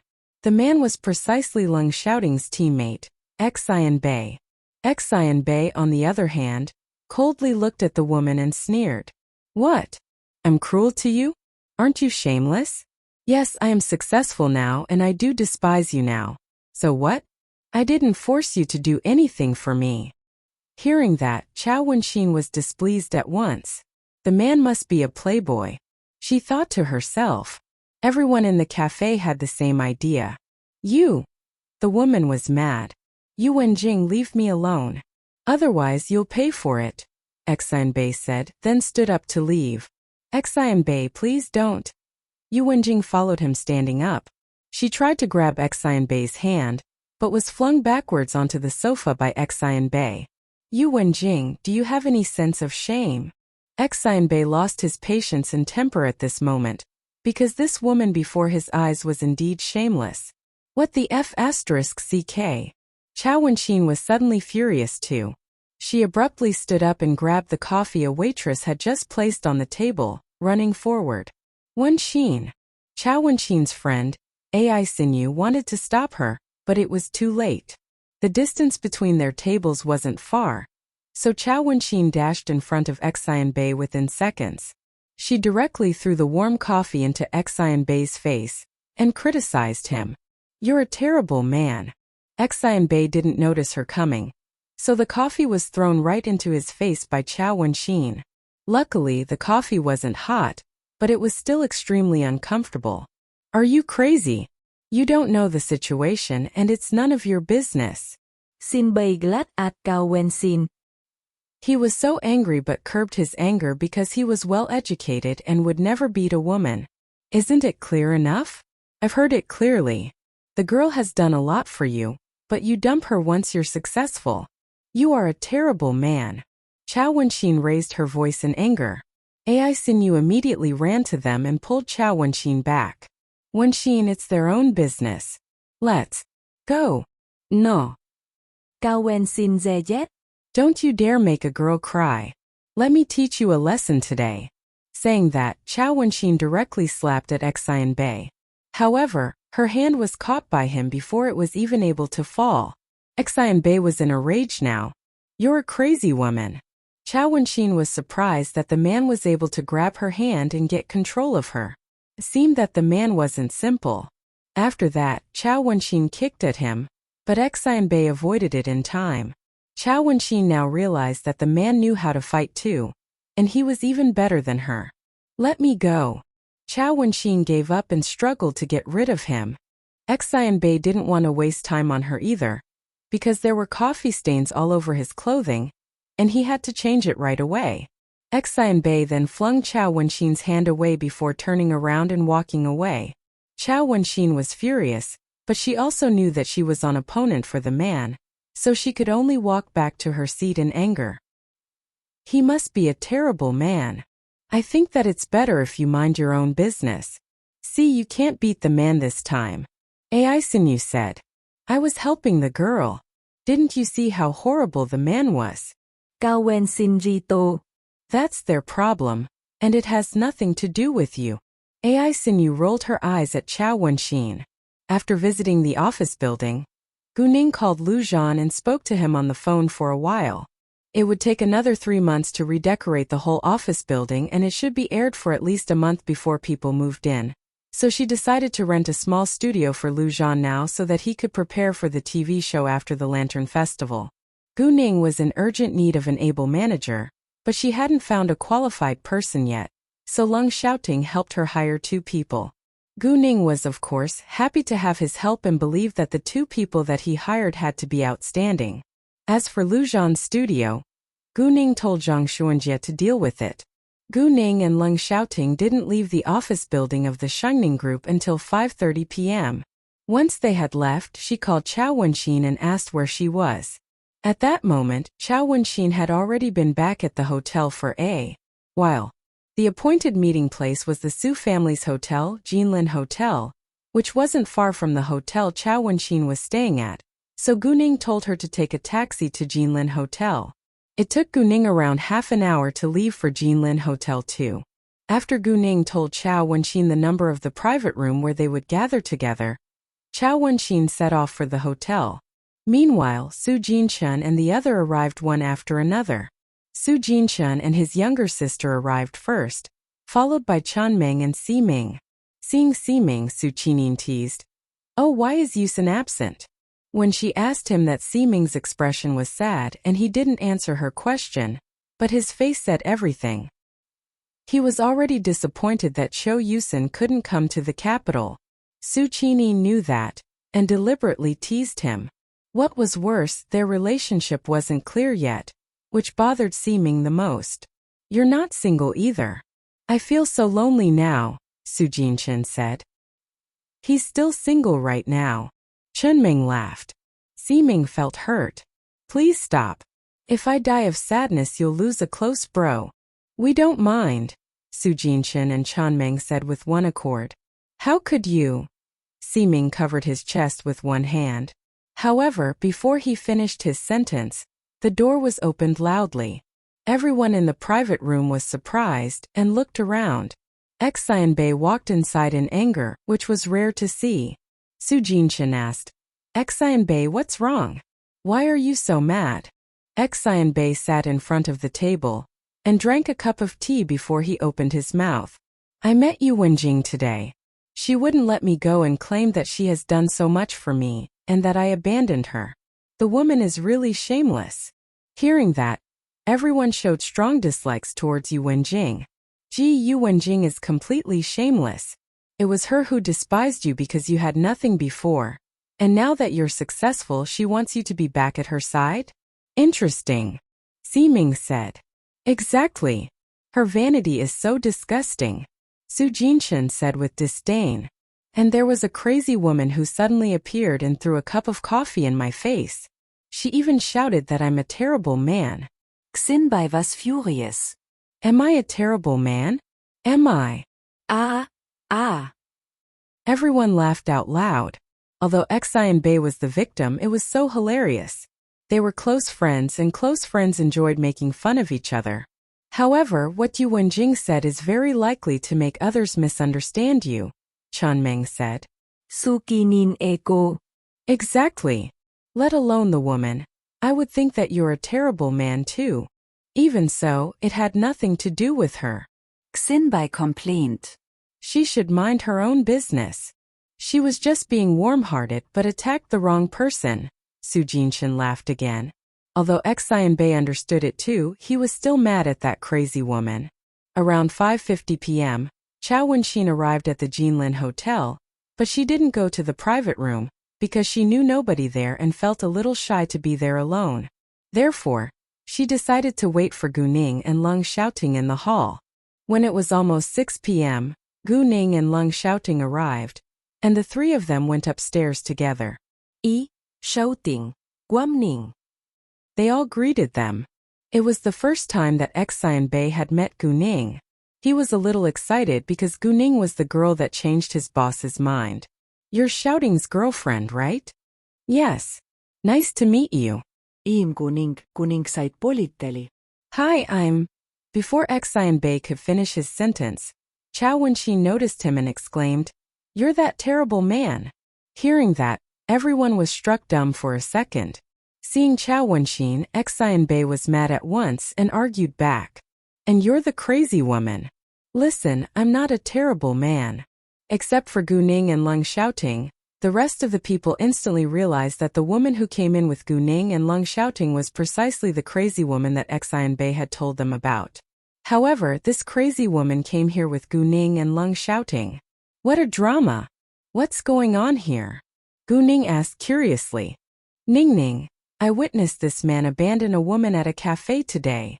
Chao Wenxin said in anger, glaring at Xianbei like he was an evil criminal. You don't know the situation, so stop attacking me. Xianbei said. I'm not attacking you. I heard it with my own ears. Gao Wenxin Jito. Although Su Jinshan and the others all knew the truth, none of them helped Xianbei explain it. They stood aside watching the drama. Seeing Xianbei being so aggrieved, Gu Ning understood that Chao Wenxin must have misunderstood something. I think that there must be some misunderstanding. Please give him a chance to explain, Gu Ning said. I refuse to explain to this crazy woman. Xinbei rejested. Hearing what Gu Ning had just said, Chao Wenxin thought that maybe she was wrong, but when Xianbei refused to explain the situation to her, Chao Wenxin was irritated again. You're a terrible man. You? Xianbei was furious. I won't argue with you any longer for Gu Ning's sake. Gu Ning pulled Chao Wenxin to sit at the table. She was a little worried that Chao Wenxin might leave a bad impression on Su Jinshan because of the quarrel. However, nobody thought that Chao Wenxin was rude. Instead, they liked her because she was a helpful girl, although she had a short temper. Please let me introduce you. This is my friend Chao Wenxin, Gu Ning said to them. Nice to meet you. Everyone except for Xianbei greeted Chao Wenxin kindly. Nice to meet you all. Gao Wenxin smiled. Gu Ning then turned to Chao Wenxin. This is Chunmeng, Ximing, Su Jinshan, his younger sister Su Qinin, and this is Xianbei. They're all older than you. Chao Wenxin didn't know which man Gu Ning planned to introduce to her, and she didn't bother to ask, because she had no intention to impress the man on purpose. If they were truly meant to be together, they would be together in the end. And other than Xianbei, Chao Wenxin had a great impression of the rest of the people. What do you want to have? Ladies first. Su Jinshan gave the 3 menus to the 3 girls. They also didn't hesitate to order their favorite dishes. Su Jinshan told the waiters to leave after they poured cups of tea, because it wasn't comfortable for him to talk with his friends with outsiders in the room. Well, Miss Chao, actually, you did misunderstand Xianbei. It isn't what you think. Su Jinshan tried to explain for Xianbei. Although they enjoyed watching the drama, They didn't want to leave a bad impression on Gu Ning's friend. However, before he could finish, Xianbei interrupted him. There is nothing to explain. Is it important? I just want to leave a good impression on Gu Ning's friend, Su Jinshan said. Since when do you care so much about others' opinions? Xianbei frowned, staring at Su Jinshan. Apparently, he was displeased that Su Jinshan didn't stand by his side. Fine, forget it.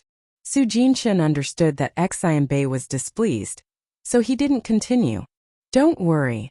I like you all very much and I won't have a low opinion of you just because of a certain man, Chao Wenxin said. Obviously, she was picking on Xianbei. You're a crazy woman. Xianbei thought that Chao Wenxin was as annoying as Yu Wenjing. You're a terrible man, Chao Wenxin said. Even though she realized that there must have been some misunderstanding, she disliked Xianbei's attitude. You. All right. Stop arguing with a girl. Be a man. Finally, Leng Xiaoting opened his mouth and ended the argument between them. I think my brother-in-law is a real man, Chao Wenxin complimented, and gave Xianbei a provoking smile.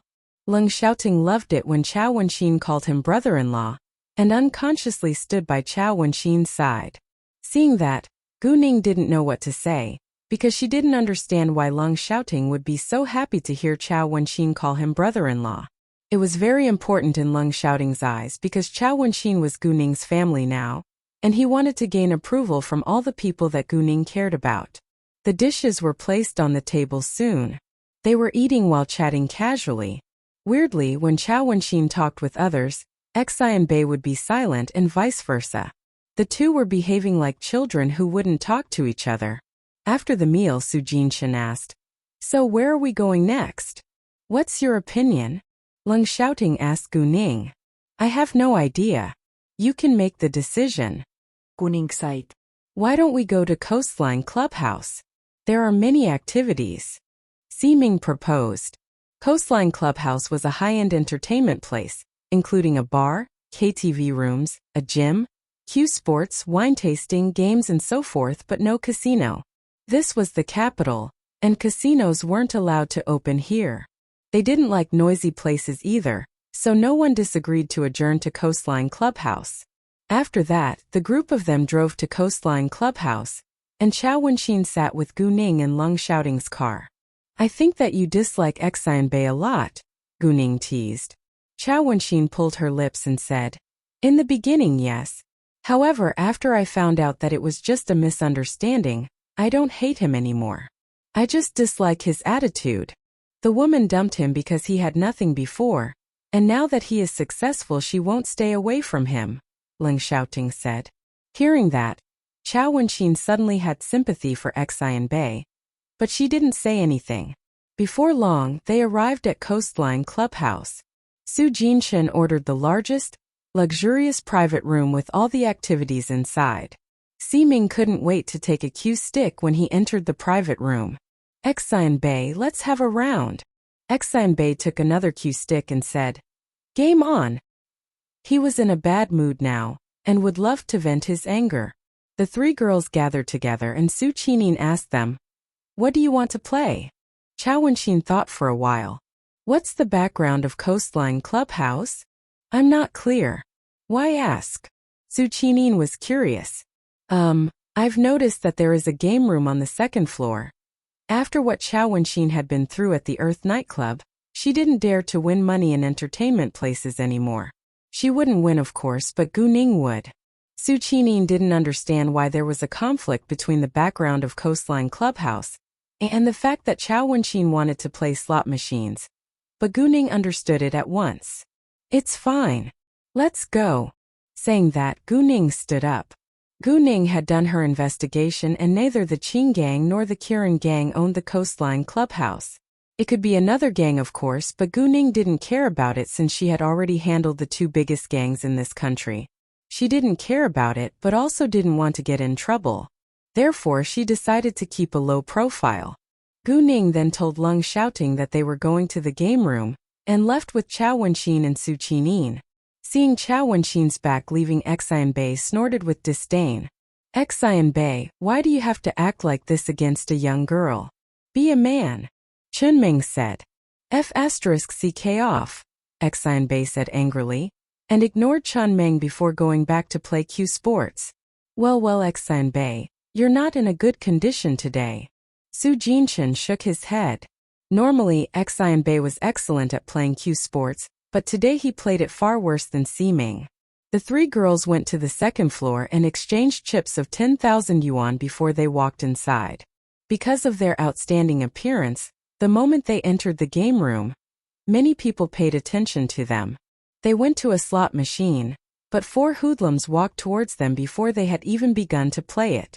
Those hoodlums leered at the three beautiful girls and said with obvious levity, "Hey beauties, what are you playing? Let us help you. We're pretty good." "No," Chao Wenxin said coldly. "Leave us alone." "Don't be so cold," a man said. "You want to play with us? I'm afraid you can't afford the result." Kuningsneered. The group of hoodlums was displeased at once. The leading man of them said, "What? Interesting. There is nothing we can't afford here. If so, let's have a try then. The bet is 10,000 yuan. If you win, we'll listen to you. If we win, you must apologize to us before you disappear. How about that?" Kuning said calmly. She didn't seem nervous at all. Ning. Su Qinin was a little worried. She wanted to stop Guning but was interrupted by Chao Wenxin. "Don't worry. We'll be fine." Chao Wenxin had no worries at all. She completely trusted Guning now. Su Qinin was worried that Guning might lose, but she didn't think that the hoodlums dared to hurt them. Lung Shouting and the others were right upstairs, and they would protect them. Although Guning was calm, the hoodlums didn't take it seriously. "Well, you dared to bet with me, so I'll let you know who the boss here is. I think we'll have a great night tonight," the leading hooligan said and seemed sexually excited already, as if he was in control of everything. Guning was extremely displeased. Those hoodlums were merely digging their own graves. People around them all gathered to watch the drama. However, few of them were positive about Guning's situation, because those hoodlums were regular visitors here and they were quite good at playing slot machines. "Let's begin." Guning smiled but still seemed cold. Guning and the leading young man stood in front of slot machines. Both of them bet on all the lines. The young man pulled the spin on his machine before Guning, and the slot machine started to make a loud noise. Meanwhile, the 10 reels moved fast. Guning pulled the spin after he did, and the 10 reels on the screen of her machine began to move fast. The hooligan pressed the stop button earlier, and the slot machine stopped at once with a sound like someone just slammed on the brakes. The 10 reels gradually stopped one by one from left to right, and everyone fixed his or her eyes on the screen. The picture of 200 times was already lined up along one line among the 5 lines that appeared on the screen of the young man's slot machine. Although 200 times wasn't much, the young man was satisfied enough, because it was hard to win even though he bet on all the lines. The group of hoodlums looked Guning and the others with great pride. Well, girls, get ready to go back home with us tonight." Ah. They laughed out loud. "I don't think so," Guning said. She abruptly pressed the stop button and the pictures gradually stopped. At the same time, the lines on the other slot machine all showed the result. The young hooligan won a line of 200 times and another of 100 times. However, before they could gloat, they noticed that the pictures on the screen of Guning's slot machine began to show on one line after another. Everyone was shocked. There were pictures of different times showing on every line. Within seconds, chips started to pour out of the slot machine at great speed. "No way. She won all the lines. Jesus. She is unbelievably lucky. There must be at least 100 million yuan in it." More and more people surrounded Guning with jealousy. Although Chao Wenxin was mentally prepared, she was still astonished once more. "Am I in a dream?" Su Qinin couldn't believe her eyes. "Do you need me to pinch you?" Chao Wenxin asked. "No thanks." Su Qinin rejected at once. Guning then looked to those young men and said coldly, "You lost the game. Apologize before you disappear. Do you know who I am? How dare you ask me to apologize?" The young man denied what he had agreed, because it was very shameful to apologize in public. He had agreed to do so before just because he believed that he wouldn't lose. Are you going to apologize or not? Gu Ning's voice was low and threatening. The young men immediately felt like they were in a frozen room and couldn't help trembling from the chill. When Gu Ning and her friends went back to their private room and told others what they had done, the men were greatly surprised. What? Gu Ning won 100 million yuan by playing just one round on a slot machine? She is so lucky. Leng Xiaoting looked at Gu Ning with a proud smile on his lips. Gu Ning, you're so awesome. Su Jinshan said. How did you manage to do that? Chen Ming asked. I guess I was just lucky, Gu Ning said, because she couldn't tell them that she had jade eyes. They actually believed that she was lucky because people who played slot machines relied on luck to win money, but her luck was incredibly good. Ning Ning is also generous. She gives Wenxin and me 30 million yuan each, Su Qining said. Other than Leng Xiaoting, the rest were all shocked by Gu Ning's generosity again. Well, I didn't spare much effort on the money, so I shared with them, Gu Ning said airily. Why didn't you take me there too? Su Yin kom lai. And me. Si Mingekod. Do you lack money? Leng Xiaoming asked suddenly. Su Jinchen and Si Ming were struck dumb for a second, and instantly responded. No, we're just kidding. Just kidding. Of course not. They of course wouldn't admit to that because they would be assigned tasks if they did. Although they had their own tasks, they could also take assignments on the international reward list and work like killers, but their aims were different. Killers would take assignments as long as they were paid, and didn't care who the person that they were going to kill was. They, however, only caught criminals, and their reward was lower than the killers was. After that, they continued to chat while drinking. Chao Wenxin and Su Qining went to play Q Sports later. Ah! Suddenly, an agonized shout attracted everyone in the room's attention. They looked over and saw Xian Bei covering his waist with his hand while glaring at Chao Wenxin. Everybody immediately realized what was going on. Pha xin xin bây lầy. Cao wen xin sút hơ sao đơ. It wasn't my fault. You stood behind me. You? Xian Bei was furious. Chao Wenxin just hit him with her cue stick, but she refused to apologize and played innocent. Although Xian Bei was mad, he was unwilling to argue with her anymore. Therefore, he walked away. They didn't stay there for too long, and separated when it was 11 p.m. While they were walking out, Xian Bei suddenly stopped, and Chao Wenxin, who walked behind him, directly knocked into his back and her handbag fell on the ground. Chao Wenxin was mad at once. Why did you do that? It wasn't my fault. You walked behind me yourself. And it was you who knocked into my back. You don't apologize and even blame me for it? You're insane. Xian Bei said, then ignored her, walking forward in a good mood. Obviously, Xian Bei did it on purpose. You! Chao Wenxin was in a rage but could do nothing. The rest of the people around them shook their heads and didn't know what to say. The two of them had had so many conflicts just within a day. Gu Ning and Leng Xiaoting drove Chao Wenxin to the hotel before they went back to their house. When Gu Ning and Leng Xiaoting were alone together, Gu Ning teased, I noticed that you were very happy when Wenxin called you brother-in-law. She's your older sister, and her opinion matters. Leng Xiaoting said seriously. Gu Ning smiled but didn't say anything. Indeed, it was a good thing to win the family's approval. Leng Xiaoting had told her that he only cared about his grandpa, so Gu Ning highly valued Master Leng's opinions towards her as well. What Gu Ning didn't know yet was that Master Leng already knew about her existence, and was very satisfied. Of course, before Master Leng met Gu Ning in person, he thought highly of her just because of Leng Xiaoting and impressive stories about her. Oh, I went to the Kirin Gang's clubhouse when I was in City B. I accidentally won 100 million yuan there, and the head of the Kirin Gang, Qi Tianlin, caused me some trouble, Gu Ning said. Hearing that, Leng Xiaoting was worried. Did anything bad happen? He had, of course, heard of Qi Tianlin, and knew that he was cruel, cunning, and cold-blooded. Nope. He asked to have a round of gambling with me. I won in the end and he lost 3 billion yuan. I gave Wenxin and Jiakai 500 million yuan each, Gu Ning said. He would yield that easily? Ling Xiaoting frowned with doubt. It seemed Gu Ning couldn't omit what had happened in the middle.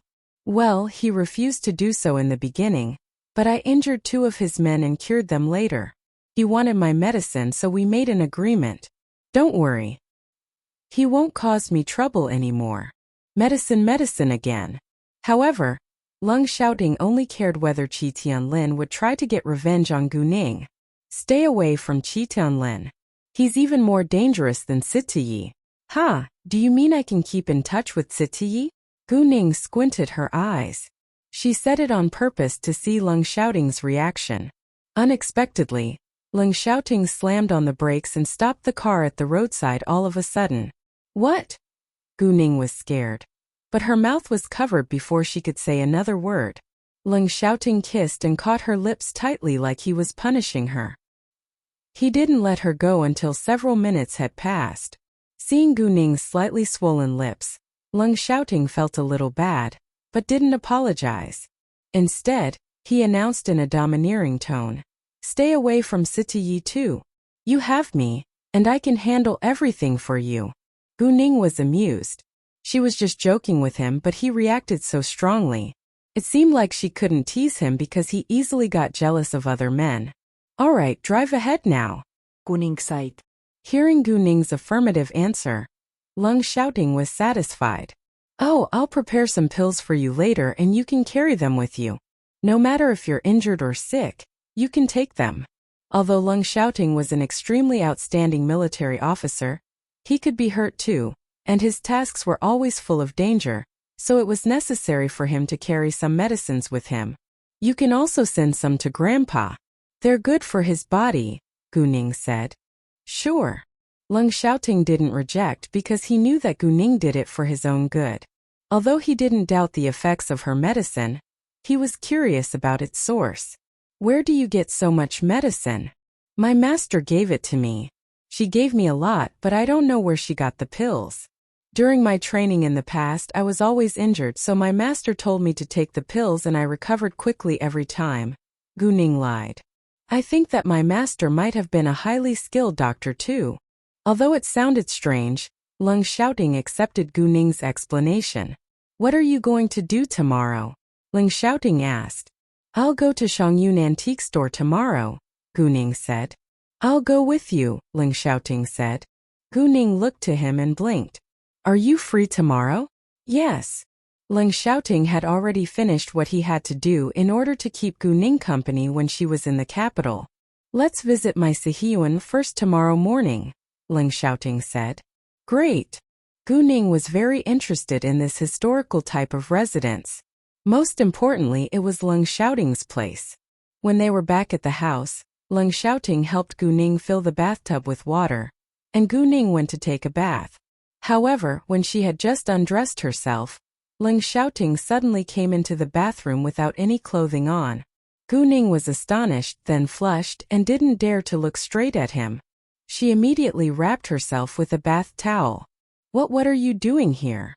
Let's have a bath together," Ling Xiaoting said.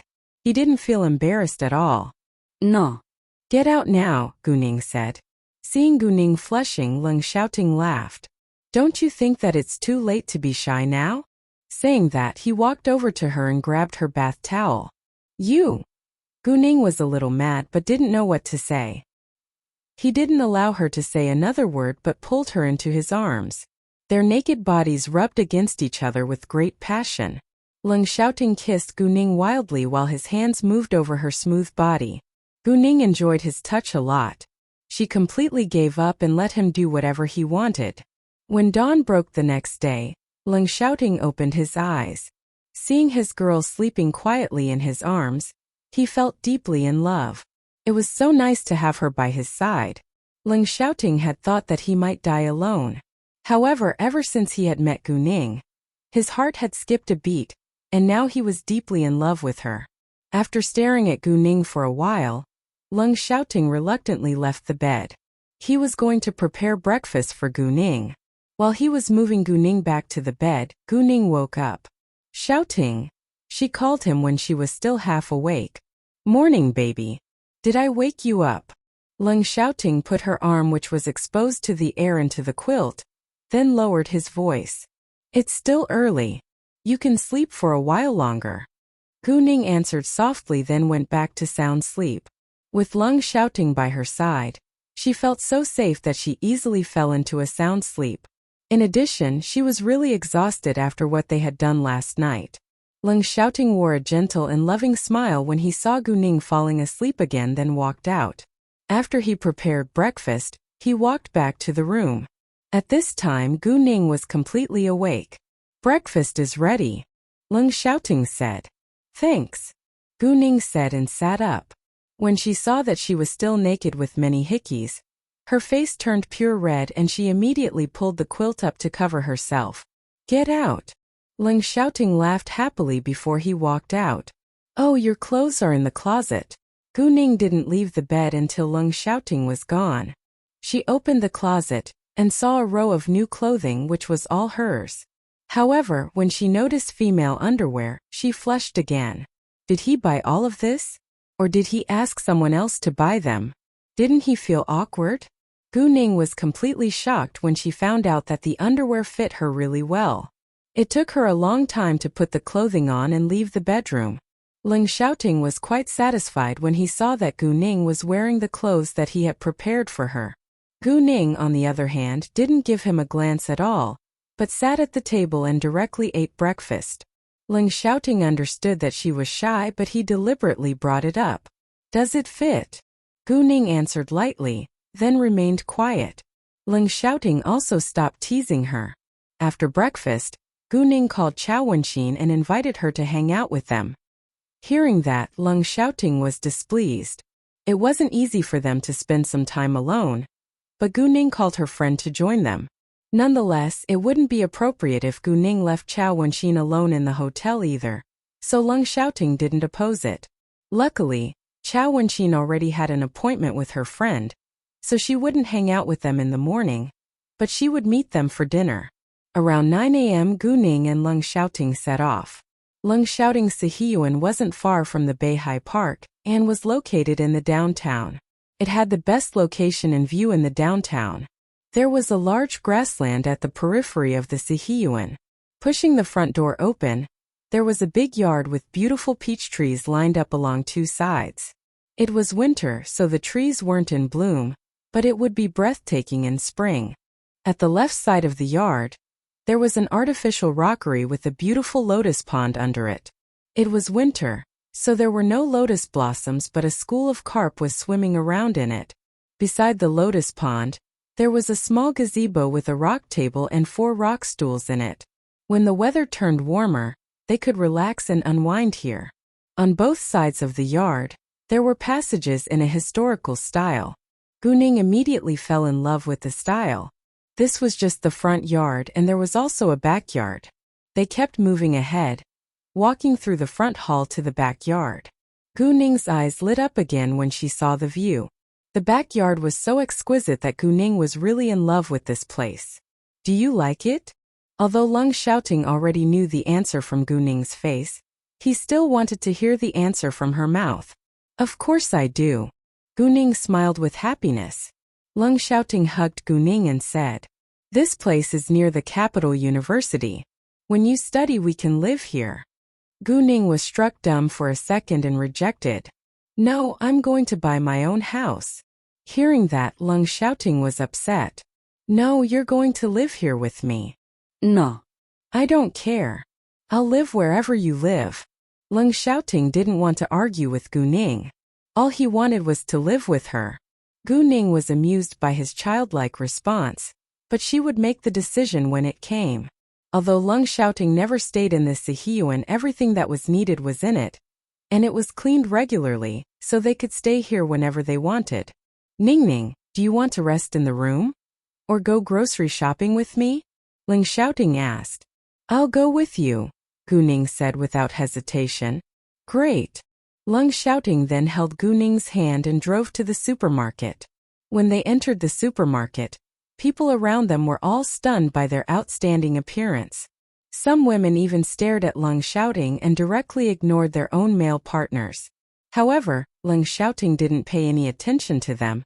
but instead asked Gu Ning, "What do you want to have? Let's have a look around first." Gu Ning sighed. She actually had no idea what food to buy, because she wasn't very interested in cooking. Leng Xiaoting pushed the cart while Gu Ning was looking for what she wanted. Gu Ning didn't choose a lot of food because there were only 2 of them. After grocery shopping, Leng Xiaoting told Gu Ning to rest and that he would cook.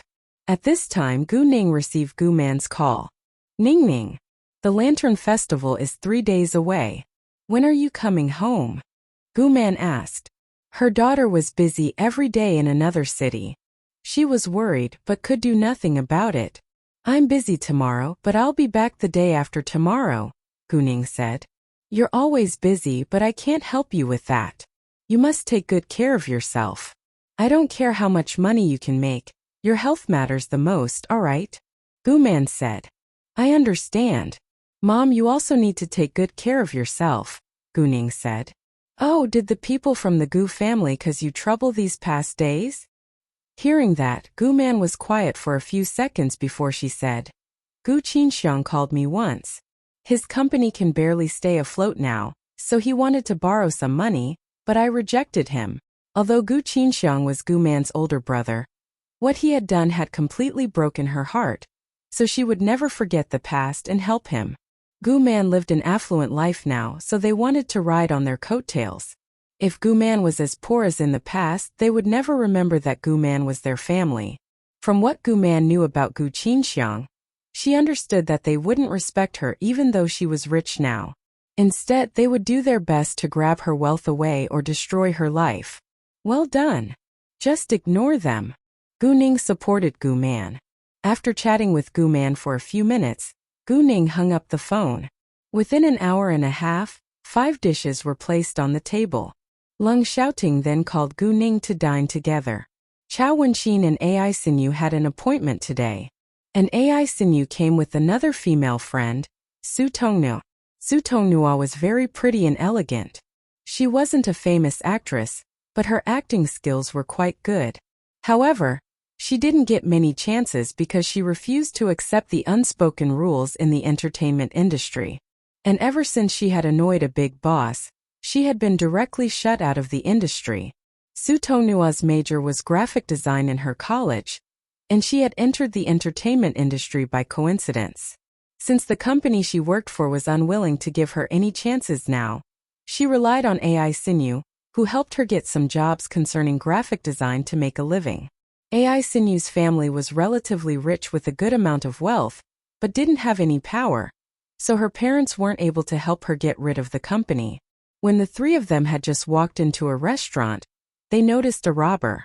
Without delay, Chao Wenxin ran to catch him. Although the robber ran fast, Chao Wenxin ran faster. Within seconds, Chao Wenxin successfully caught the robber and got the handbag back. The middle-aged woman who had been robbed thanked Chao Wenxin repeatedly. And since the handbag was back, the middle-aged woman didn't bother to call the police. Coincidentally, Su Jinshen and Xian Bei, who were sitting by the window, saw the scene. At that moment, Xian Bei changed his bad impression of Chao Wenxin. It's surprising that Chao Wenxin is good at fighting. Su Jinshen was greatly surprised. And she's so brave. She is, but also too impulsive. Sometimes she shouldn't dash out and get involved, Xian Bei said. Su Jinshen smiled but didn't say anything. They're walking upstairs. Why don't we invite them to dine together? Su Jinshen said. Whatever, Xian Bei said in an unfriendly tone. I guess you really dislike her. It was just a misunderstanding, so why can't you let it go? Su Jinshen didn't understand why Xian Bei suddenly became so mean. Besides, Xian Bei had been talking and laughing with him just then. However, once Chao Wenxin appeared, Xian Bei looked so cold and serious. Fine, if you don't want to see her, I won't invite them. Let's just pretend that we don't see them when they come over later. Xian Bei frowned a little. He moved his lips but didn't say anything. This restaurant only had a dining hall, so it was hard to pretend that they didn't see Chao Wenxin and her friend, unless the 2 girls walked to the opposite side. However, a waiter guided Chao Wenxin and her friend walking right in their direction. What was worse, Chao Wenxin met Su Jinshan's eyes the next second, and it would be rude if Su Jinshan still said nothing. Oh he, Miss Cao. What a coincidence. Would you mind dining with us? Su Jinshan said politely. Chao Wenxin gave Xianbei a glance and rejected. Thanks, Mr. Su, but we already booked a table. She directly ignored Xianbei. After that, Chao Wenxin followed the waiter, walking to a table which was in front of Su Jinshan's. When Ai Xinyu saw Xianbei, she was quite surprised. Wenxin, how small this world is. You know the terrible man's friend. Ai Xinyu said to Chao Wenxin. Although Ai Xinyu kept her voice low, Xianbei and Su Jinshan still heard it. Xianbei was displeased at once, but Su Jinshan laughed quietly. Chao Wenxin felt a little embarrassed and explained. Actually, it was just a misunderstanding. He isn't a terrible man. The woman was his girlfriend and she dumped him because he had nothing before. And now that he's successful, the woman came back to him. They're all my brother-in-law's good friends, and we dined together last night. She disliked Xianbei, but she wouldn't damage his reputation. What? Ai Xinyu was surprised. Did you get along last night? Well, we argued for a while, Chao Wenxin said. Wenxin, I told you that you're too impulsive sometimes, and now you hurt an innocent man, Ai Xinyu said. It wasn't my fault. You witnessed what happened yesterday too, and it was so easy for others to misunderstand it. Although Chao Wenxin admitted that she had mistaken Xianbei, she didn't think it was all her fault. Su Jinshan and Xianbei finished their meal earlier. Before they left, Su Jinshan gently said goodbye to Chao Wenxin, and his polite attitude left a great impression on the two girls. I think that this man is handsome and polite. If he's single, why don't you try getting to know him better? Ai Xinyu said to Chao Wenxin.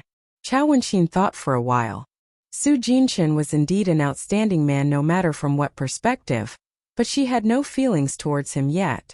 Therefore, she decided to be patient. When Chao Wenxin and her friend finished their meal and went to pay the bill, the waiter told them that Su Jinshan had already paid for them. They were amazed. Wow! He's not only handsome and gentle but also very generous. Ai Xinyu complimented. Gu Ning and Leng Xiaoting went to have a walk in the area around the Sihiyuan after their meal. Soon they came to Beihai Park. Do you want to take a boat on the river? Leng Xiaoting asked. Sure. Gu Ning said excitedly. Afterwards they rented a small boat, and other than Gu Ning and Leng Xiaoting, there was only a boatman on the boat. They appreciated the view along the river, while the boat moved ahead slowly. Gu Ning sat next to the boat's edge. So when she noticed a goldfish surfacing near the boat and it seemed like it was dying, she held it in her hand and put some power into it. Before long, the goldfish was alive again. Seeing that, Leng Xiaoting was surprised but didn't say anything. Gu Ning joked, "It's a goldfish and we can't eat it, otherwise I'd bring it home and cook it." Leng Xiaoting smiled and gently rubbed Gu Ning's head. "If you want to eat fish, we can buy a fish later." Gu Ning blinked. "Aren't you allergic to seafood? Fish is seafood too." "I'm not allergic to fish," Leng Xiaoting said. "Nice. We can have fish this afternoon," Gu Ning said with a smile. Gu Ning's favorite food was seafood. Unfortunately, Leng Xiaoting was allergic to seafood, so she never mentioned having seafood when she was with Leng Xiaoting. After Gu Ning put the goldfish back into the water, the goldfish didn't swim away but jumped right in front of Gu Ning, like it was performing for her. In addition, Gu Ning had a strong sense that the goldfish was looking at her gratefully, which astonished Gu Ning, but she didn't say anything. Leng Xiaoting also had the same strange feeling and he was as astonished as Gu Ning, but he didn't say anything either. An idea suddenly dawned on Gu Ning, and she immediately used her jade eyes to see what was in the water. The water was murky but it became crystal clean before Gu Ning's jade eyes. There were many fish in the water along with thick aquatic plants. Right when Gu Ning was about to draw her look back, a vermilion wooden box the size of a 50-centimeter suitcase appeared in her sight. "Are there any antiques in it?" she thought to herself. Gu Ning looked inside of the wooden box and she was right. There were many antiques in the box. Gu Ning recognized some of them like several porcelain bottles from the Qing dynasty. All the antiques were from the palace during the Qing dynasty. Gu Ning guessed that it was possible that someone had stolen those antiques from the palace but had been discovered. So the antiques were abandoned to the river. They were sailing on the moat now, and there had been ancient palaces next to the moat. Gu Ning got excited and was caught by Leng shouting. What happened? Why are you so happy? Leng shouting asked with curiosity. Gu Ning then realized she shouldn't have shown her excitement, but she didn't panic. Oh, I just saw two fish fighting in the water. Two fish were fighting? Leng shouting was surprised. Although Gu Ning found the antiques, she couldn't get them right now, especially when Leng shouting was here. Therefore, she planned to come to the capital by herself the next time. Gu Ning wasn't in a hurry, because she didn't think that others would be able to find the wooden box. Otherwise, the wooden box wouldn't have been hidden in the water for hundreds of years. After walking around the park for an hour, Gu Ning and Leng shouting went back to Sihiyuan and then drove to Antique Street.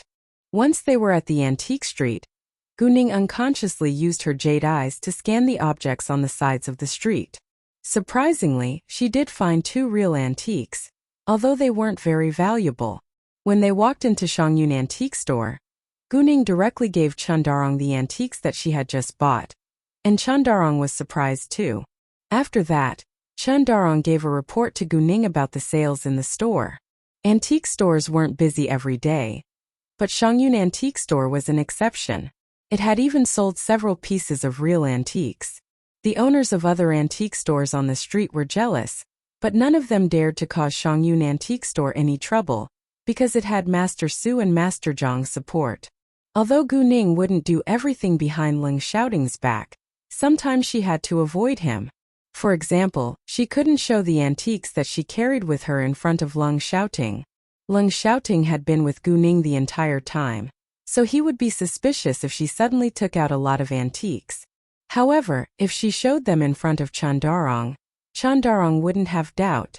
Therefore, Gu Ning made an excuse and told Chundarong to discuss something with her in the office, while Leng shouting went to wait for her in the lounge. When they were in the office, Gu Ning took several Sankai antiques out of her backpack.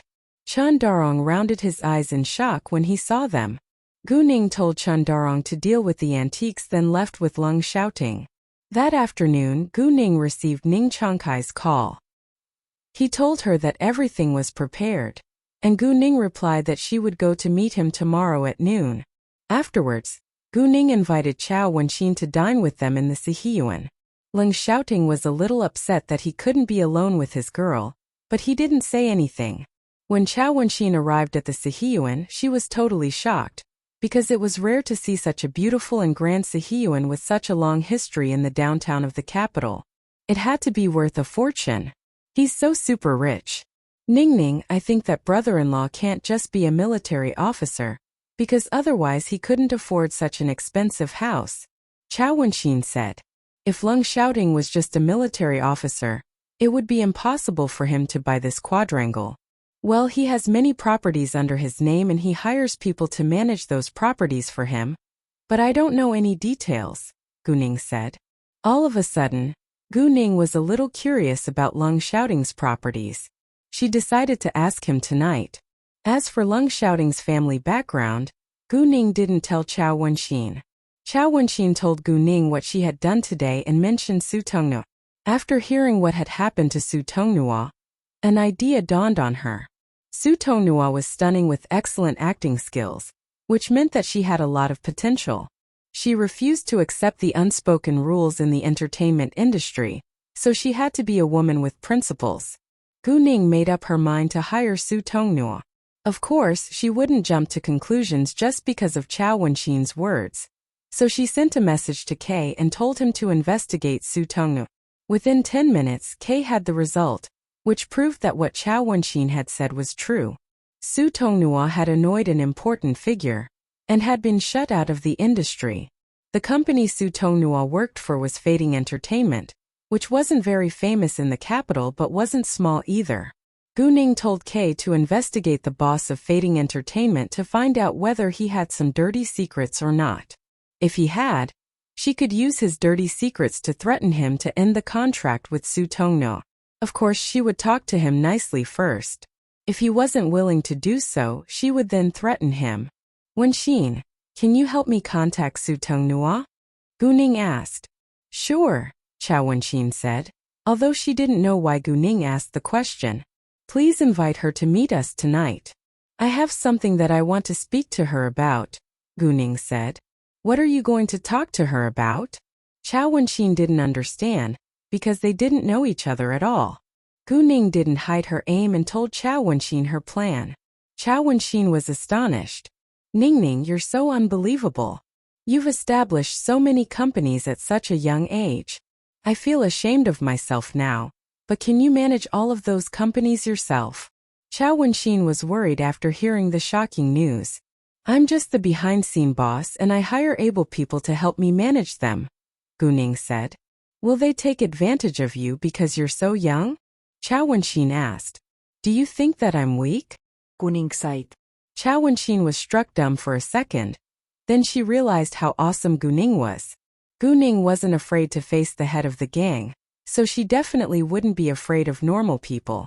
Chao Wenxin then called Su Tongno at once and told her that Guning was going to sign her. Su Tongno was excited and agreed to meet them today. Before long, Guning received the email sent by Kay. As she had assumed, the boss of Fading Entertainment indeed had many dirty secrets. It wasn't uncommon that they all had some dirty secrets. Guning also had something that she would never want others to find out. After dinner, Lung Xiaoting drove Guning and Chao Wenxin to meet Su Tongno. Guning and Chao Wenxin walked into the appointed place, while Lung Xiaoting waited in the car. When Guning and Chao Wenxin arrived, Su Tongno was already waiting for them. Seeing Guning, Su Tongno was surprised, because she didn't expect that Guning was so young. However, she still showed her respect towards Guning even though Guning seemed like a student. Tongno, please let me introduce you. This is my friend Guning, Chao Wenxin said to Su Tongno. Nice to meet you, Miss Gu. Su Tongno greeted Guning politely. Nice to meet you too, Miss Su. Guning was also polite. Have a seat please, Su Tongno said. What do you want to drink? A waitress gave Guning and Chao Wenxin a menu. Guning then ordered a coffee, while Chao Wenxin ordered a cup of tea. After ordering, Guning said to Su Tongno, Miss Su, Wenxin told me something about you a while ago, so I asked her more for details. I think that you're a great actress and I'd like to sign you.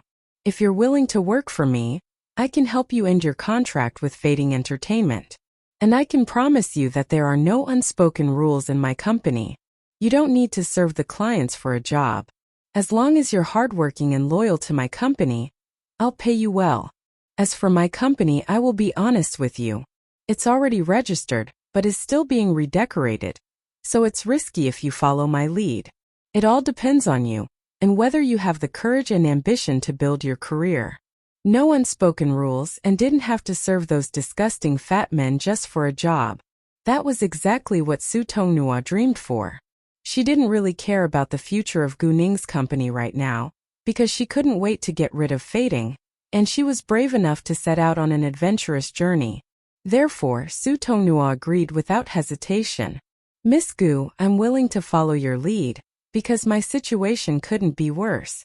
I'll also work hard as a skillful actress and be loyal to the company, but although Su Tongno was eager to get rid of Fading, she felt uneasy when she thought of the influential figure she had annoyed. The person who shut me out is the son of the vice director of the Cultural Affairs Bureau. This was the capital. Without the government's support, let alone Fading Entertainment, which wasn't very large, even the largest entertainment company couldn't run their business in this place. Power overshadowed capital in this country. Don't worry. I can handle it, Guning said with confidence. Since Guning said so, Su Tongno chose to believe it not because of Guning but because of the power behind Guning. Guning was too young, so Su Tongno thought that there had to be someone with a high position supporting her behind the scenes. Oh, would you please help me end the contract my assistant has with Fading too? She's very nice and I want to continue to work with her, Su Tongno said. No problem. Guning didn't care. Since Su Tongno already had her favorite assistant, Gu Ning could save some effort in having to help her find one. Thank you so much, Su Tongnua said. All right, I'll go to Fading Entertainment tomorrow around 9:30 a.m. My company is called Fenghua Entertainment, and you're the third person I've hired till now. Welcome to joining us, Gu Ning said and reached out her hand to shake with Su Tongnua. Su Tongnua ached to leave Fading Entertainment, so it wasn't a difficult decision for her to cooperate with Gu Ning. However, they could only sign the contract after Su Tongnua's agreement with Fading Entertainment was ended. They didn't stay there for too long and separated after a short while. Gu Ning and Leng Xiaoting drove Chao Wenxin back to the hotel before they went back to their house. It was still early, so Leng Xiaoting hugged Gu Ning while lying on the sofa watching TV. Xiaoting, what are the companies that you have? Gu Ning asked. She only knew about Shengshi Security Company. Gu Ning was finally interested in knowing more about him, so Leng Xiaoting was very happy.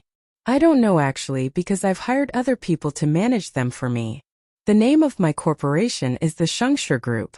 Leng Xiaoting's corporation was called Shengshi Group, so he thought that he and Gu Ning were meant to be together when Gu Ning told him that her corporation was named Shengning Group. Shengshi Group. Gu Ning was shocked. She had heard of the internationally famous Shengshi Group with over hundreds of billions of yuan in assets. To her astonishment, Leng Xiaoting alone was as affluent as a country. Gu Ning stared at Leng Xiaoting coming onto him and said gently, I didn't expect you're so unbelievably rich. I don't think I need to work at all. Gu Ning was joking, but Leng Xiaoting was turned on at once. He pressed her to his chest. Sure, but you need to satisfy me first. After saying that, he kissed her. Gu Ning was surprised that he was so horny. Leng Xiaoting, on the other hand, couldn't get enough from Gu Ning. The two had rounds of wild love-making on the sofa afterwards. Gu Ning didn't wake up until 8 o'clock the next morning because she had worked out so hard last night. Leng Xiaoting had already prepared breakfast for her by the time she got out of bed. After breakfast, Gu Ning made a copy of what Kay had sent to her in the email. Seeing the document, Leng Xiaoting asked, Do you need my help? Thanks, but I can handle it, Gu Ning said. I can't rely on you all the time. I need to practice and learn how to deal with my own business. Leng Xiaoting didn't insist but said, Call me whenever you need me. I will, Gu Ning said. Then she put the document into her backpack. Let's go. Su Tongnua arrived at the company before 9 a.m. Although she had already been shut out of the industry, she still had to go to work as usual except on weekends. She had nothing to do but just sat there. Other actors in the company would make fun of her when they were free. Look, Tongnua is coming to work so early, a female voice said sarcastically behind Su Tongnua. After that, a stylish woman walked inside, followed by several men like she was the queen. The woman looked at Su Tongnua with obvious arrogance, and the people who followed her also stared at Su Tongnua with disdain. The woman was Li Jiayue, who was also an actress in Fading Entertainment. She had been signed by Fading at the same time as Su Tongnua. However, Su Tongnua was a better actress than her, so Li Jiayue didn't have many chances and hated Su Tongnua very much. She admitted that she wasn't as pretty or skillful as Su Tongnua, but she didn't think she should be ignored because of Su Tongnua. Ever since Su Tongnua had been shut out of the industry after she had refused to accept the unspoken rules, Li Jiayue finally had the chance to become famous by doing what Su Tongnua didn't want to do. Although Li Jiayue wasn't one of the A-list yet, she had already gained a lot of fame and believed that she would be a household name. Soon, Su Tongnua just gave her a glance, but didn't say anything or greet her. You're so rude that you don't greet Jiayue when she's here. Who do you think you are? A big star, Li Jiayue's assistant said acidly. Su Tongnua calmly looked to the assistant and asked, Is it in the law that common citizens have to greet a star when she appears? You? The assistant was mad. Su Tongnua, what do you think you are? What's wrong with your eyes? I'm a human being. Can't you see that? Su Tongnua laughed. You? The assistant was furious but didn't know what to say. Seeing her assistant humiliated, Li Jiayue was displeased. Su Tongnua, let's go and see. After that, she walked a few steps, then suddenly stopped, yelling at a girl who was glaring at her. "There is nothing to look at. Pour me a coffee right now." The girl was Su Tongnua's assistant Lin Xiaoxia. Ever since Su Tongnua had been shut out of the industry, Lin Xiaoxia became everyone's servant. Nearly anyone in the company could order her to do trifles. Fine. Lin Xiaoxia was reluctant to do it, but she couldn't reject. Although Su Tongnua wanted to stop it, she couldn't protect her friend since her contact with the company was still valid. When it was almost 9:30 a.m., Gu Ning and Leng Xiaoting arrived at Fading Entertainment. Gu Ning walked in alone, while Leng Xiaoting waited in the car. When Gu Ning had just walked to the door and was about to call Su Tongnua, she noticed that a car stopped in front of the building and Xia Jihong, who was the boss of Fading Entertainment, stepped out of it. "Chairman Xia, please wait a second," Gu Ning called him. Xia Jihong turned around when he heard someone calling him. When his sight fell on Gu Ning, he was stunned by her beauty, because Gu Ning was even prettier than the actresses in his company. Xia Jihong was lustful, so he leered at Gu Ning when she walked to him. Gu Ning was annoyed by his look, but didn't say anything. "May I help, miss?" Xia Jihong asked, but he that Gu Ning must want to be a star like every beautiful young girl. If so, Xia Jihong would have plenty of chances to make advances on her.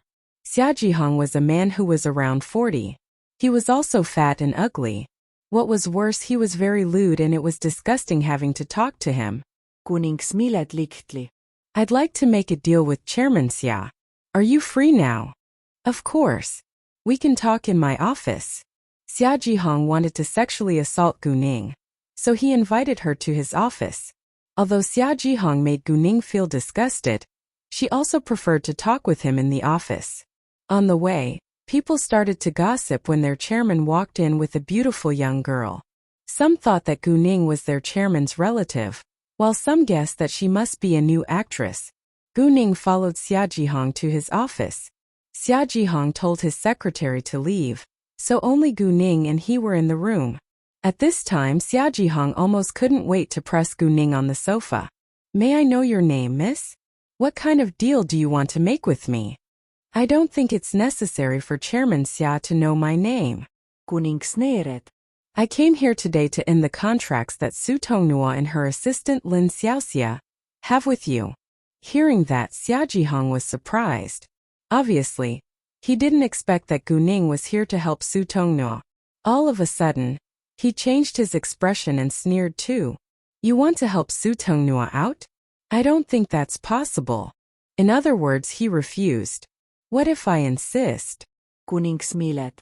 "As long as they can afford the liquidated damages, the company can't force them to stay. Otherwise, it's illegal, and I think Chairman Xia should know that." Xia Jihong of course knew that, but didn't take it seriously. Instead, he said with obvious disdain, "Young girl, don't be so naive. Su Tongnua has annoyed an influential figure, and no lawyer would dare to take this case." Gu Ning didn't mind his attitude but asked, "Are you sure?" "It's impossible. However, if you want to be a star, I can help you with that." Xia Jihong leered at Gu Ning again. "Well, why don't you read this first and have a second thought?" Gu Ning said and took out a document from her backpack, then laid it in front of Xia Jihong.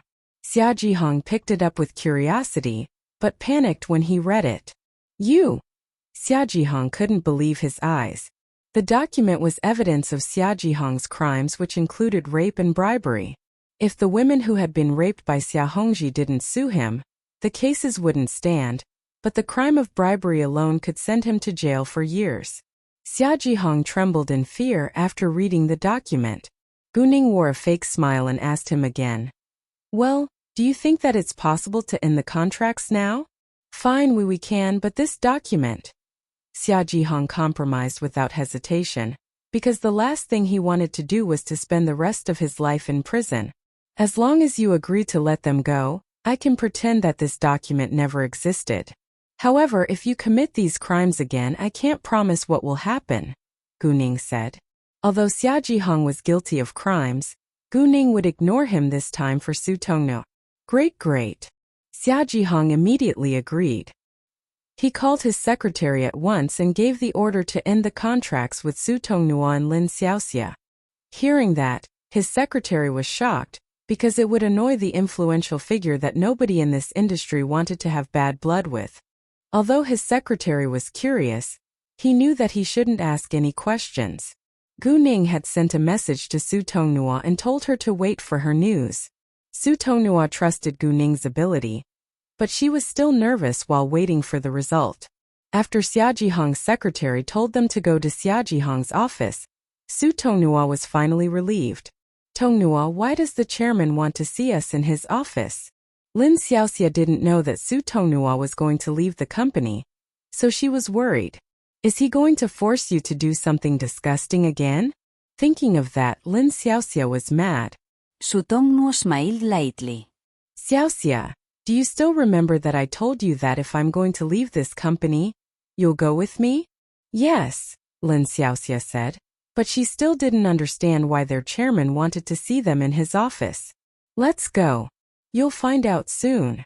Su Tonghua didn't tell Lin Xiaoxia directly, but pulled her, quickly walking to the chairman's office. When Lin Xiaoxia found out that they could leave the company, she was thrilled.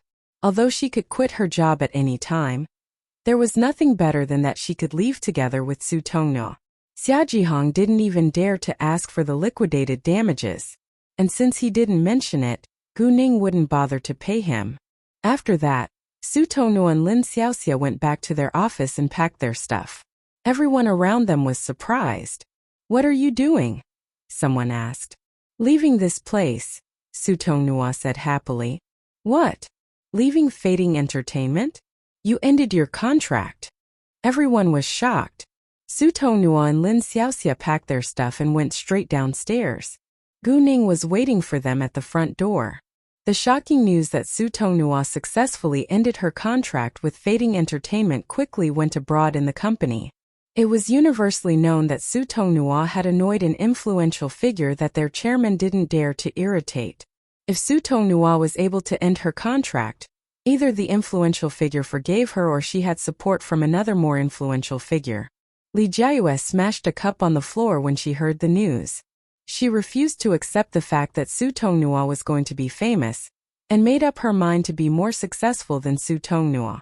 Although Su Tonghua already ended her contract with Fading, Gu Ning still had something to discuss with her, so Gu Ning told Lin Xiaoxia to leave before them, while Su Tonghua and Gu Ning went to a nearby cafe. Leng Xiaoting was still patiently waiting for Gu Ning in the car. Gu Ning took out the contract and gave it to Su Tonghua. Here is the contract. If there is no problem, you can sign it. Su Tonghua read the contract through, and was completely surprised when she noticed the ratio of the company's take to her take. It was 6-4, which meant the company would take 60% while she could have 40% of the profit. Usually the ratio was 8-2. If the actors were A-list, the ratio would be 7-3, and it was rare to see 6-4 unless the actor was a household name. Boss, are you sure? Su Tonghua asked with uncertainty. Gu Ning smiled. Yes, I'm sure. It's just the beginning. If you can become one of the A-list, the ratio will be 5-5. Work hard. Su Tonghua was shocked again. If she could become an A-list actress, she could have 50% of the profit. Her new boss was really generous. After the shock, Su Tonghua kept on reading. The company would provide a single-bedroom apartment for her and pay the utilities. If she had her own house, the company would give her 3,000 yuan monthly as a housing allowance and reimburse her for utilities. Although Su Tonghua had been shut out of the entertainment industry for a year, she had been famous before and had made a lot of money too, so she had her own house. In that case, she chose to have the housing allowance of 3,000 yuan. At the end of the contract, Su Tonghua signed her name. The company building is still being redecorated, so we are renting a studio for now. After the Lantern Festival, we're going to shoot a TV series. Although you work for me now, I've promised the director that he could choose actors on his own. Therefore, I don't know whether you can be the leading actress, but you'll have an audition for it. And since you have already joined us, I will definitely help you become famous. If you can't get the leading role, I can let you play a role with some lines in the show at least. Don't worry. You'll have plenty of chances in the future. Oh, our company is brand new, so no famous actors will join us yet. And we might use many new actors. I hope you don't mind or feel aggrieved, Gu-ning said. I won't. Thank you so much. Su Tonghua didn't care if she could only be a role with several lines in the show.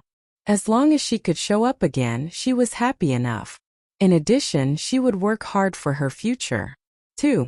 All right. I'll inform you about the specific schedule later. You can leave now.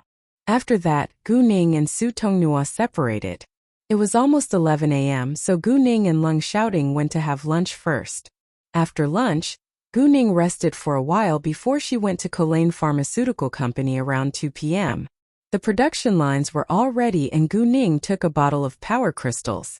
There was 100 crystals in the bottle, and each was the size of a pearl and shone like a diamond. Afterwards, a power crystal was taken out to be tested. As the results showed, it didn't contain any chemicals at all, which surprised everyone in the factory. Even water contained hydrogen and oxygen, but the power crystal was like something that never even existed. Since there were no harmful chemicals in the power crystal, it was safe to be used in the medicine. Workers in the medical factory then started to make medicines with the help of machines. The first kind was cold medicine,